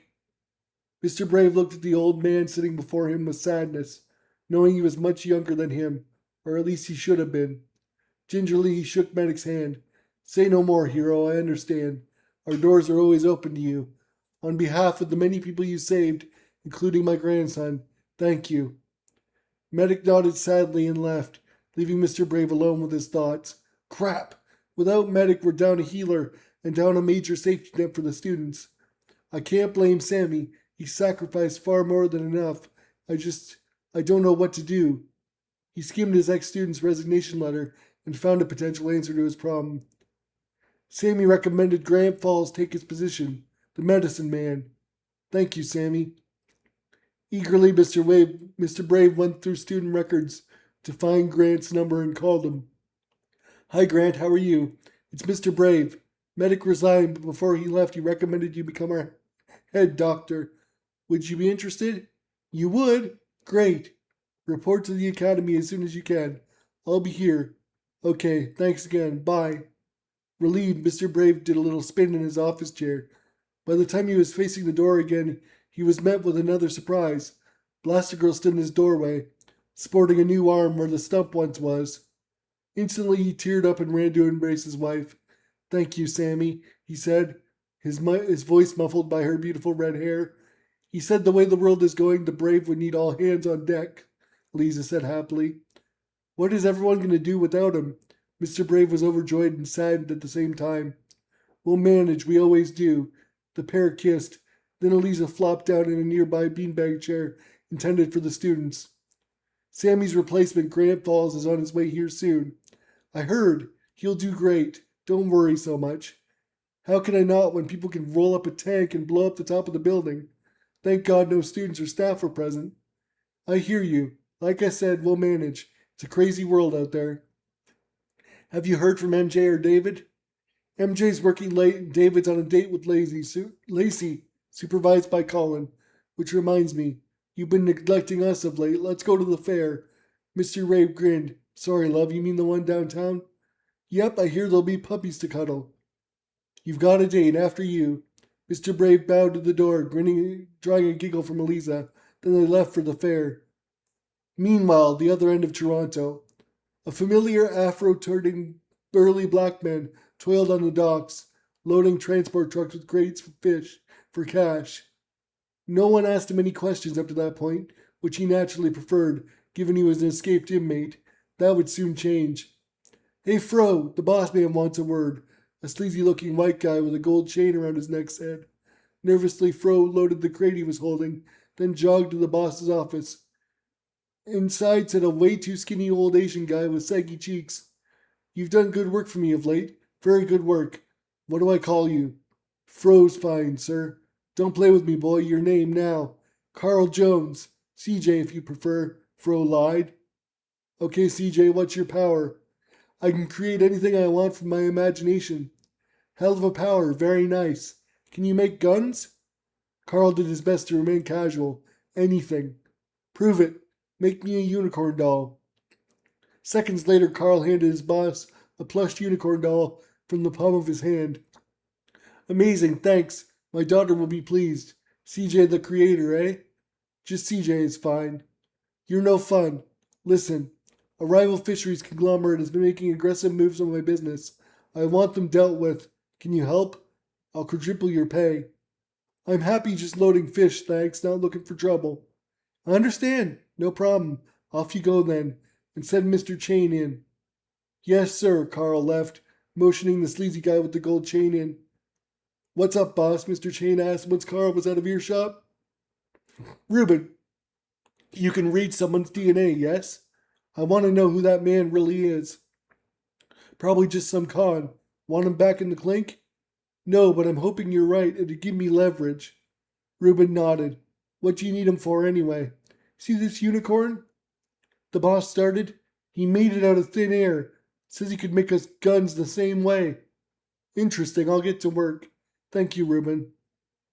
Smiling, Reuben jogged outside to aid Carl in moving crates.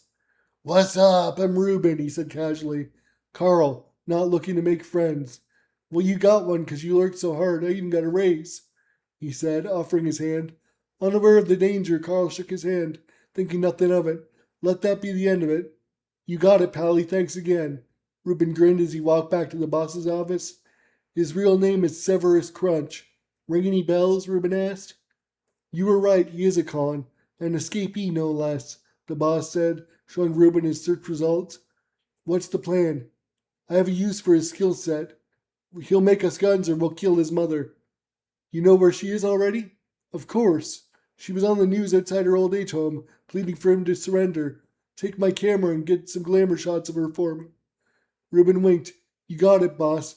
By the way, the club thanks us for the recent fish delivery. Real hit with the kids. The boss laughed. I'm sure it wasn't the fish they're so happy about. Now off you go. Chapter 21. What now, Mr. Crunch? After a week of backbreaking labor with nights spent sleeping in the company forklift, Severus was spent. I stink of fish, my whole body aches, and I'm starting to wonder if I should have stayed in prison, he thought as he woke. He exited the well-worn forklift seat in time to see Reuben approach. His pally gestured closer. Morning, Carl. Boss wants to see us. Do you ever stop working? You're making the rest of us look bad. Severus stretched and groaned, then followed Reuben to the boss's office. Once inside, what he saw shocked him. Pictures of his mom smiling, standing next to one of his fellow dock workers, who had an obvious menacing knife on his belt. He held her in a side hug like they were old friends. Instantly, Severus created 2 loaded revolvers in each hand, pointing them at his foes. Well, Mr. Crunch, it seems you have a choice to make. Work for my interests, or Jimmy there puts dear old Mom to rest. Or I blast both your asses, and that's the end of it, Severus growled. I wouldn't do that, because if Jimmy doesn't hear from me daily, he gets antsy, the boss warned. How'd you find out about me? Reuben can read the DNA of anyone he touches. A handy party trick for finding liars like yourself, Carl. Severus's heart raced. He yearned to end both of them and then go rescue his mom, but he could tell the boss wasn't lying. The trio stood at a stalemate for a while until the boss spoke. What now, Mr. Crunch? He asked coldly. In answer, Severus dropped his guns on the boss's desk. There's your guns, he added angrily. Good choice, it's a start. I'll need 10 more plus rifles by the day's end. Don't think me dishonest, though. There's your pay.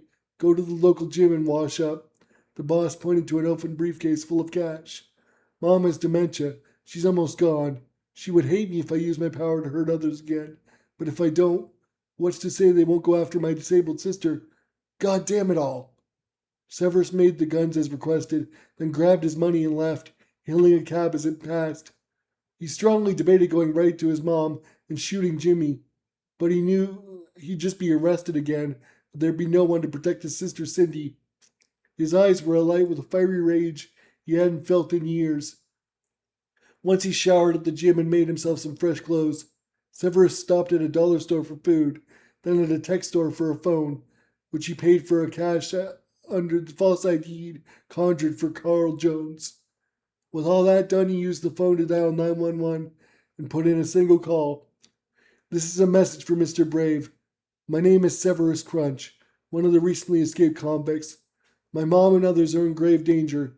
Under duress, I was forced to make weapons for my boss, Mr. Lee of Lee's Fisheries.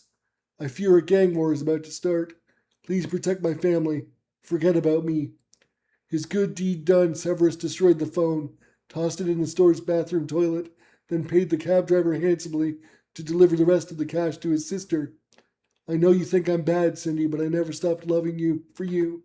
Please forgive me. Meanwhile, MJ, Eric Starr, a.k.a. Mr. Brave Jr., sat at his desk in the police captain's office, looking boredly at yet another stack of paperwork that required his attention. Suddenly, one of his detectives burst into the room, not even bothering to knock. What is it, Willis? He asked, worried. An escaped convict called in to say he made guns under duress for a gang war about to take place. Slow down. What? Severus Crunch claims that his family's in danger. My partner's headed to his sister's place as a precaution, and a unit is heading to his mom's. We need the big guns for the fishery, he said, implying he needed MJ's power set. All right, let's get this done, Eric said, eager to leave the paperwork behind. He had dispatched a team to Lee's Fisheries, then flew there himself to draw any unwanted attention. As Crunch had said, There were definitely high-powered guns present, as dockworker thugs immediately opened fire on him when he landed, only for the bullets to ping off his rocky skin. Using his mom's telekinetic powers, he ripped the weapons out of their hands and destroyed them before his team arrived. Detective Willis finally showed up with a warrant to search the premises, wherein they found drug packets hidden under decaying fish. Bip Bon Lee, you're under arrest, he started before reading the man his rights and leading him cuffed to the nearest squad car. By the time every thug was duly arrested, night had fallen and everyone was spent, but Eric knew the job wasn't done. Does anybody have Crunch? Who? A B-Com asked. Severus Crunch. No, sir. Great.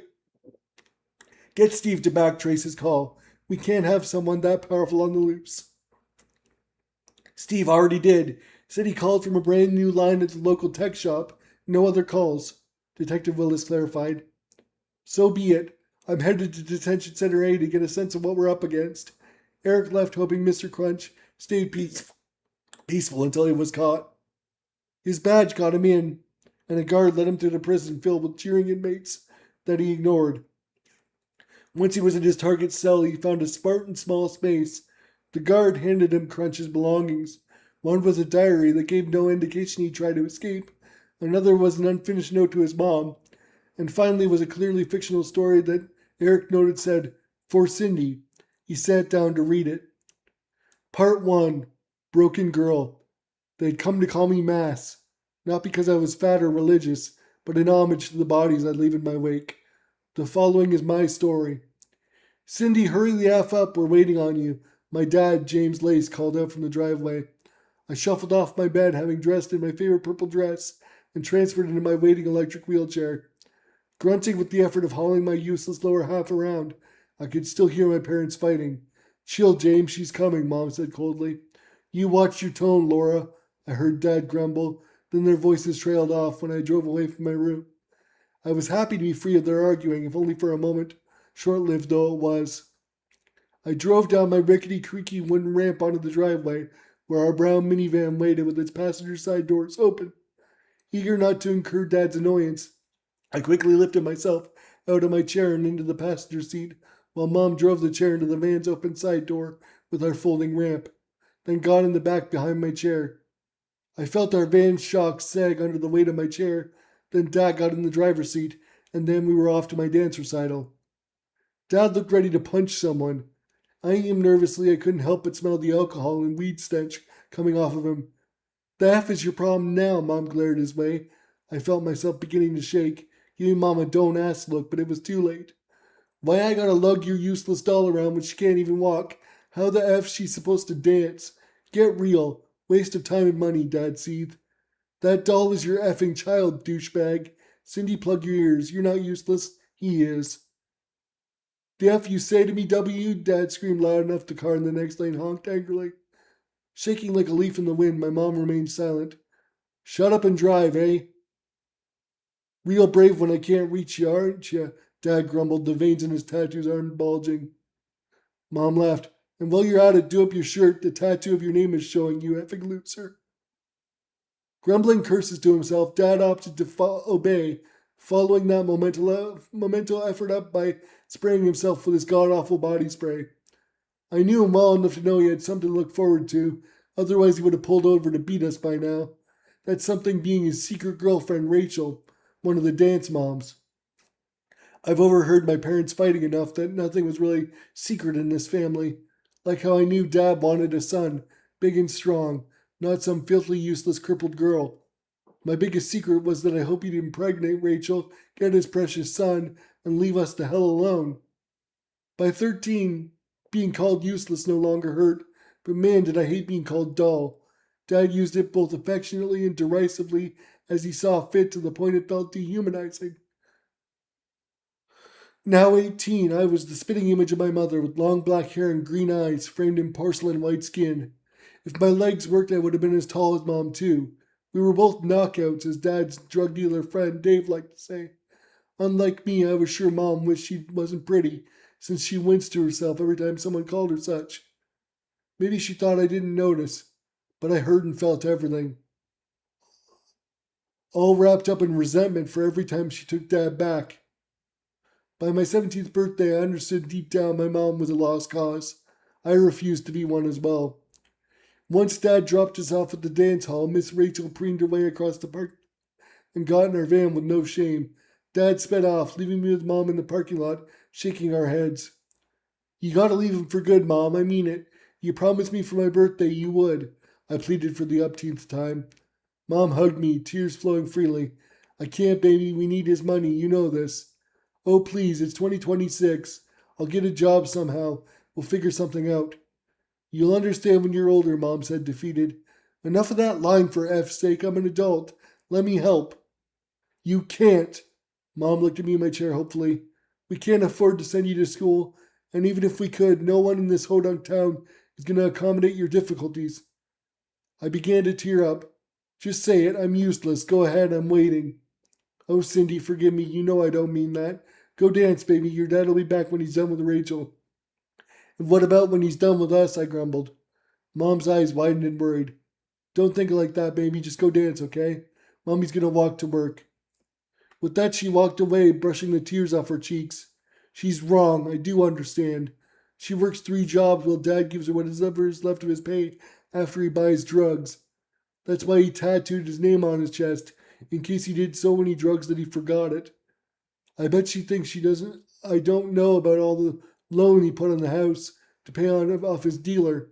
Well, guess what, Mommy dearest? I hear it all, and I'm far too old to dance away this feeling, this hate. But I'm too useless, weak, and worthless to do anything about it. So I guess it's time for Doll to dance. Shutting off my mind, I drove into the studio to practice my arm-only ballet. The studio was empty, save for myself, the instructor, Miss Hazel, and her retro boombox. Miss Hazel gave me a knowing, sad smile that said more than she could have if she tried. Well, Miss Lace, shall we dance? She said finally. Another day spent with Miss Hazel silently dancing set my mind at ease enough for me to spare her an earnest smile. Suddenly we heard Dad's van rumble into the parking lot. Miss Hazel hugged me out of nowhere. True beauty lies in resilience, being there for those you love, no matter what, she said, having noticed me staring at myself in the mirror, half beautiful woman, half damn machine, a doomed cyborg. I had no way of knowing how true that sentiment would end up feeling later. Wordlessly, I got into the van, then we went to pick up Mom, both of us pretending we didn't notice the feminine perfume emanating off of Dad, or the strangely shaped bulge in his sports jacket pocket. That evening, after a tense dinner where Dad ranted about our premier taking all his money for a bogus highway that no one wanted, I turned in early. It was summer in Ontario, balmy and hot. The birds outside sang sweet breeding hymns in my window as I finally succumbed to sleep. I hated dreaming. It was always the same darkness, then a field of skulls, and Mom's dismembered corpse bleeding atop them like a cherry on top of a cheesecake. But this time something was different. My point of view switched to a young kid doing laps up and down a staircase, with the world's cutest doe-eyed birdie flying beside him. At first I was relieved. Maybe tonight will be better, I thought to myself, right as the fool kid tripped. Their flailing caught the bird off guard, so it fell under the kid and was summarily pulverized under the kid's dead weight. The last thing I saw before I snapped awake was the dead bird's broken body. Oh, go F yourself, James, or better yet, go F Rachel and leave us the hell alone, I heard Mom shout over strange laughter from Dad. Sweating with fear, I transferred to my chair and drove out of my room in time to watch Dad punch Mom in the face. I froze, but Mom was at her limit. I audibly cheered when she punched him back, which seemed to snap Dad back to his nasty self. F you, Julie, Dad said to Mom, and F your little doll, waste of flesh. Rachel's going to take good care of me, protect me from your abuses. What do you say to that? With every lie uttered, I swore I could smell the booze on his breath. Abuse this, Mom growled as she kicked him as hard as she could in the groin. In retaliation, Dad punched out at her while doubling over in pain. Tears streaming from my eyes, I decided I'd prove myself helpful by putting my chair in top gear and running the bee over. My metal footrest hit his side with all the force of over 200 pounds of wheelchair and me going 5 kilometers an hour. Oh, F you, Dolly, all big and strong now, are ya? Take away your wheels and you're just an overgrown diaper baby, Dad grunted in pain. Take away your mechanics muscles and you're just the S in that diaper, Daddy. I seethed, fear in her eyes, and against my protest, Mom drove me back, which freed Dad's arm. Back to bed now, Cindy. Mommy's got this, Mom ordered. Dad started laughing his cold laugh again. I won't suffer you two any longer. Mom was directly in front of me, so I couldn't see Dad had pulled a gun out of his pocket, but I got a front row seat to Mom's horrified and pained expression as she was shot once. Mom, I screamed, watching as she started to fall. You're next, doll. Daddy's had enough, Dad screamed, still laughing. I stared down the barrel of his weapon defiantly, with a calmness that shocked me. Suddenly, Mom rebounded to her feet and threw her whole body into a desperate uppercut that connected with Dad's chin and sent them both to the floor. The gun fell from Dad's outstretched hand, but he didn't notice as he was too busy trying to free himself from Mom's dead weight. Desperate to save her, I let myself fall forward out of my chair and landed hard beside the gun. Grabbing it, I leveled it at his chest, right on time to watch him stand. I could hear his Mom still breathing, albeit with some difficulty. Laughing, Dad stared my way almost inquisitively. You ain't gonna shoot Daddy, are you, Dolly? Of course not. He swung his leg in a brutal kick to Mom's side. My whole body shook with rage and a strange apprehension. Cindy, please don't, Mom sputtered. Do it, you sad bitch. I'll haunt you. Curse you like the devil himself. Patricide is a crime you get. Dad was cut off by the round I fired straight into his chest. He staggered, and I kept firing till the gun clicked empty. Go ahead and curse me, little man. I'll see you in hell, I yelled before I found myself shaking and laughing, tears streaming from my eyes. Mom dragged herself over to embrace me, and that's when I noticed the pool of blood where she was lying. Mom? Oh my God, Mom, you just relax, okay? I'll get my phone from my side pouch. I wiggled out of her grip and army crawled back to my chair. Every second I spent transferring into the seat felt too long for Mom's sake. I quickly dialed 911 and asked for an ambulance, and police breathlessly. They're en route to you now, the emergency dispatcher said. Can you explain what happened? My dad shot my mom and I shot him back. He's gone. But hurry, 'cause my mom's still alive, I practically shouted, then hung up.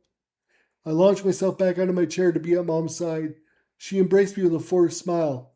You did good, baby girl. Mommy's gonna rest now, okay? No, Mom, no. Stay with me, okay? Mommy? I heard her last breath, the smile still on her face. Crying, I lay there, holding her bleeding corpse until the police pried me off her. Part 2. Cursed Girl. Even after all I'd been through, the court quickly determined I didn't meet the criteria for self-defense under Canadian law, as I'd emptied the gun rather than retreat. Though I don't know how I was supposed to do that given the confines of our house and my disability, but no amount of tears could stop me from going to prison for defending myself and now my dead mother. Typical half-assed Canadian legal system. I glared down the cameras as I was quickly wheeled away like some sort of captured dangerous animal.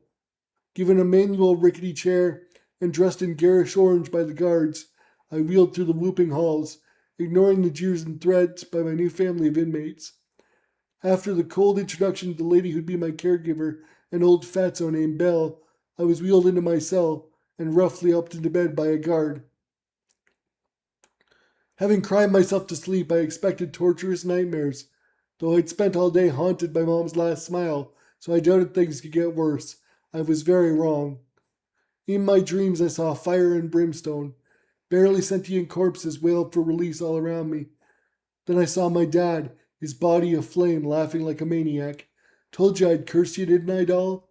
Suddenly his skin rent red and horns burst free from its burning skull. He held up a gun with a grin. See you later. There was a bright flash and a bang, and then I shot awake. There was screaming all around me, followed by familiar flashes and bangs above me, so I looked up to find the impossible flaming holes like portals in the air, from which had emerged guns that were blasting away, murdering everyone they or I could see. Horrified, I screamed in fear, closing my eyes like the kid who thinks if they can't see the guns, they aren't real. But somehow, some way, they were very real, and they weren't going away. Alarms wailed through the prison, drawing armed guards with batons, who were likely expecting a riot, some flaming toilet paper at best, not flaming assault rifles with unlimited ammo. Run, you fools! Please, just run! I cried. Naturally, they didn't run. so my body count only increased. The prison smelled of blood, sulfur, and S. Above my own remorseful crying, I heard probably the wailing cries of pain that eventually fell silent. All I could think of was Dad's rusted old gun that he probably bought off some dealer in Toronto where Rachel lived. My first kill. I effing hate guns. But that's why you chose this curse, right, Dad? It wasn't enough to legally ruin my life, was it? Demon or not, I'll end you for good. You just wait. Determined to spare whichever was fool enough to comfort me next, I transferred to my prison chair and reached up to grab one of the floating guns. Upon my touch, the old revolver cooled. I pressed it to my temple, thinking of Mom, and pulled the trigger. The gun fired, but I felt nothing. It turned out that in the imperceptible time between this round firing and hitting me, a flaming shield covered my temple that ain't the round. Guess that would make things too easy, right, Mom? I thought, depressed and annoyed. So what now? Do I just sit here till more people come? Won't they just die? I need to get far away from people somehow. As if responding to my will, another hell portal opened, revealing a rocket launcher. I braced myself pointlessly when it fired at my cell door, blowing my cell open while I was coated in a flame shield that protected me from the explosion. Okay, so maybe I have a modicum of sway over Dad's curse, I wondered briefly while I wheeled myself to the prison. Quickly I realized I was wrong, as more and more guns spawned to mercilessly mow down prisoners in their cells as I went. The curse only freed me in order to find more targets, didn't it? I realized, horrified. If it wasn't for the arsenal following above me, I'd look unassuming, given my hands were clean, though anyone on the security cameras knew better. Cursed or not, every death weighed on me like an ever-growing mass, meant to suffocate me to death pointlessly. I wished it would. Daddy wants me to suffer for the indignity of his well-deserved murder, so here I am, suffering. I only hope I still have this power when I get to hell. I rolled onward through the prison's exit, stopping only to puke till I couldn't anymore. During one such vomit session, I noticed the prison's priest lying dead in the corner by the intake desk, which gave me a desperate but possibly false hope. Maybe hell power won't work in a church. I'm no believer and it did nothing for him, but I doubt he was very holy.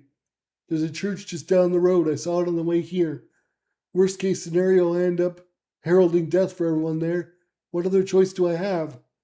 With the concepts of a plan decided, I blew up the main doors and rolled my slow ass way to the church. Screaming from the dying chased me all the way there until I rolled into the parking lot. Once I was on church property, my horrific curse subsided, leaving me just a normal crippled mass murderer. The relief I felt entering the old church was enough to make me cry tears of joy. In the name of God, halt there, convict, a 20-something looking priest commanded me. I put my hands up as if he had a gun drawn on me. Leave this hallowed place at once, he ordered. Forgive me, Father, but if I do, so many innocent people will die, I argued, not budging from the doorway. At first I doubted my eyes when watching our security cameras. You murdered countless people on your way here, and what, you've come to kill me next? You don't understand. My dead father turned demon cursed me. The guns are somehow his doing. I came here in the hopes that hallowed ground would neutralize the curse, and by God it has, I blubbered through tears. The priest clutched his cross in an iron grip. Say I believe you. What stops the curse from starting over the second you leave? I don't know. All I know is the guns are gone for now. Can't that be enough? I fear not, for all those lost to the curse, the priest said sadly. Please, Father, what should I do? I know I haven't acted very Catholic, but I was raised such. Only the Lord knows, miss. Cindy Lace. Ah, yes, the one incarcerated for patricide, per the news. Nice to meet you. I'm Father Don Hanks. Well, Father Hanks, is there anything I can do short of praying for peace? To my great dismay, the young priest shrugged. Where's your cross, Cindy? I haven't had one since my dad pawned mine for drug money. Father Hanks sighed. Take mine. May it become a pillar of hallowed protection as long as you wear it. He walked over to me bravely and slid the band holding the cross around my head, letting the golden cross rest above my chest. Somehow the cross felt reassuringly warm against my panic, sweaty skin. Seconds later, we heard the wail of coming sirens all around the church. My poor cerebral palsy-afflicted body tensed hard. Father Hanks looked guilty. Forgive me, but I called them when you entered our parking lot. It's okay, Father. Thanks for your time. I'll make my way out so they don't come in guns blazing. I forced a sad smile. God be with you, Cindy. You too. Taking a deep breath to brace against the chaos I knew would follow, I pressed the door opener button and rolled out to face the vengeful horde of police. Unsurprisingly, there had to be at least 10 cops, all pointing rifles and pistols my way. I tried to look calm while I raised my hands, fully expecting a hail of bullets to end my troubles for good. Instead, I was violently hauled into a police van, wherein a buff guy in a stereotypical government suit waited. I began to laugh so hard tears were streaming down my face. Something funny, criminal? The agent asked calmly. It worked! None of you died! Thank you, God and Father Hanks, I exclaimed, relieved. What the hell are you blathering about? Hell indeed. Hurry up and kill me before the cross stops working. I must have looked utterly mad to the poor agent, who made no move to kill me. Where's the justice in that? No, you get the honor of rotting underground in one of our black sites till we know what to do with you. Justice? You're kidding, right? Nothing will balance the mass murders this curse has brought in my name. I suppose in principle we agree there. What's this about a curse? I did my best to look deadly serious. For the sake of your lives and my frayed mind, promise me you'll never take my cross or you'll find out. The agent smiled coldly. So that's what's stopping the guns from appearing? Yes, for now, I said, worried by his eager expression. Good to know. He gestured, and our makeshift convoy drove off from the church. To where, I didn't know. My new friend, Mr. No-Name Agent, remained awkwardly silent the whole trip. His eyes were hidden behind his sunglasses, so I couldn't tell where he was looking. An unknown time later, a hood was put over my head. I felt myself rolling out of the van, the rickety old prison chair creaking under my weight. I recognized the stench of a parking garage and the ding of an elevator, but had no context clues beyond that. All I knew for sure was that it was a long ride down. Finally, the elevator chimed, and the hood was pulled off my head. Welcome to your last home, criminal. The hole, the agent said. By this point, I was out of tears to cry, so I took in my new home. It was like a warehouse underground, but instead of items, there were clear cells with a cot, a toilet, and a lost soul. So many cages, so many people all looking dead inside. I was escorted to an empty see-through cell of my own, then shut inside unceremoniously. Well, I guess I'm home now, I thought, while feeling out my accommodations. I realized the agents gave me just enough space to do transfers, and that was about it. Defeated, I transferred to my cot, eager to be done with the day. The agents watching us had other plans. Right as I was about to close my eyes, the door to my cell swung open, and a large, starved-looking man was shoved in. Be warned, convict, this one's very handsy. Kill him for us and your accommodations will improve. Fail to do so and he'll kill you, the speaker in the ceiling above my cell warned. I refused. He can kill me. He'd be doing me a favor at this point, I said sadly. My fellow prisoner approached me, looked me over with a grin, then slowly sat down on the floor. I've done enough. Do your worst, he said somberly. It doesn't matter. I won't kill you, I said firmly. You have no choice. Take off the cross and let the magic happen, or we'll kill your grandmother, an agent over the speaker threatened. She's innocent, I yelled. Doesn't matter. Kill that convict and put the cross back on or she dies. What kind of government agents are you guys? The kind that don't exist. You have 5 seconds. Given the position I'm in, they probably aren't lying. I'm so sorry, I whispered to the man, now in the fetal position on my cell floor. Then I took off the cross. Instantly I felt the heat of hellfire as guns burst forth from Dad's curse that turned the poor guy into mulch. Fearing repercussions, I immediately put the cross back on before the whole rocket launcher part started. Well done, convict. You really are cursed, the agent said. See, it isn't me. It's my demon of a dad. So can I go now? I promise to never take the cross off, I pleaded with my last of my will to live. I'm afraid not. You're far too dangerous. Work for the government and your stay will improve. Refuse and you'll stay right there till you die, with Granny not far behind. You leave my grandma alone. She's all I have left. Besides, I killed a man for you. Does that seriously mean nothing? It means you saved the government some money compared to keeping him alive. Ironic for a disabled person. I sighed. Fine, I'll work for you. What's next? First, we bring you to your new home. Then you get sent on a trip. But first, you need a code name. Bullet, Shooter, Death Wheels, Gun Devil. Wait, you're religious, ain't you? How about Mass? A little play on religion and the mass casualties were not in its name. Sure, whatever, Mass it is, I said, stifling my offense at his cavalier tone. Shortly afterward, an agent arrived at my short-lived cell with the hood from before. Some time later, the hood was removed, and I found myself strapped into an inaccessible transit van headed towards a huge hotel. We knocked you out shortly after you left the cell. One of my female colleagues redressed you. Take a look, Mr. No Name said. Curious, I did as he suggested. I was wearing a purple dress and boots that reached a little high up my thigh for my liking. Should I complain about the hooker boots? Better not. I like it, thanks, I guess, I said. That's just a start. Take these. Smiling, he handed me a bag containing a passport, bank card, and cell phone. There's more in your suite, room 1004, booked out indefinitely for one Jane Mass. My only hope at freedom from the whole and further killing was just to say thanks, not wanting to piss him off. Though I was so naive to think my life of chaos was done, even if only for a moment. My new bestie, Mr. No Name, brought me into the hotel reception and motioned for me to check in. Once I was past the awkwardness of my new fake name, he wheeled me up to my room, pushed me in, and closed the door behind me. I'll be in touch tomorrow, Jane. Get some rest. Taking stock of my newest home, I was floored. There was a giant king-size bed with a grab rail, accessible shower with commode chair, a full fridge and kitchenette, and something hidden under the sheet by the bed. I awkwardly wheeled myself close to the last thing and removed the sheet. Before me sat a pristine, brand new electric wheelchair with a very on-the-nose flaming paint job and larger farm tires. Great, now I can bring death on 6 wheels, I thought, before transferring into my new ride. My poor ass hurt from the jail chair's crappy seat, so the gel seat in the fire chair was a welcome relief. I grabbed the care package from Mr. No Name, put the passport and bank card in my new chair's side pouch, after noting the pin written on a sticky note in the back of the card, and turned on my cell phone. A while later it was on, and what I saw scared me. A picture of my grandma walking outside her house.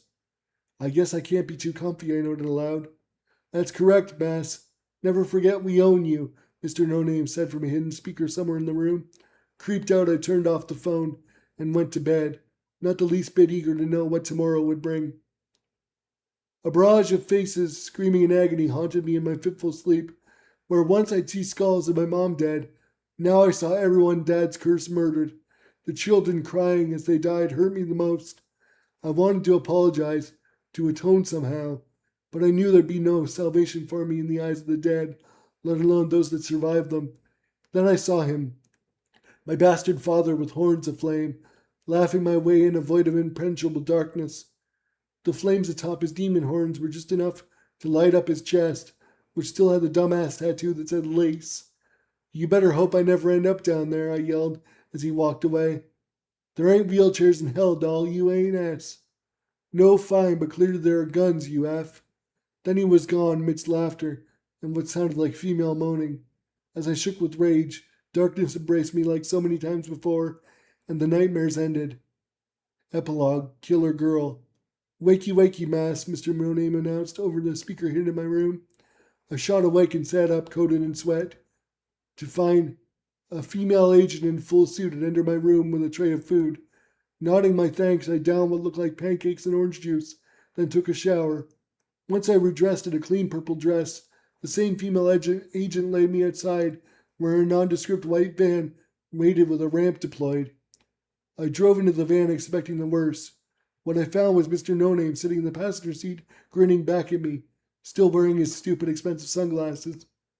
How you liking your new wheels, killer? He asked. Great, thanks, I said, trying to sound casual. Who do you need killed? We're sending you to Ukraine aboard an aid plane. You're to eliminate the Russian presence by order of the president and leave the Ukrainians be. I grimaced. You do realize my curse doesn't discriminate, right? I go there and everyone dies. Everyone. That's fine, to be honest. The president wants the land for casinos, Survivors would just muddy the property rights debate. You sick Fs, I thought, absent-mindedly gripping my cross. Noticing my expression, Mr. No Name looked pissed. Tut tut, Mass. Remember what happens to Grandma if you disobey, he warned. I remember, I said through gritted teeth. Good. Once you're done in Ukraine, the same plane will return to shuttle you to Gaza. Same deal, except this time it's to make room for a hotel chain. Any objections? Go to hell, effer. No, sir.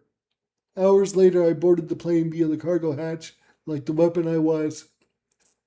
Inside, I was strapped down by agents in plain clothes, doubtless trying to look harmless, though I could see they were armed.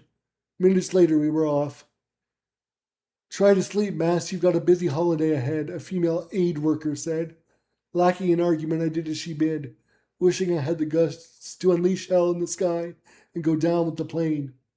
If I do that, Grammy gets murdered and all these effers walk free. I'll bide my time, I thought, as sleep took me. A sharp slap from my new favorite female agent roused me. We're here, bitch. You drive off this plane and wait till we're airborne. Then the cross comes off and doesn't go back till you see this plane again. Got it? Yes, ma'am, I said coldly as I exited the plane via the cargo ramp like the inanimate weapon they wanted me to be. A short while later, the agents had finished unloading the aid boxes that I was sure were empty, and the plane was gone, leaving me alone surrounded by rubble that was Ukraine. Bitterly, I removed my precious cross and pocketed it in my side pouch by my phone. Then I put my chair in high gear and began my holiday, as guns floated above me in blazing portals hunting for targets. It looked like a city while my stomach curdled. It wasn't long before my curse sensed human blood, and the deafening symphony of hell began to play. By which I mean people died to the beat of the artillery. Numb, I tearfully drove all the way to what looked like a city, while my stomach curdled with self-hatred and anxiety. Like clockwork, the screaming began. I'm so sorry, I don't want this, I swear to God, I kept saying till my throat was hoarse, though no one could hear me over Dad's guns. Hellfire kept me safe from the few Ukrainians who lived long enough to fight back, and seemed to keep my chair charged, while deep down I wanted it to die so the damage couldn't spread. Cowardly though it may have been for me to do, I eventually just closed my eyes and drove on so I didn't have to see their faces. But even behind my eyelids, I couldn't stop myself from imagining the carnage. My tears didn't fall, they crashed around me, and the sound of their impact hitting the deaf ears of the fallen. No one pities the murderer, cursed or not, I thought to myself. Remembering the fateful day I killed Dad with his own gun. Have I really not suffered enough, Lord? I prayed over the arsenal of hell that ceaselessly boomed all around me. Maybe it was God's answer, or maybe it was just luck. But above the din I heard a man cry out with a megaphone. Cindy Lace, can you hear me? Yes. Stay where I can't see you, it's your only shred of hope, I said, knowing full well the guns might find him anyway. I'm Hank from the Canadian Security Intelligence Service. Listen well, your grandmother Rose died in her sleep last night. Heart attack. You're being played. How do you know my name and situation? I said doubtfully. We've been looking into you since the prison incident.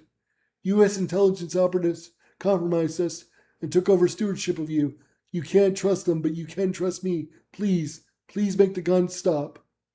I looked to the sky and saw the plane in the distance headed for the damaged airstrip they dropped me off at. Seizing my only chance at peaceful conversation, I donned my cross under the guise of following orders. How do you know my Grammy is gone? I cried, trying to stifle the tears. Check your phone. We're running a localized hack on it now. I turned on my phone screen to find an image of a death certificate and a picture of my poor Grammy being wheeled away into a hearse. I swallowed my misery long enough to say, Thank you, Hank.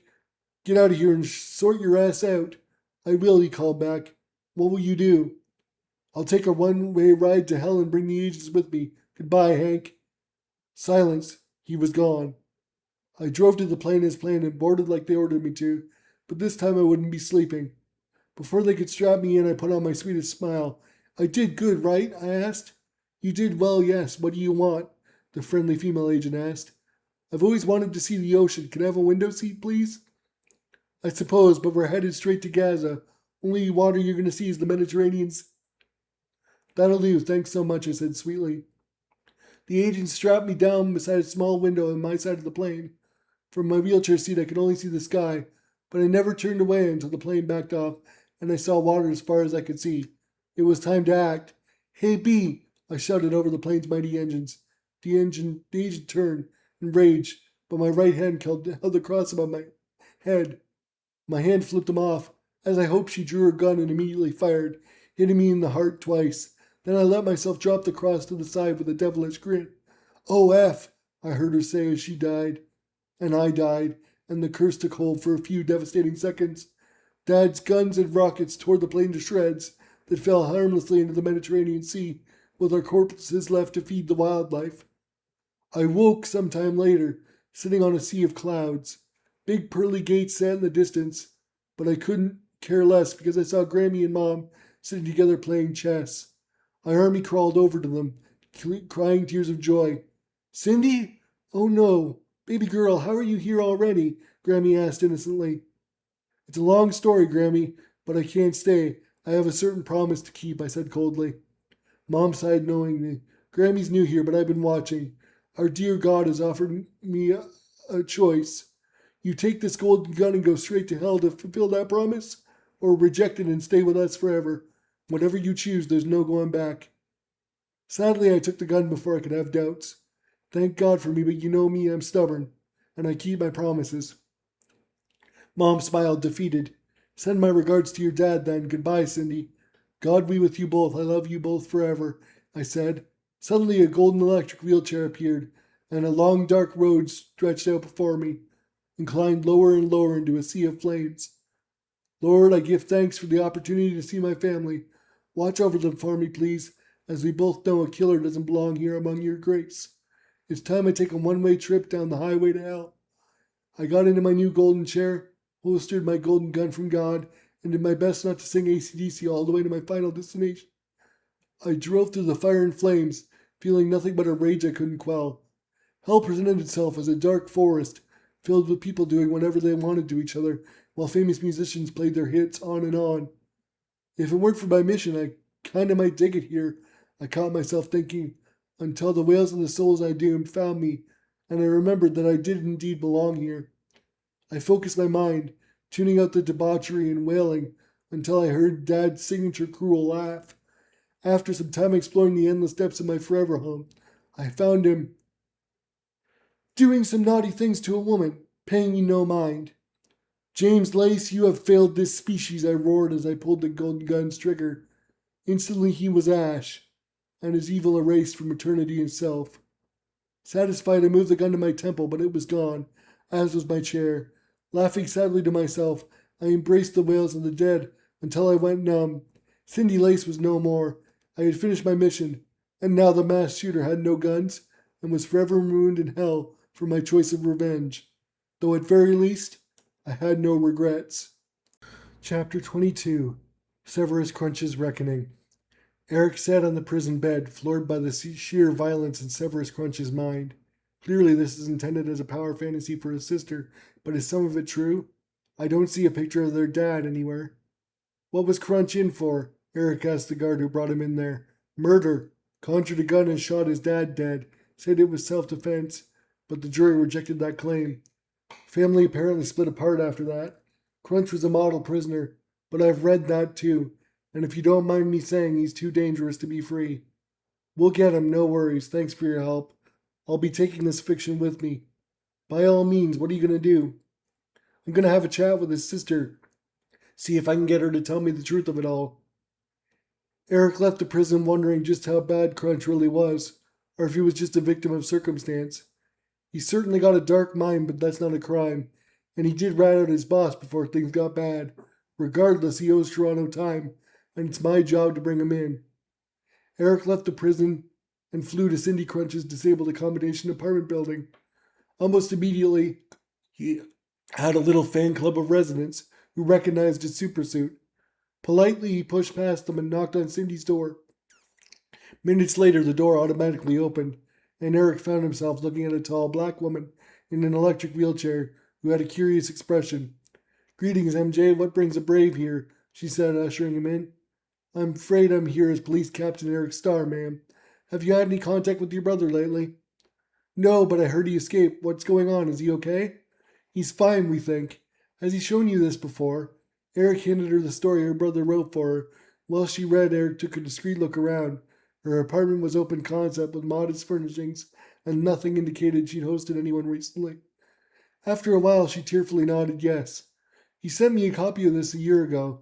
Said it was how strong he knew I was deep down. Is any of it real? Eric started. It's very dark. We're just concerned here someone else might get hurt. Our dad was as depicted. It wasn't me who shot him, it was Sev. The rest was just fiction, except for the curse part. Sev thought his powers were a curse, because kids would bully him into giving them weapons. And Sev felt like everything they did was his fault.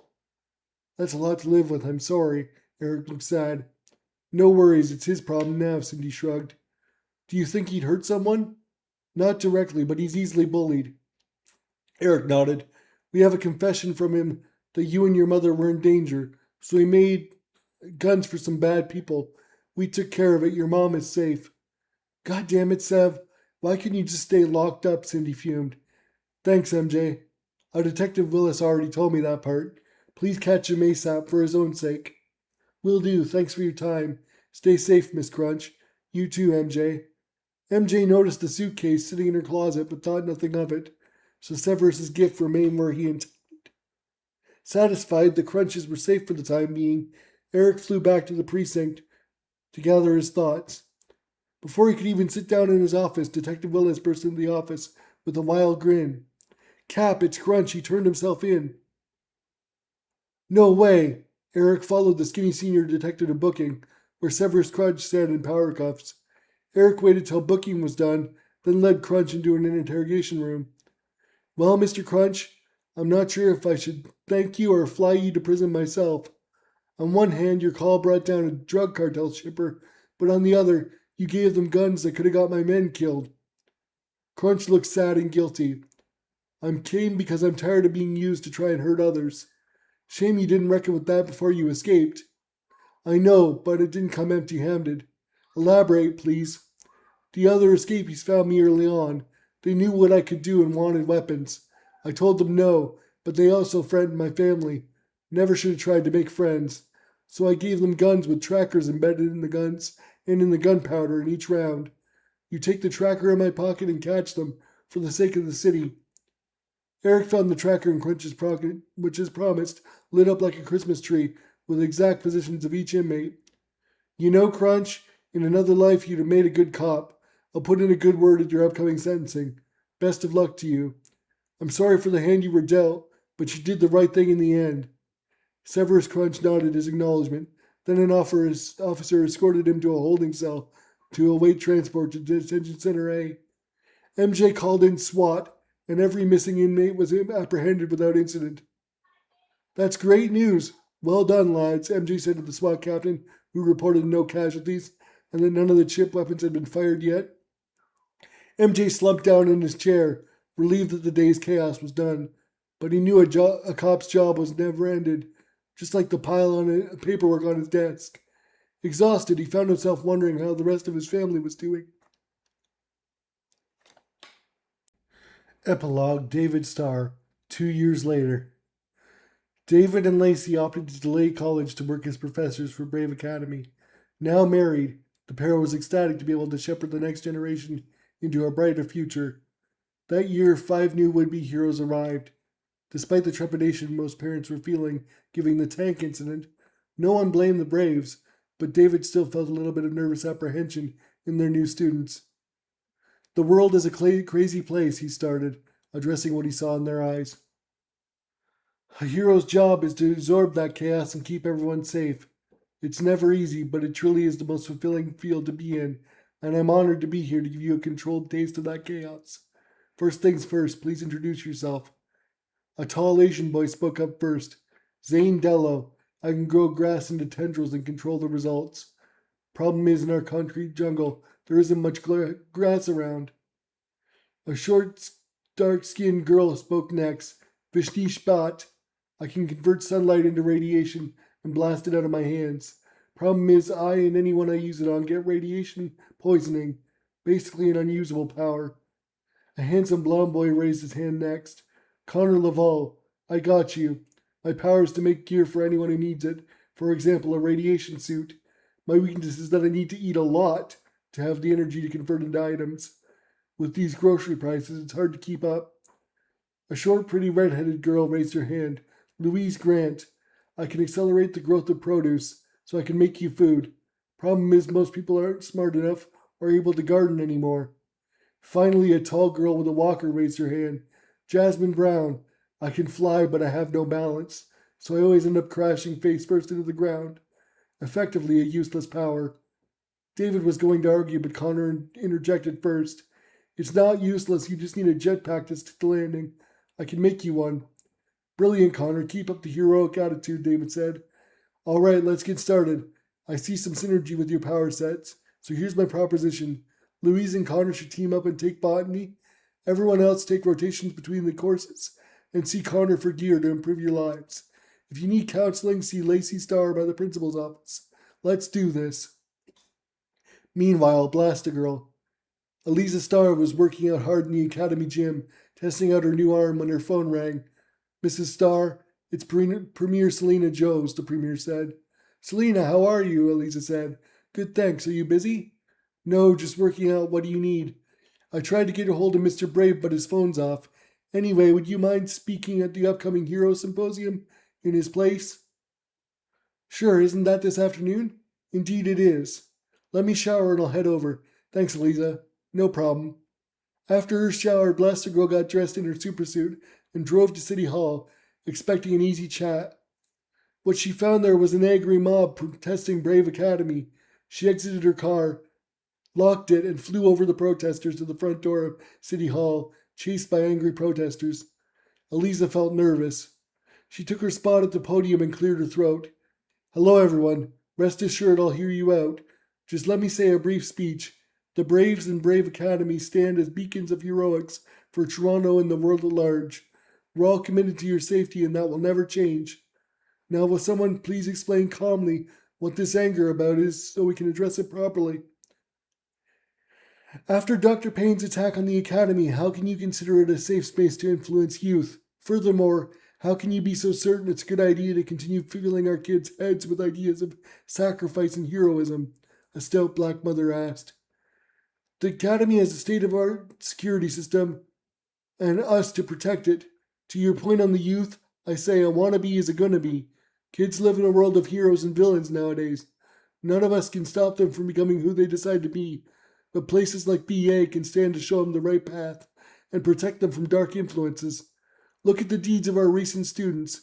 Were it not for them, the casualties would have been incalculable.